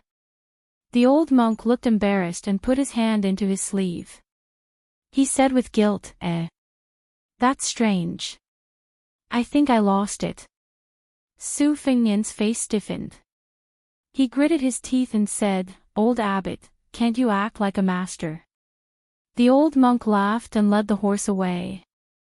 Chapter 495. When Su Fingnian and the old monk arrived at the herdsman's camp by the lake, they found that the yurts that had just been set up had been pulled out and put back on the carriage. It seemed that they were going to migrate again. The dragon tree monk who was leading the horse slowly turned to Su Fingnian and asked, "Your Highness, this is the 4th time you want to kill, why didn't you do anything each time?" Su Fingnian laughed and said, "Since the old abbot is a holy monk, naturally he is magnanimous and can tolerate people who cannot be tolerated in the world. Didn't they say that Buddha's head is full of dung? Why are you arguing with me?" The old monk took a deep look at this vengeful young man and laughed, "Your Highness is really a petty person with a lively mind. But whether you want to kill or not is not a matter. I still want to ask your Highness to vent the anger in your heart and part on good terms." Su Fingnian did not hide this time. He put away his frivolous and impetuous expression and said calmly, "The killing intent is real, but I dare not have it. I am afraid that the old abbot will treat me as a devil that everyone wants to kill. When I return to the 2 Zen temples, the holy land of Buddhism, I will be nailed to death with just a spit. I have seen the temperament of the Taoist Shinrin. Zhao Huangchao and Zhao Xuanxiu are not good people, but their realms are extremely high. I really don't know how they cultivated to such realms." The old monk sighed softly, "These 2 Taoist Shinrin of Dragon Tiger Mountain, in the end, they still can't let go of that surname. No wonder they strayed into the unorthodox path. Just like me, I can't keep my original heart these years. How can I resolve it if I don't insist on it? After I became the abbot, I couldn't figure out many things. After thinking about it, I still couldn't figure it out. I went to countless Taoist classics to find out. In the end, I felt that in the 24th chapter of the Tao Te Ching, Tao follows nature, was the most important. Later on, my disciple said that he wanted to see his nature clearly and attain Bodhi by himself. I also felt that it was good. When I argued with my senior brother about the 2 Gathas, my disciple returned from a long journey to the west and only said 8 words, "Beautiful is beautiful, but not perfect." My senior brother nodded in agreement and passed away. There was also the saying of the Confucian sages, "Don't do evil because it's small, and don't do good because it's small." This trip to Beimang is destined to destroy the so-called Buddha realm in the eyes of the world. Su Fingnian frowned. "Drop in level." The old monk smiled and nodded, "Yes." Su Fingnian shook his head and said, "I don't understand the epiphany and Buddhahood mentioned by the white-robed monk." The old monk smiled and said, "Old monk doesn't really know how to be tactful. Otherwise, it would be more appropriate for me to speak with your Highness in Buddhist language that people don't fully understand." Su Fingnian said helplessly, "Old abbot, you finally have the demeanor of an expert." The old monk, who was leading the horse with one hand and holding the bamboo staff with the other, said softly, "Even so, I will not give away the 2 Dhyana pills." Su Fingnian wanted to say something but stopped. The old monk said softly, "Why don't you ask yourself instead of Buddha?" Su Fingnian smiled bitterly and put back the question about Su Shao that he didn't dare to know the answer to. Su Fingnian then said to himself, "No matter what your intentions are, since you are going to drop in level, old abbot's trip can be considered as me going to hell. The high and mighty ones can only be gilded Buddha statues and clay bodhisattvas. Only those like old abbot who are willing to walk among the common people can be considered true monks." The old monk silently reached into the sleeve of his kasaya and took out a small square wooden box. Seeing Su Fingnian's confusion, the abbot of the 2 Zen temples said seriously, "I'm old, so I like to be praised." Su Fingnian silently took the wooden box. The corner of his mouth twitched and he was speechless. When the herdsmen saw Su Fingnian and the old monk coming together, they were pleasantly surprised. They were surprised that the young bodhisattva had returned, which made them feel guilty. They were happy that the Buddha had returned to the world again. For a small tribe that had suffered many disasters, it was a great psychological comfort. Huyen Guanyin and Aboji jogged to the high and mighty Bodhisattva and Buddha. She didn't know why she stopped, but the excited child broke free from her hand and ran over. Su Fingnian changed his clothes, asked for a bag of water and food, and continued north. Nanbei, don't you feel that the leaves of your peach tree of the same age are not luxuriant enough? Master, can you not trick me into going to pee and fertilize it? If that thing and mistress find out, I'll be beaten to death. You have the guts to not go to Jinding to quarrel, causing master to travel thousands of miles. If not 10 pounds of saliva, at least 8 pounds. Don't you feel guilty? I'll go and cook later. You don't seem to be smart enough. Master, just tell me what I should do. Mistress said this morning that it's not suitable to wash clothes for the next few days. Understood. Then what are you waiting for? Didn't I say I'll help you massage your back for an hour? It's only been the time it takes to burn a stick of incense. Oh. Looks like you're getting smarter. Not bad, not bad. Master. Mistress brought things down the mountain to buy rouge and powder again. A few days ago, Mistress said that there used to be many rich chivalrous men who pursued her. She even said that if she were to marry any of them, she wouldn't even blink when buying a box of rouge that cost dozens of taels of silver. It's not like now. Is that so? Yes. That's good. Master's master is coincidentally not in the temple. He has a few sets of Buddhist scriptures. Go steal them and pawn them for money. Anyway, when you return to the temple, he can bear to hit me, but he can't bear to hit you. Master, this is a violation of the precepts. You've already fallen in love with a girl and vowed not to be a Buddha. Why are you still afraid of this? Master, the weather is good. I'm going to wash clothes. Go, go, go. You're still not smart enough. The little monk ran to Duanmu Basin to get a washboard and sat on a small stool under the sun.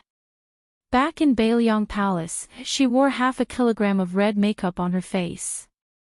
His Royal Highness might have been kind and didn't want to hurt her heart, but stupid North-South really thought it looked good at that time. After that, he felt more and more that he wanted to become a Buddha. If he could burn Buddhist relics, she would be able to buy better rouge and powder. However, she had a dream. He couldn't become a Buddha now. Stupid North-South lowered his head and washed his clothes, feeling very worried. On Mount Longhu, which was as famous as the 2 Zen temples, a withered and thin young man beat down Qishuangzhen's black tiger. The fight shook the earth and the mountains, and then he rode the tiger down the mountain. Bailiang Palace, Tide Listening Pavilion. On a cool mountain, there was no wind or rain. Chapter 496. Li Shan was hunched over a table on the dark and damp top floor, writing about the ups and downs of the power struggles of the past dynasties. He had already written about the current emperor and Zhang Julu.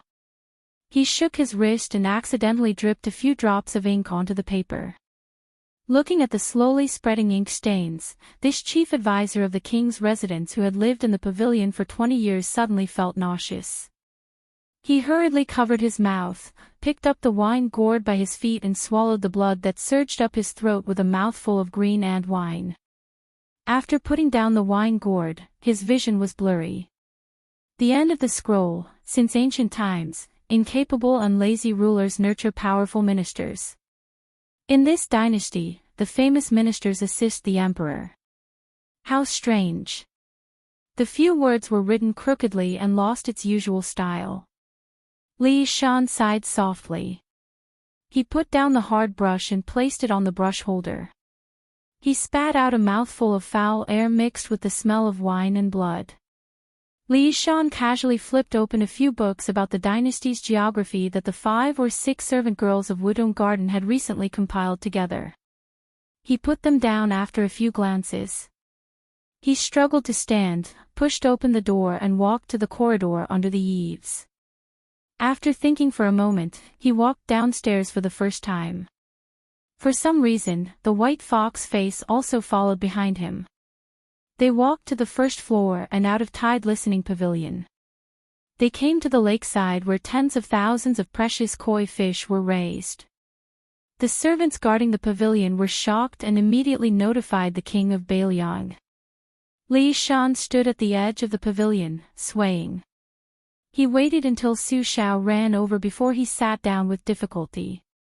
Su Xiao sat next to this nation scholar who had been called the right-hand man with Zhao Chongling back then. He put his old fox fur coat on Li Shan and said with a frown, "Yuaning, your body cannot withstand the cold. Why did you come out of the pavilion?" Li Shan covered his mouth and still could not stop coughing. Su Xiao hurriedly patted his back gently. The spring and autumn state scholar looked at the lake with a serene gaze and said softly, "Great General, how many years have I been with you?" Su Xiao sighed, "It's been 32 years. Back then, I was a barbarian of humble birth. Not many scholars were willing to be my subordinates. They all found it embarrassing and humiliating.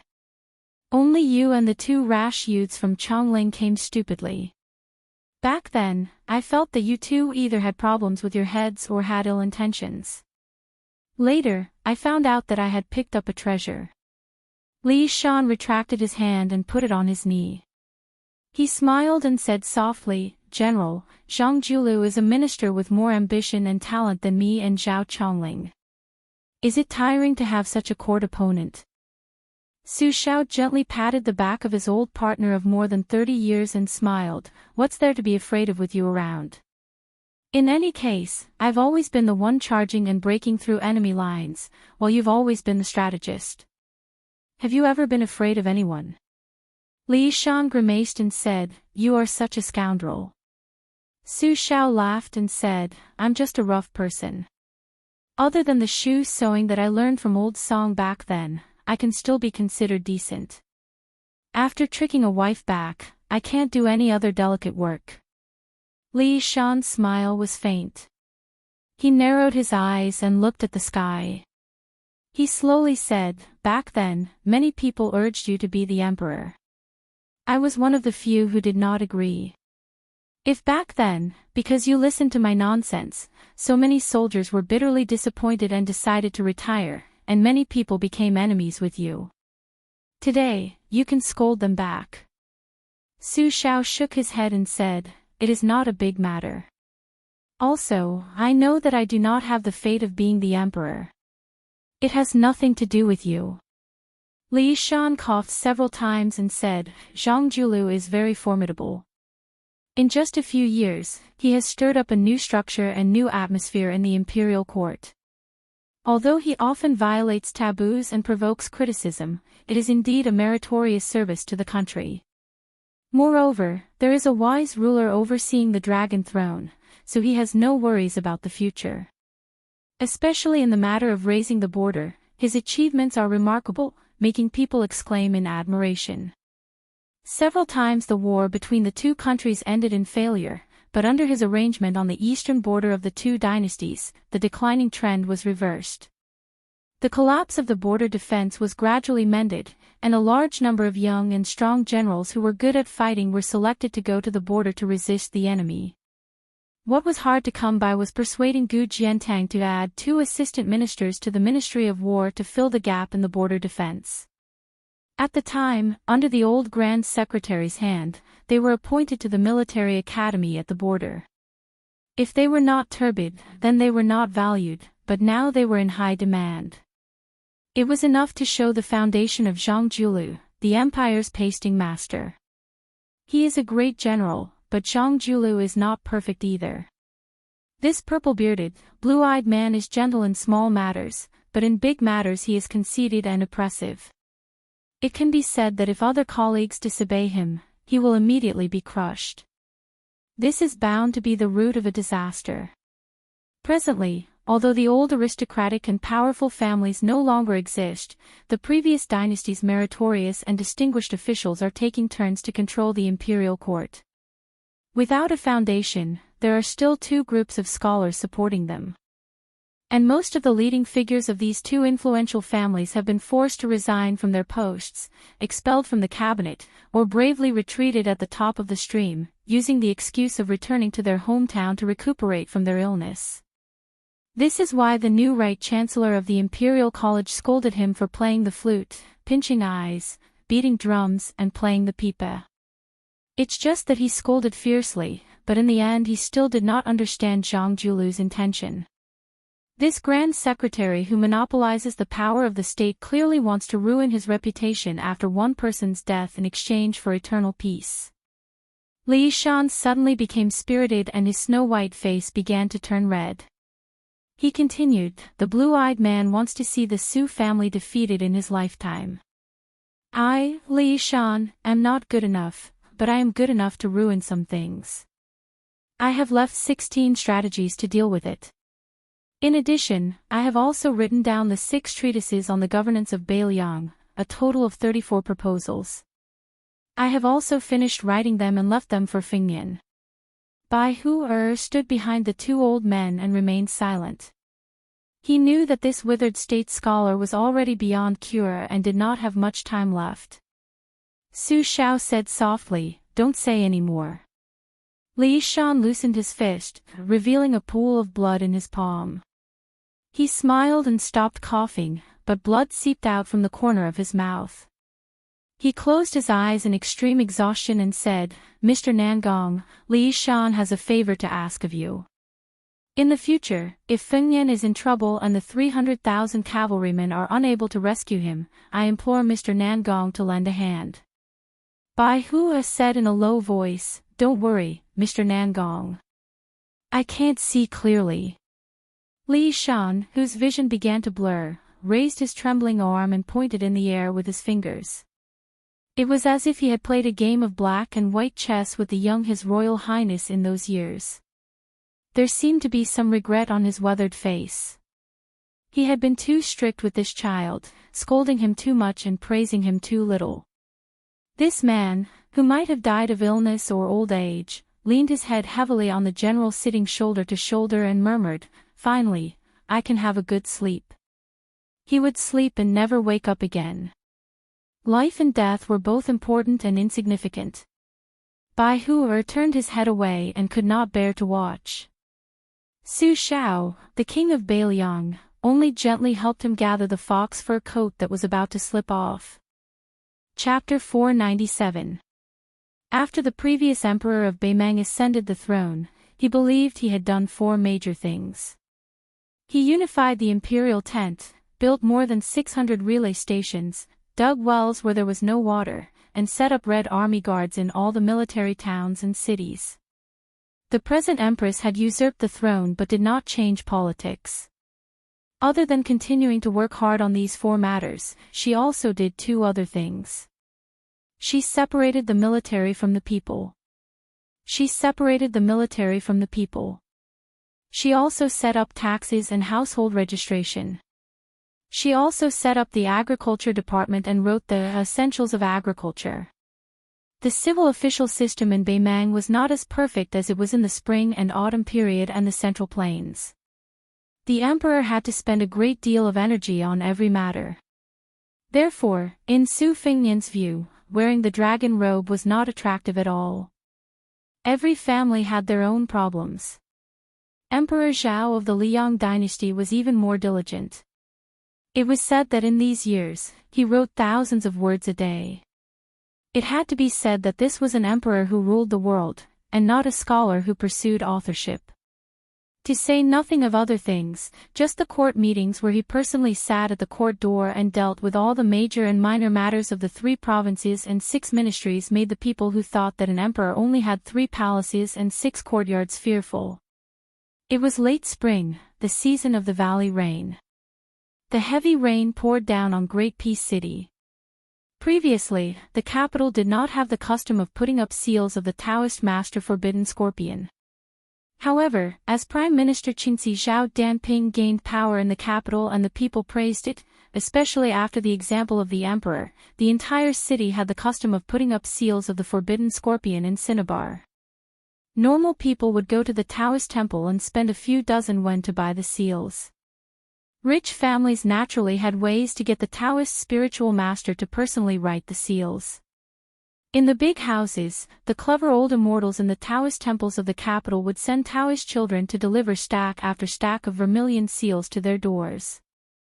This was no different from the warm tea given in the valley rain during the Qingming festival. At this time, there was still a short time before dawn. A man wearing a red python robe walked deep inside the palace. He held a few yellow talismans with red pellets that were completely different from the ordinary forbidden scorpion talismans. His other hand hung down in his sleeve, carrying an ordinary oil paper umbrella.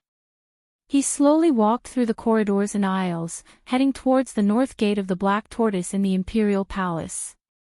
The man had no eyebrows or beard, only a head full of snow-white hair. 2 strands of long hair hung down in front of his bright red robe. The hand that held the talisman in his sleeve seemed to be trimmed and was as fair and slender as a woman's. However, upon closer inspection, there were countless red threads that looked like tiny snakes wriggling in the air. Although it was just a light drizzle, it was probably because they were close to the lake. After the shower, there were sounds of frogs croaking nearby.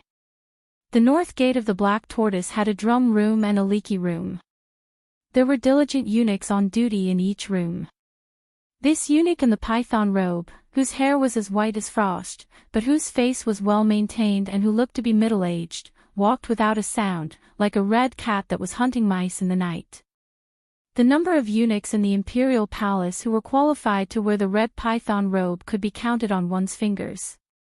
In terms of official rank, they were led by a 4th-level official who was in charge of the ceremonial seal eunuch and a 4th-level official who was in charge of the ceremonial brush eunuch. The imperial palace of Graydon City was said to have 100,000 eunuchs. Although this was an exaggeration, it also showed that there were many eunuchs in the Zhao family that ruled the world. This eunuch, whose attire was enough to be called Diao Temple, came to the Black Tortoise gate and stuck a red seal with a picture of a rooster pecking at a scorpion. He didn't know how to read and naturally couldn't recognize what was written on those exquisite seals. When he entered the imperial palace at a young age, he didn't have the money to enter a school or private school. After entering the imperial palace and following his master, he was so busy that he didn't have the time to study. Later, his master became the emperor. Probably to avoid suspicion, he didn't have the inclination to study. Standing under the gate and looking at the seal personally written by Zhao Danping of Longhu Mountain, this eunuch's lips moved slightly and he said 3 words that no one could hear: "Ghost seal." He raised his head to look at the sky. There was going to be a heavy rain. It was a pity that the newly red peach blossoms and the newly green buds would be ruined. He silently picked up his umbrella and walked back.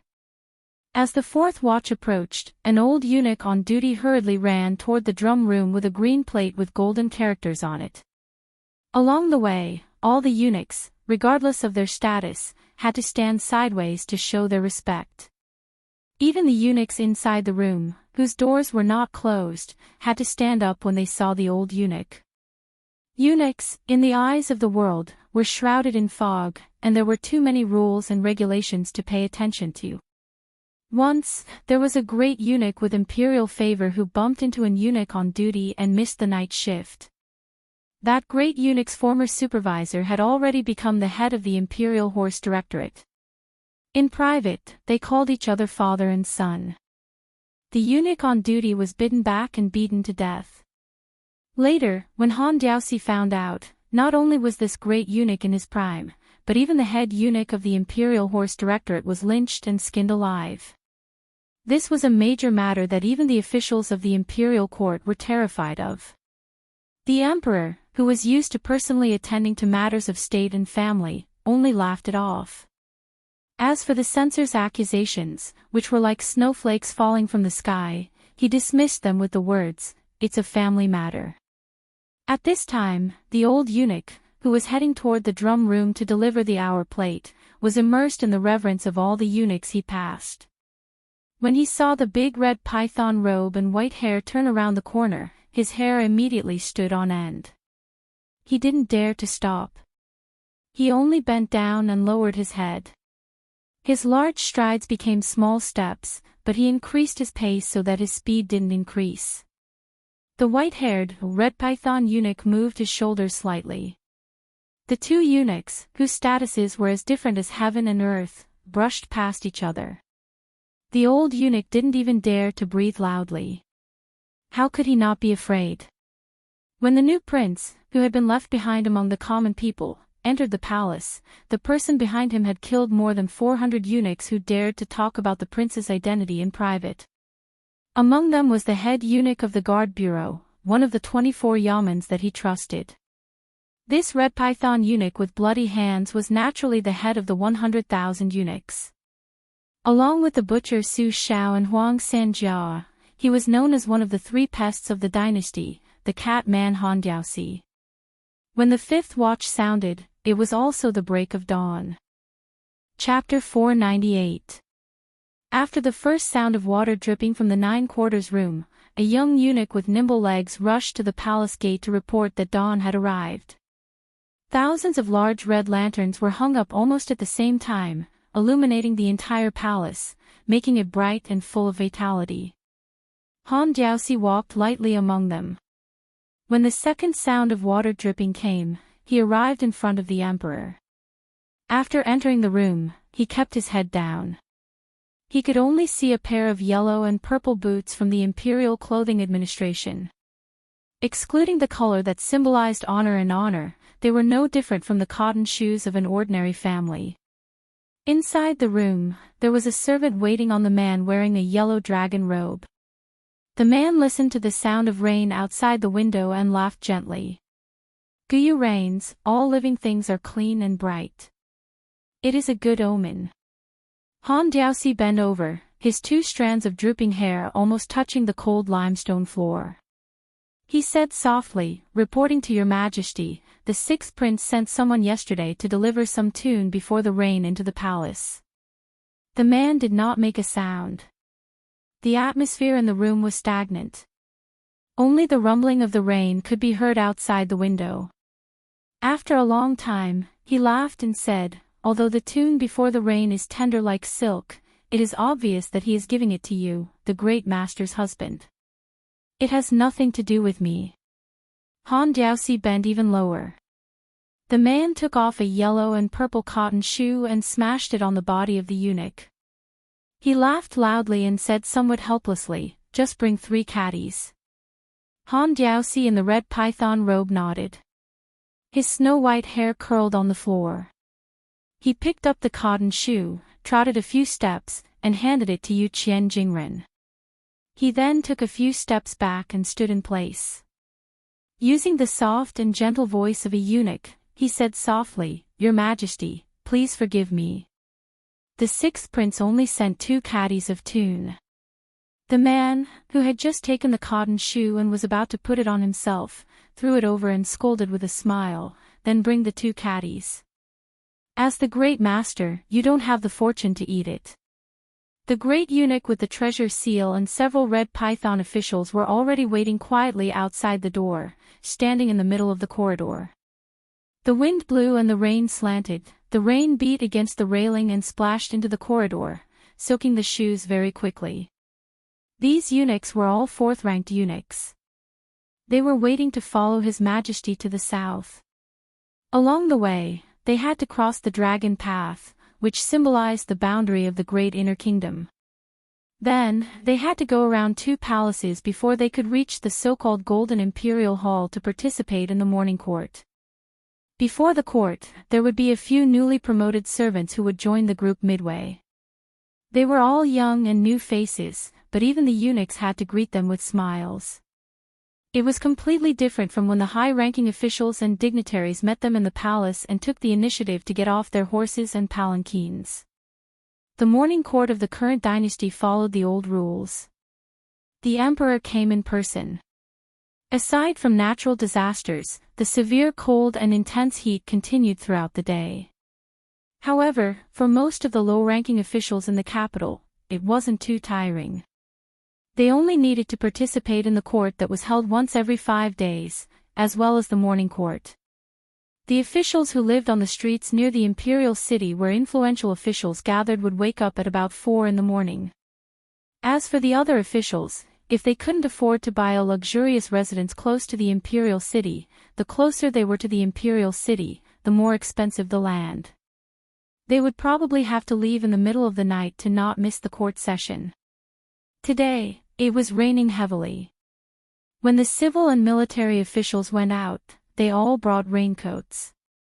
Right now, they were waiting for the gates to open. Because it was a great court session, not only were there nobles, marquises, princes and consorts, as well as close to 1,000 officials, many hereditary meritorious officials also came to the morning court session. There were a total of 1,400 to 500 people, standing densely in the rain outside the imperial city gates. The soybean-sized raindrops struck against the surface of the umbrellas, releasing ping-ping noises. This was a scene unique to a peaceful and prosperous era, waiting for the court to leak out. This was a massive empire unprecedented in history. Countless government orders were handed down to them to pass down to every corner of the territory. After the bell rang, these officials who held great power in their hands had to abandon their umbrellas and move forward. After passing through the city gates, they weren't allowed to make any noise or spit. Only after Grand Secretary Zhang took over the reins of power was this type of bad habit washed away, each court session becoming increasingly solemn and dignified. Once a low-ranked minor official was discovered, they would naturally be chased out by the imperial guards and eunuchs. In the past, many children of meritorious officials also didn't pay this type of matter any attention. Before stepping into the palace, they would always whisper with family friends, saying some disrespectful words. Only after Grand Secretary Zhang took over power was this type of bad habit washed away, each court session becoming more and more solemn and dignified. Great Yellow Gate Jean Lanting stood with an umbrella, still all alone.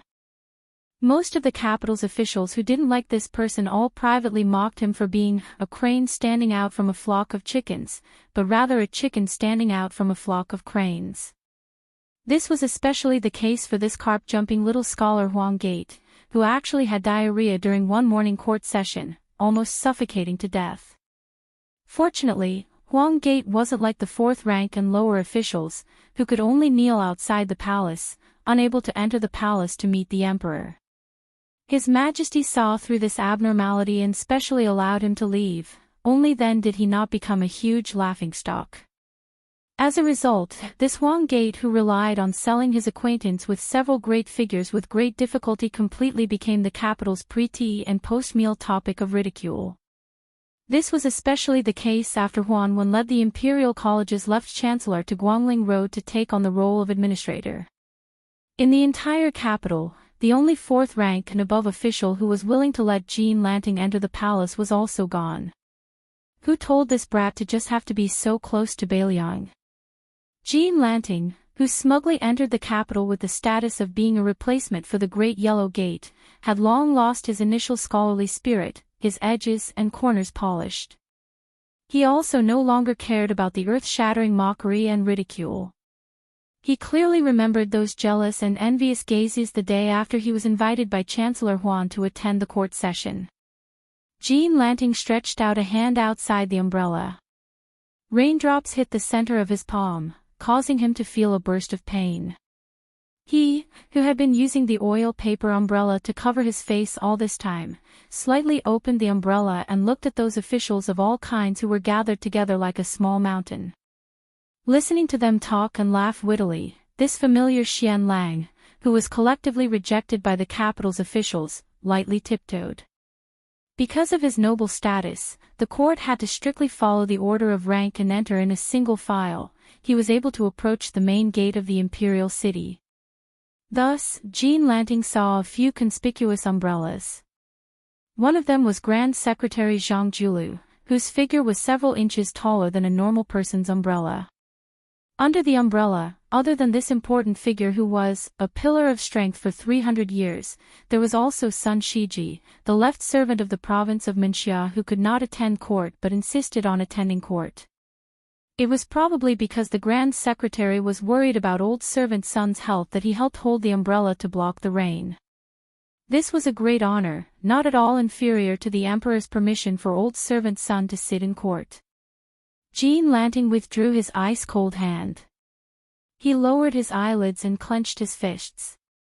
He quietly looked not far away at another official who was also from Bailiang, the Assistant Minister of Rights, Yan Jieshi, who was a relative of the Emperor. The governor of Bailiang's Lingzhou also happened to look over. Their gazes met and then bounced away. Enchanting withdrew his gaze without leaving a trace. He took a deep breath, his gaze firm and resolute. He wanted to be an official who spoke out. The treacherous official who was about to be impeached by him today was precisely the king of Bailiang, Su Shao, who had helped him enter the capital to become an official. He knew that after morning court, regardless of whether the rain stopped or not, he would shake the court and his reputation would spread throughout the world. At this time, Su Fengnian had turned into Orange Prefecture. Chapter 499. Su Fengnian figured out a principle. The so-called, when you draw your sword, you look around and feel at a loss. In addition to worrying about the country and the people, there was another possibility, which was to get lost. Because he had changed the fixed route, he could only follow the general direction like a headless fly. Fortunately, he met a group of scholars who were being cut off by horse gangs on the way. He helped them without drawing his sword, and then they turned to the border between Dragon Waste State and Orange State. The reason why he helped them was that he recognized the identity of these people as the descendants of the Spring and Autumn Annals. Moreover, the horse gangs were not unfamiliar to him. Two of them were the ones who wanted to kidnap people back to warm the bed for the female head of the family. This group of scholars of different ages should be from good families. It was not known whether the family hired a guard instructor or hired 5 or 6 strong warriors, but they were not powerless against more than 30 horse gangs who came and went like the wind. Several men with swords also performed quite well. Although their swordsmanship was fancy, it was more than enough to frighten the horse gangs. Several young women dressed in men's clothes looked at them with shining eyes. However, Su Fengnian, who had done the most to make the final decision, made them lose interest. This was probably because he was wearing a mediocre face. Most of the love in the world was literary and focused on the feeling of love at first sight. But in the end, how could a man not be handsome or full of scholarly aura that was suffocating to the nose when he was the main character in a novel about a scholar and a beauty? How could a woman not be able to captivate the birds and beasts, obscure the moon and put flowers to shame? Su Fengnian did not feel any disappointment about this. On the contrary, he got along well with a few old Confucian scholars in the group. Only then did he find out that this group of people were the children of a few clans in Gusai State that had been connected for generations. The sage's teachings required one to read 10,000 books and travel 10,000 li. There were a few people in the group who had reached the age of 20 at the same time. Coincidentally, one of the old scholars had a marriage alliance with a big clan in Tangerine State. He also wanted to see the scenery of the frontier fortress, so they traveled together. The young people took advantage of their prime to study, while the old ones took advantage of the fact that one of their feet was still outside the coffin to travel quickly. As for the 3 women, they were all scholars who had reached the age of 20. Although they were also the descendants of the people who had fled to the north, after they were infected with the atmosphere of Baimang, they mustered up their courage to elope. Su Fengnian pondered for a moment and knew that most of the families they belonged to were slightly inferior to the few young scholars. They hoped that they could take advantage of the opportunity during their travels and climb up the social ladder, so he turned a blind eye to it. Su Fengnian's small talk with Tian Nan and Di Bei also confirmed that there were 4 classes of people in Baimang. The remnants of the spring and autumn period were all in the 2nd class. Later on, the Empress of Baimang, Jing Jiulu, and the Qing dynasty, changed the surname to determine the rank. Other than the fact that everyone in the court was well aware that they were paving the way for the Murong family, they were not completely without merit.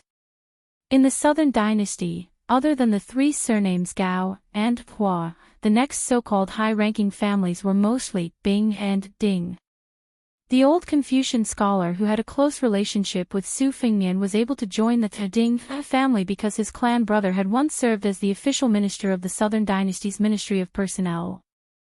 As for the leader of the group, although he was only from a third-class noble family in the Central Plains when he fled to the north, he had taken root in Beimang. Perhaps because the land were suitable, two people from his family had been ranked high in the Southern Dynasty's 9 ministers. Along the way, they learned that this young man with the surname Su and given name Qi was just a concubine's son from Gusai Prefecture. They didn't even want to give him a smile, as if they were afraid that if they talked to him, young Master Luo would treat them as a frivolous and superficial woman. There was still a day's journey before they reached the border city of Orange State. In the dusk, the group of more than 20 people began to camp and rest. Su Fengnian nimbly helped several old Confucian scholars to set up sheepskin tents. In the eyes of some snobbish people, they were less interested in making friends with him. Only a few retainers who had almost died in the hands of the horse gang occasionally struck up a conversation with him, who was said to be half a soldier and half a merchant. The south-central part of Beimang was located in the north. It was easy to have fertile water and grass. There were also continuous mountains near Jinsi state of the Liang dynasty. However, they did not dare to cross the border too far. If they encountered the nobles of the northern dynasty, whether they were from the grassland or from the army, they might not even be able to return to Gusai state alive, let alone be rebuffed. After roughly setting up camp, they began to roast meat over a bonfire and warm up the wine and tea. Yesterday, a retainer with excellent archery had killed a wild horse and a few swans. Before they finished eating, Su Fengnian had only tasted a few bites of half-cooked horse meat thanks to several old Confucian scholars. Sitting in front of the bonfire, the young scholars talked loudly as if one exhaled to save the country and the people, and one inhaled to save the world. The old scholars reminisced about the time when they were young in the Central Plains. For some reason, the topic focused on the military strength of the two dynasties and then the arm strength of the crossbow. The old man surnamed Luo of the Ding family saw that Su Fengnian seemed to be engrossed in the conversation, so he explained with a smile, the strength of the crossbow, or the so-called bow strength, is the method of hanging a heavy object upside down until it is fully drawn. The weight of the object is the same as the weight of the bow. There is also a relatively rare rod and scale hook, which is more accurate and is usually used in the military camp. This old man's retainer who pulled the bow and shot down the swan has the arm strength of nearly 2 stones. I dare not say that he can shoot through a willow leaf in 100 steps, but he can shoot through 1 or 2 pieces of leather armor at about 80 steps. The bow he used is of the best quality in the winter. The buffalo horn and the elk tendon are also good materials for making bows. It's a pity that fish gelatin and silk are not good enough, otherwise the bow he carried could be sold for at least 300 taels of silver. Chapter 500. Su Fengnian said with a smile, Mr. Luo, if that's the case, then that bow should be able to draw at least 300 jin of force, right? Old scholar Luo stroked his beard and said with a smile, that's right. But 300 jin of force is something that only a brave general on the battlefield can draw. If he could, then he wouldn't be this old man's retainer. Su Qi, can you guess that this person was a Bailiang army crossbowman when he was young? Su Fengnian glanced at the silent man wiping the bow and shook his head, I really can't guess. Perhaps it was because the handsome men and beauties next to the bonfire heard the words Bailiang army and became interested in the conversation. They began to talk about the generals in the Bailiang army. Some said that Chen Jibao's spear technique was invincible, while others said that Yuan Suozong was the true number 1 in terms of combat strength. There were even some who said that Rintu should be at least first rank, or else how could he have obtained the king of Bailiang's boa robe when he joined the army at the age of 10? There was no end to this debate. Most of the handsome young men believed that Su Shao was shrewd and had always hidden his strength on the battlefield. It was impossible for him to be a second or third rank martial artist. Second-rank master was indeed outstanding, but for a great general whose achievements were almost enough to shock the emperor, it was unavoidable that he couldn't bring it out.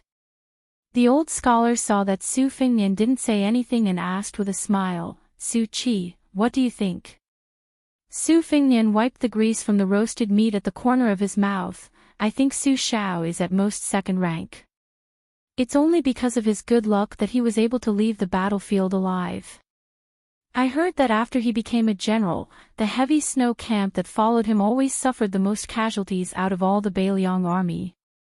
A young man who admired Su Fingnian had sharp ears and was about to throw a branch into the bonfire, but it hit the ground at Su Fingnian's feet. He sneered, "Small fish and shrimp in a small pond, don't talk nonsense if you don't know anything." Su Fingnian nodded with a smile and said, "Good." Old scholar Luo quickly warmed the atmosphere with a smile. "Everyone has their own opinions. Right now, we're thousands of miles away from home, and no one speaks for themselves." The young men and women were clearly much more respectful towards this elder who had walked out of the Ding family. A few of the talented youths who had wanted to seize the opportunity to make things difficult swallowed their words back into their stomachs along with the roasted meat. Although the second-generation descendants of the spring and autumn survivors who had migrated to Beimang weren't as disdainful as the Central Plains, they lived under someone else's roof in Beimang and didn't dare to blindly look down on martial artists.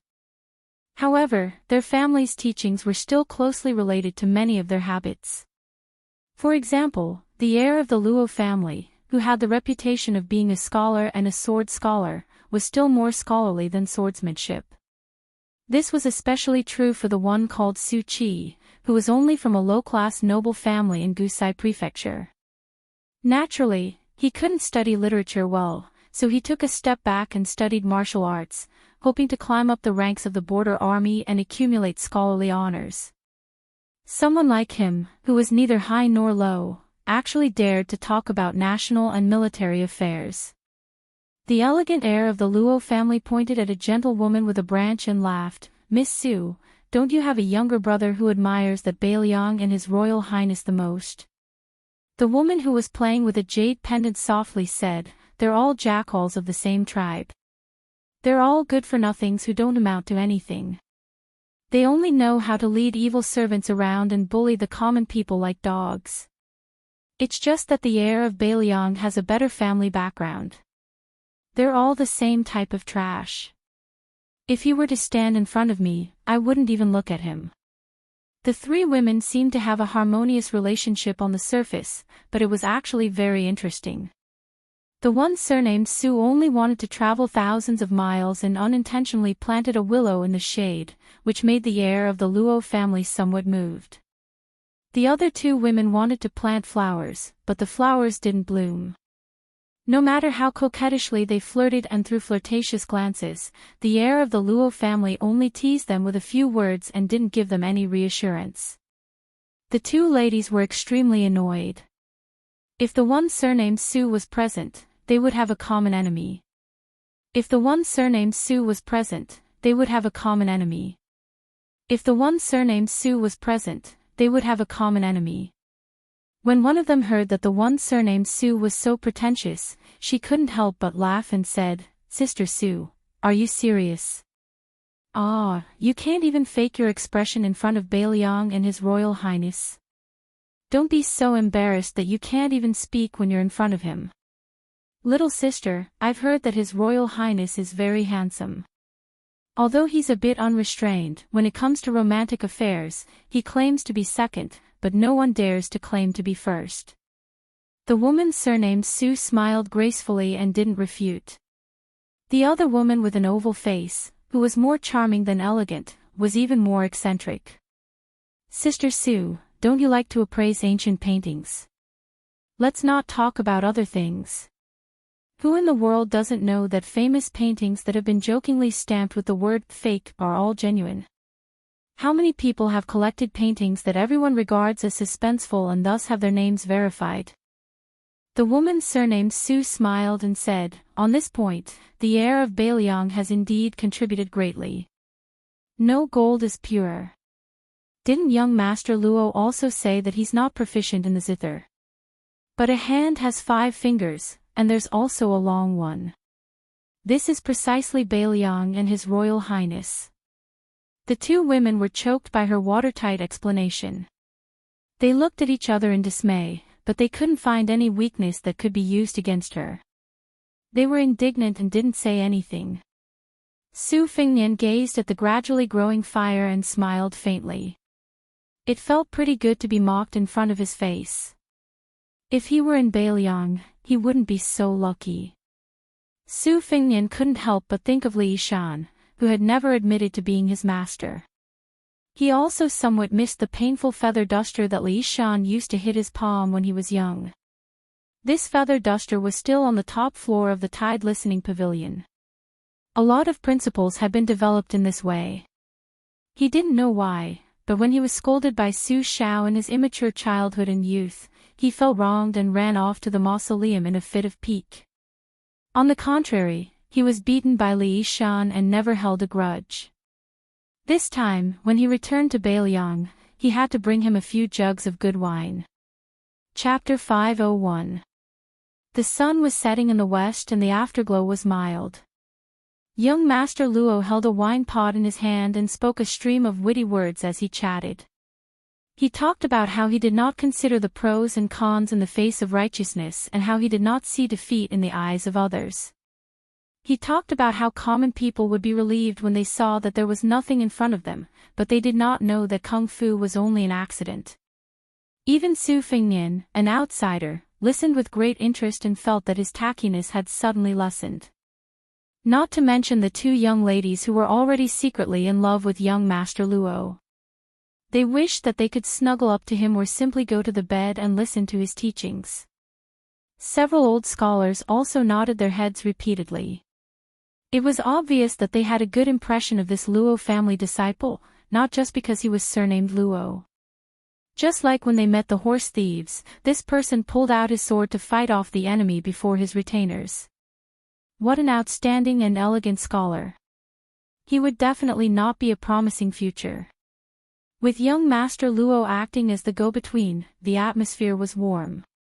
A gifted scholar improvised a poem while the woman surnamed Su played the bamboo flute leisurely. The rest of the young men and women either clapped their hands in agreement or beat the dried twigs to make light drums. It was a joyous and harmonious atmosphere. Old Scholar Luo, who was wearing a scholar's green robe and a jade hanging from his waist, looked into the distance and sighed with emotion. How big of a mind can a frog at the bottom of a well look at the sky at the mouth of the well? Looking into the distance, the world is vast and the heart's eye is also opened. So you young people should take advantage of your better health to go out and walk around. I followed my family to the north and along the way there was chaos and turmoil. I was displaced and became a common person. Only then did I understand the suffering and difficulties of the common people. So when we arrived at Beimang, I think that our group of old scholars, on the whole, is much less romantic and more humane than those scholars who stayed in the Central Plains. Our children also lack the unsuitable loftiness of many scholars. Su Fingnian twisted his 2 fingers and gently broke off a dried twig. He threw it into the bonfire and nodded with a smile. Old Master Luo's words are very reasonable. The old scholar, whose family background was one of the best in the southern dynasties of Beimang, withdrew his gaze and looked at the good-tempered young man. He laughed in a low voice. Little brother Su, Luo Changhe and the other scholars, although they are rude and don't have a good expression, in fact, they don't have any bad feelings towards you. It's just that when they met the horse thieves, an outsider who took the limelight, they were unable to turn around and put their faces down. I've been through this. When I was young of jealousy, I was too jealous of them, It's fate that brought us together. When we return to Gusai State in the future, if you encounter any difficulties, I can guarantee that they will definitely say a few words for you if they bump into you. But most likely, they won't show up and tell you that it was I who helped you. Su Fingnian nodded. Although the old scholar beside him was a noble and famous scholar, he was willing to hang out with him, a son of a concubine from a family that was not worth mentioning. This was enough to explain a lot of things. This old man was experienced in the ways of the world and was familiar with people's hearts.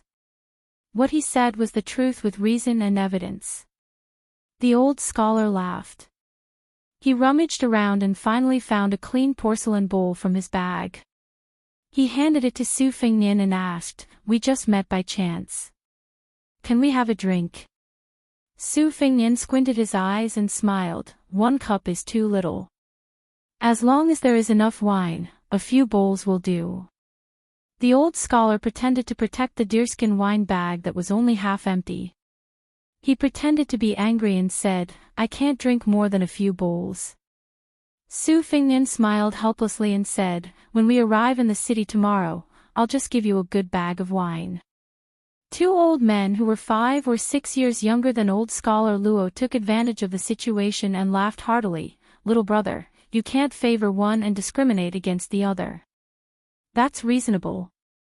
Su Fingnian promised and agreed.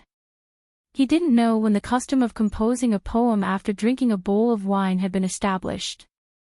After a round of drinking, even Su Fingnian's side could not escape.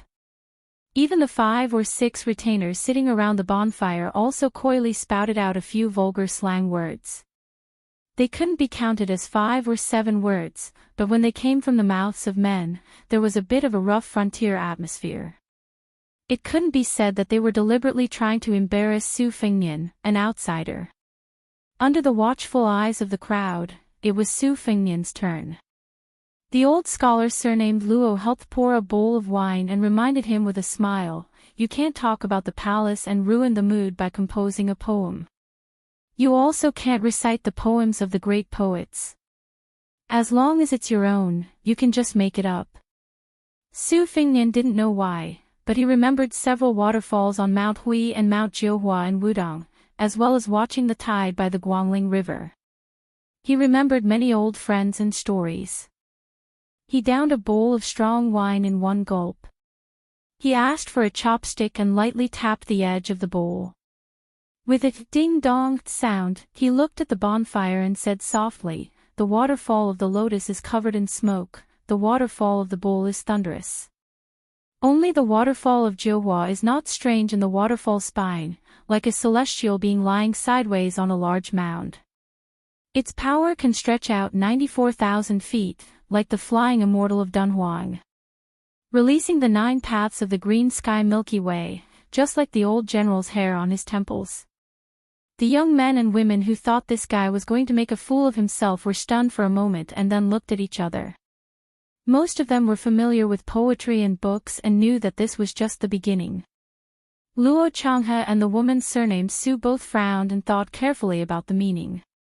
The old scholars besides Su Fingnian didn't think so much, but old scholar Luo followed the boy's example. He lightly slapped his thigh and drank a mouthful of wine with narrowed eyes. "I came at the time of splashing ink and rain, the 2 cliffs were tight and the wind was furious.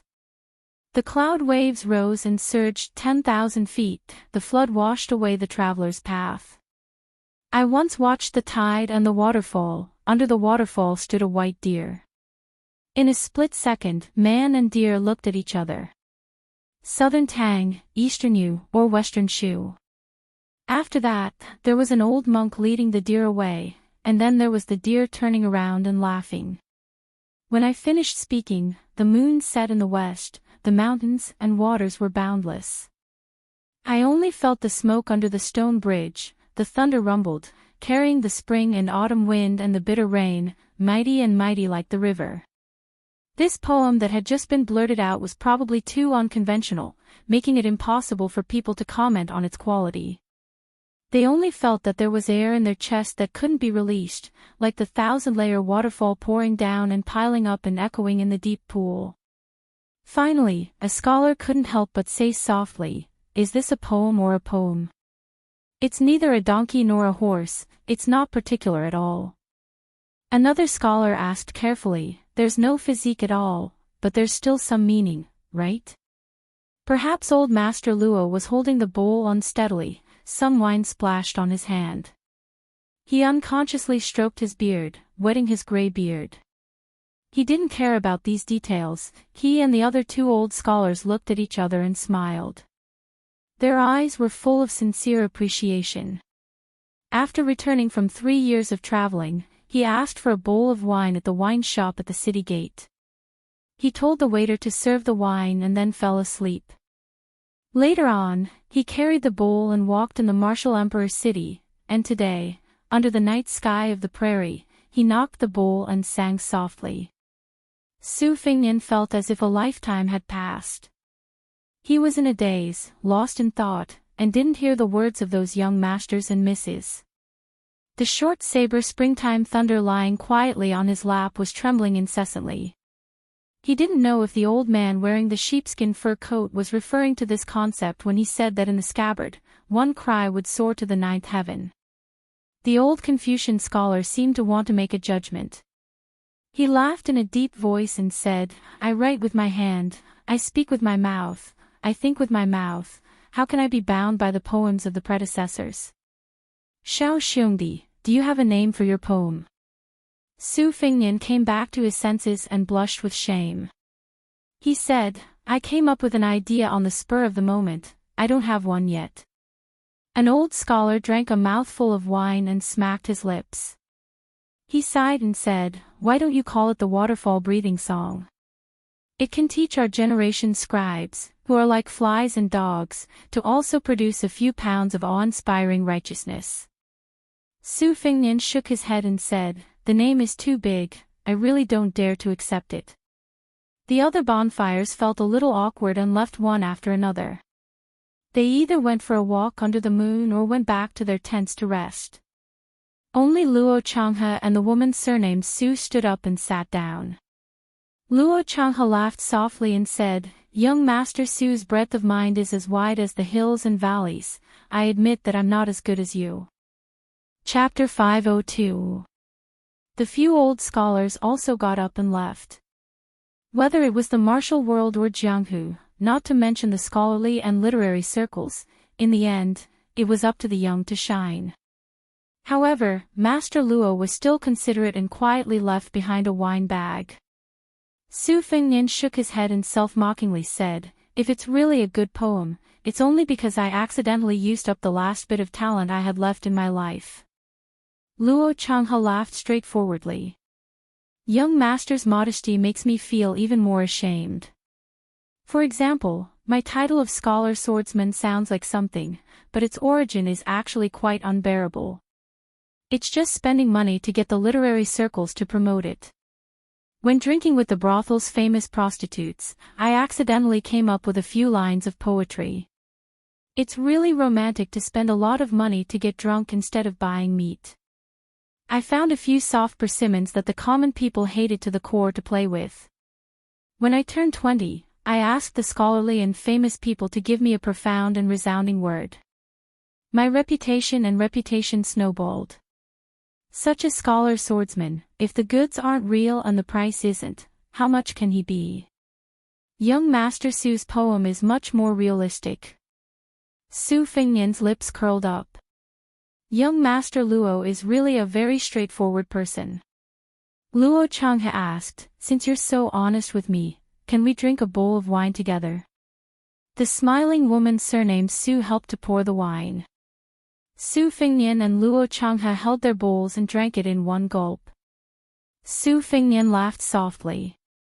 "Actually, when it comes to writing poems, my second sister is the one who's really talented. In the past, I wasn't as good as young Master Luo and only knew how to spend money to buy poems.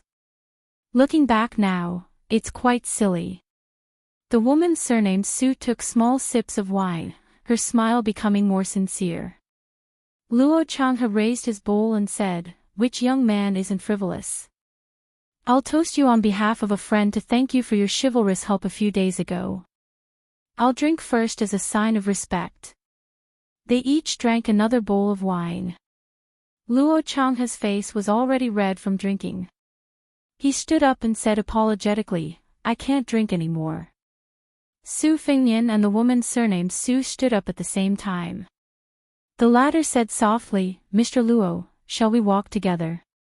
Seeing Su Fingnian secretly winking at him, Luo Changhe, who had a tacit understanding, blushed even more and went to relieve his boredom. Luo Changhe was in a great mood now that his efforts had finally paid off. Along the way, he had been unable to subdue the beautiful young lady by his side. It wasn't until tonight that the young man surnamed Su was reciting a poem that Luo Changhe suddenly realized that this beautiful young lady didn't like the free and easy style of the past. Luo Changhe was also a decisive person, so he lowered himself to the bottom and used the opportunity of exposing his heart to the young man surnamed Su to beat around the bush. Sure enough, it worked miraculously and won the young lady's heart. He turned his head and saw the young man surnamed Su standing in the same place and gave him a thumbs up. Luo Changhe returned the gesture without saying anything. Su Fengnian picked a secluded direction and walked alone, lying down on the bank of a river. There were 8 prefectures in Beimang. Gusai and Longyao prefectures were adjacent to Beiliang, Yuzhou and Fengzhou, while the long and narrow Tangerine prefectures bordered the northern Liang dynasty and Liao. North of Tangerine prefectures was Jinxi. Putting aside the farthest places, in the Tangerine prefectures that he was about to enter, there was a martial arts ranking official, Murong Baoding. Of course, Su Fengnian was not so bored as to risk his life to fight with such an important figure. This time, he had a clear plan for his trip to Beimang. He went to Liao City to kill people, and he sent the young and strong General Tao Qianji to contribute his meager strength to Beiliang. He went to Flying Fox City to find someone, the masked man who had taught a disciple like Qinji Bao. However, it seemed that his luck was not good. His next plan was to go to Jinxi Prefecture to assassinate a descendant of the Imperial Yelu family, and then temporarily flee south to Tangerine Prefecture to find a blacksmith and a blacksmith. Regardless of whether he could find a blacksmith or a blacksmith, his next plan was to rush to the northern ice plains. However, in the middle of this plan, the old abbot of the 2 Zen temples had intentionally or unintentionally disrupted the plan. Su Fengnian had almost lost his life in the grassland. He could not say that he hated this old monk, but he had always been very respectful towards him. Moreover, he had taken the living Sariris and Jindan in his sleeves for nothing. However, it would be a lie to say that he was grateful to the old monk. It was not scary to provoke Tuoba Chunsun, but it would be troublesome to implicate the Tuoba family. Su Fengnian took out a small square wooden box, held it in front of his eyes, and then spun it on his fingertips. Chao Chongqing had said that his whereabouts had been exposed, and 2 people had smelled his scent and wanted to kill him. One of them was the female blind zither player who was ranked 5th among the 10 great devils. Was she an expert in the mystic finger-killing Vajra realm? Since she was at the mystic finger realm, which was beyond the first stage of the Vajra realm, why was she an expert in it? Did this mean that this woman was the most hard-working and most familiar with killing Vajra realm experts? Su Fengnian flicked the small wooden box and shook his head.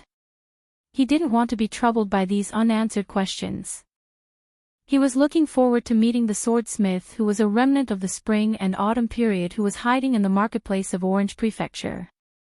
Only people like the Grand Preceptor of West Chu, Sun Shiji, had reached this realm. It was the same for a small recluse to hide in the wilderness, give lectures in the academy, and escape from the Zen forest. It was already considered not bad to be able to achieve this without making a name for oneself. As for the swordsmith who was hiding in the marketplace, it seemed that he had the least talent and the most expert aura. However, when he thought about the identity of the person that this blacksmith wanted to protect, Su Fengnian felt relieved. It was already a magnificent feat to be able to survive. The West Shu Emperor's family produced a sword emperor who died in battle due to exhaustion in Beiliang's iron hooves. However, 2 loyal officials risked their lives to steal the young crown prince. One was a scholar while the other was a warrior. The scholar was Xiao Dingxiu, the great scholar of the spring and autumn period. The name of the warrior was unknown. He only knew that he was the one who forged and carried the sword for the Sword Emperor of West Shu for more than 20 years. It was said that a group of people escaped to the cliff in the South Sea and jumped to their deaths.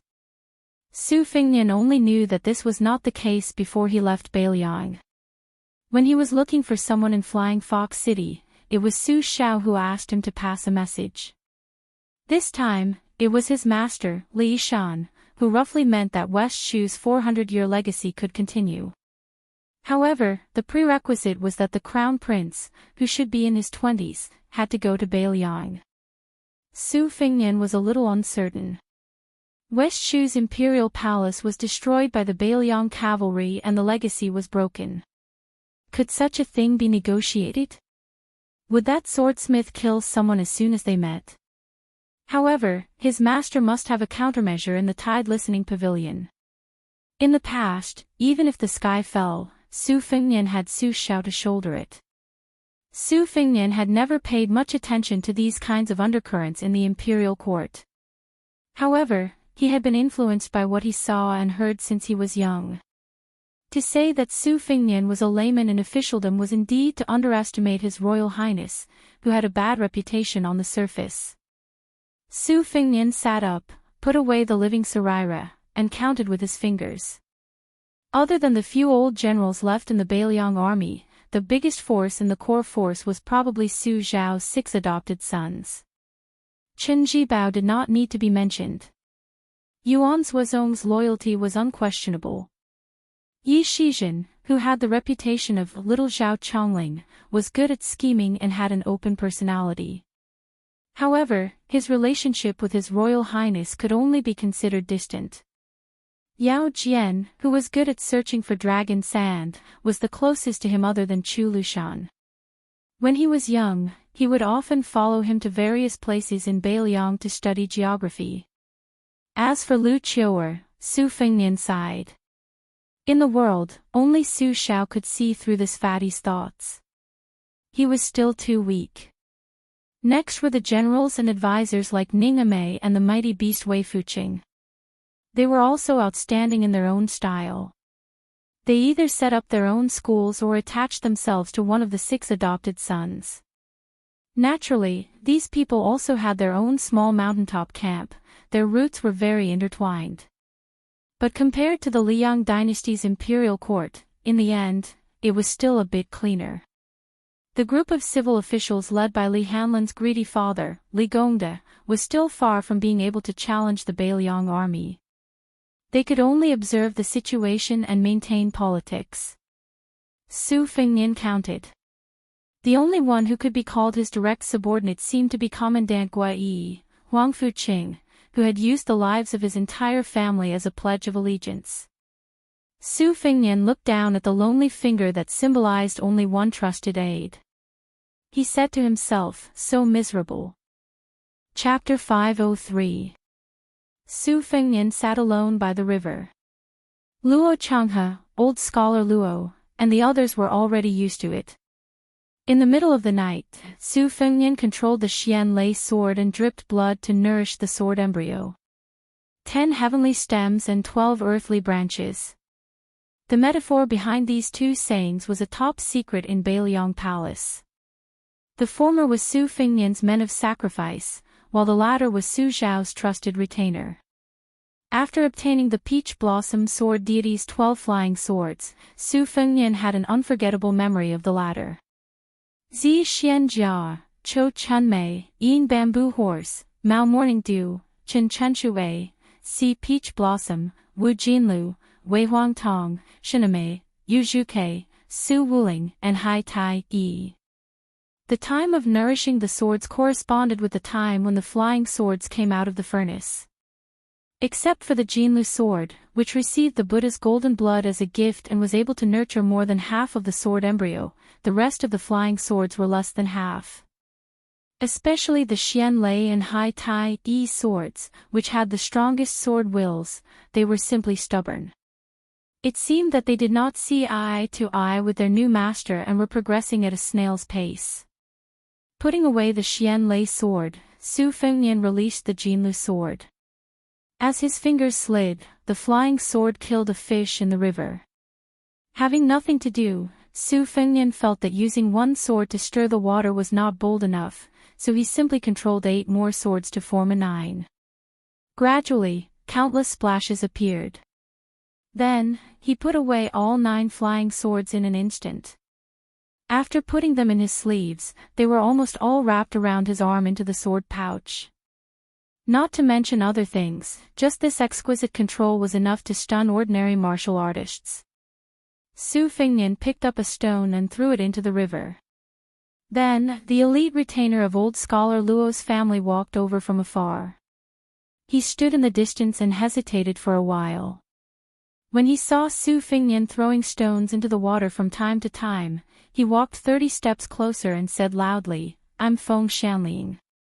If I've disturbed young Master Su and offended you in any way, please forgive me." Su Fingnian threw a stone and clapped his hands. He turned his head and smiled. "It's fine. I can't sleep either." Feng Shanling was sitting by the riverside a little further away. He cupped his hands and said, "Young master, thank you for your help in killing the horse gang a few days ago. I'd like to thank you on behalf of my brothers.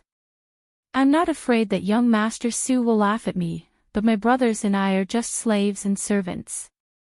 We don't dare to say that we'll repay your kindness. On the one hand, you really saved our lives. On the other hand, even if we want to repay your kindness, we don't have anything to offer. I only dare to say that when we reach the town tomorrow, we'll privately invite young Master Su to find a clean restaurant to drink and eat meat." Su Fingnian laughed and said, "That's good. I still have some money left. After eating and drinking to my heart's content, even if I can't afford the girls in the big brothels, I can still go to the small brothels. Brother Feng, are you interested?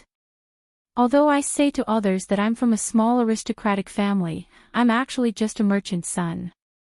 I'm not on the same path as young Master Luo and the other aristocratic families. I'm also afraid of being snubbed. Brother Feng, you're on the right path. To tell you the truth, the reason why I'm treating you to the brothels is that I want to invite Brother Feng to have a meal with me when I'm in your territory. That way, my small business can be taken care of." Previously, the horse gang was defeated, but they didn't suffer heavy casualties. I was afraid that young Master Su was the horse gang's spy, so I secretly sent a brother who used to be a scout to inquire about information from the periphery. However, there was no trace of the horse gang. Tomorrow, we will enter the military town to rest, so I feel that I have wronged young Master Su. My brothers and I are rough people who only know how to wield swords and spears, but we still want to be thick-skinned. Therefore, I want to apologize to young Master Su and accept any beating or scolding." Su Fingnian waved his hand and said, "It's human nature. Brother Feng, you worry too much. If I were in your shoes, I would also be more cautious when I'm outside." Feng Shanling was not a talkative person. After saying the words that he had been preparing for a long time, he did not know what to say. Su Fingnian hesitated and asked, "I heard from old Master Luo that Brother Feng used to be a crossbowman in Bailiang." Feng Shanling showed a trace of absent-mindedness and said with a smile, "It was a long time ago." Su Fingnian picked up a flat stone beside him and threw it into the water. He said, "The Liangmang border has a crossbow control pass to prevent crossbows from crossing the border. Brother Feng, I'm afraid that you haven't touched a crossbow for many years.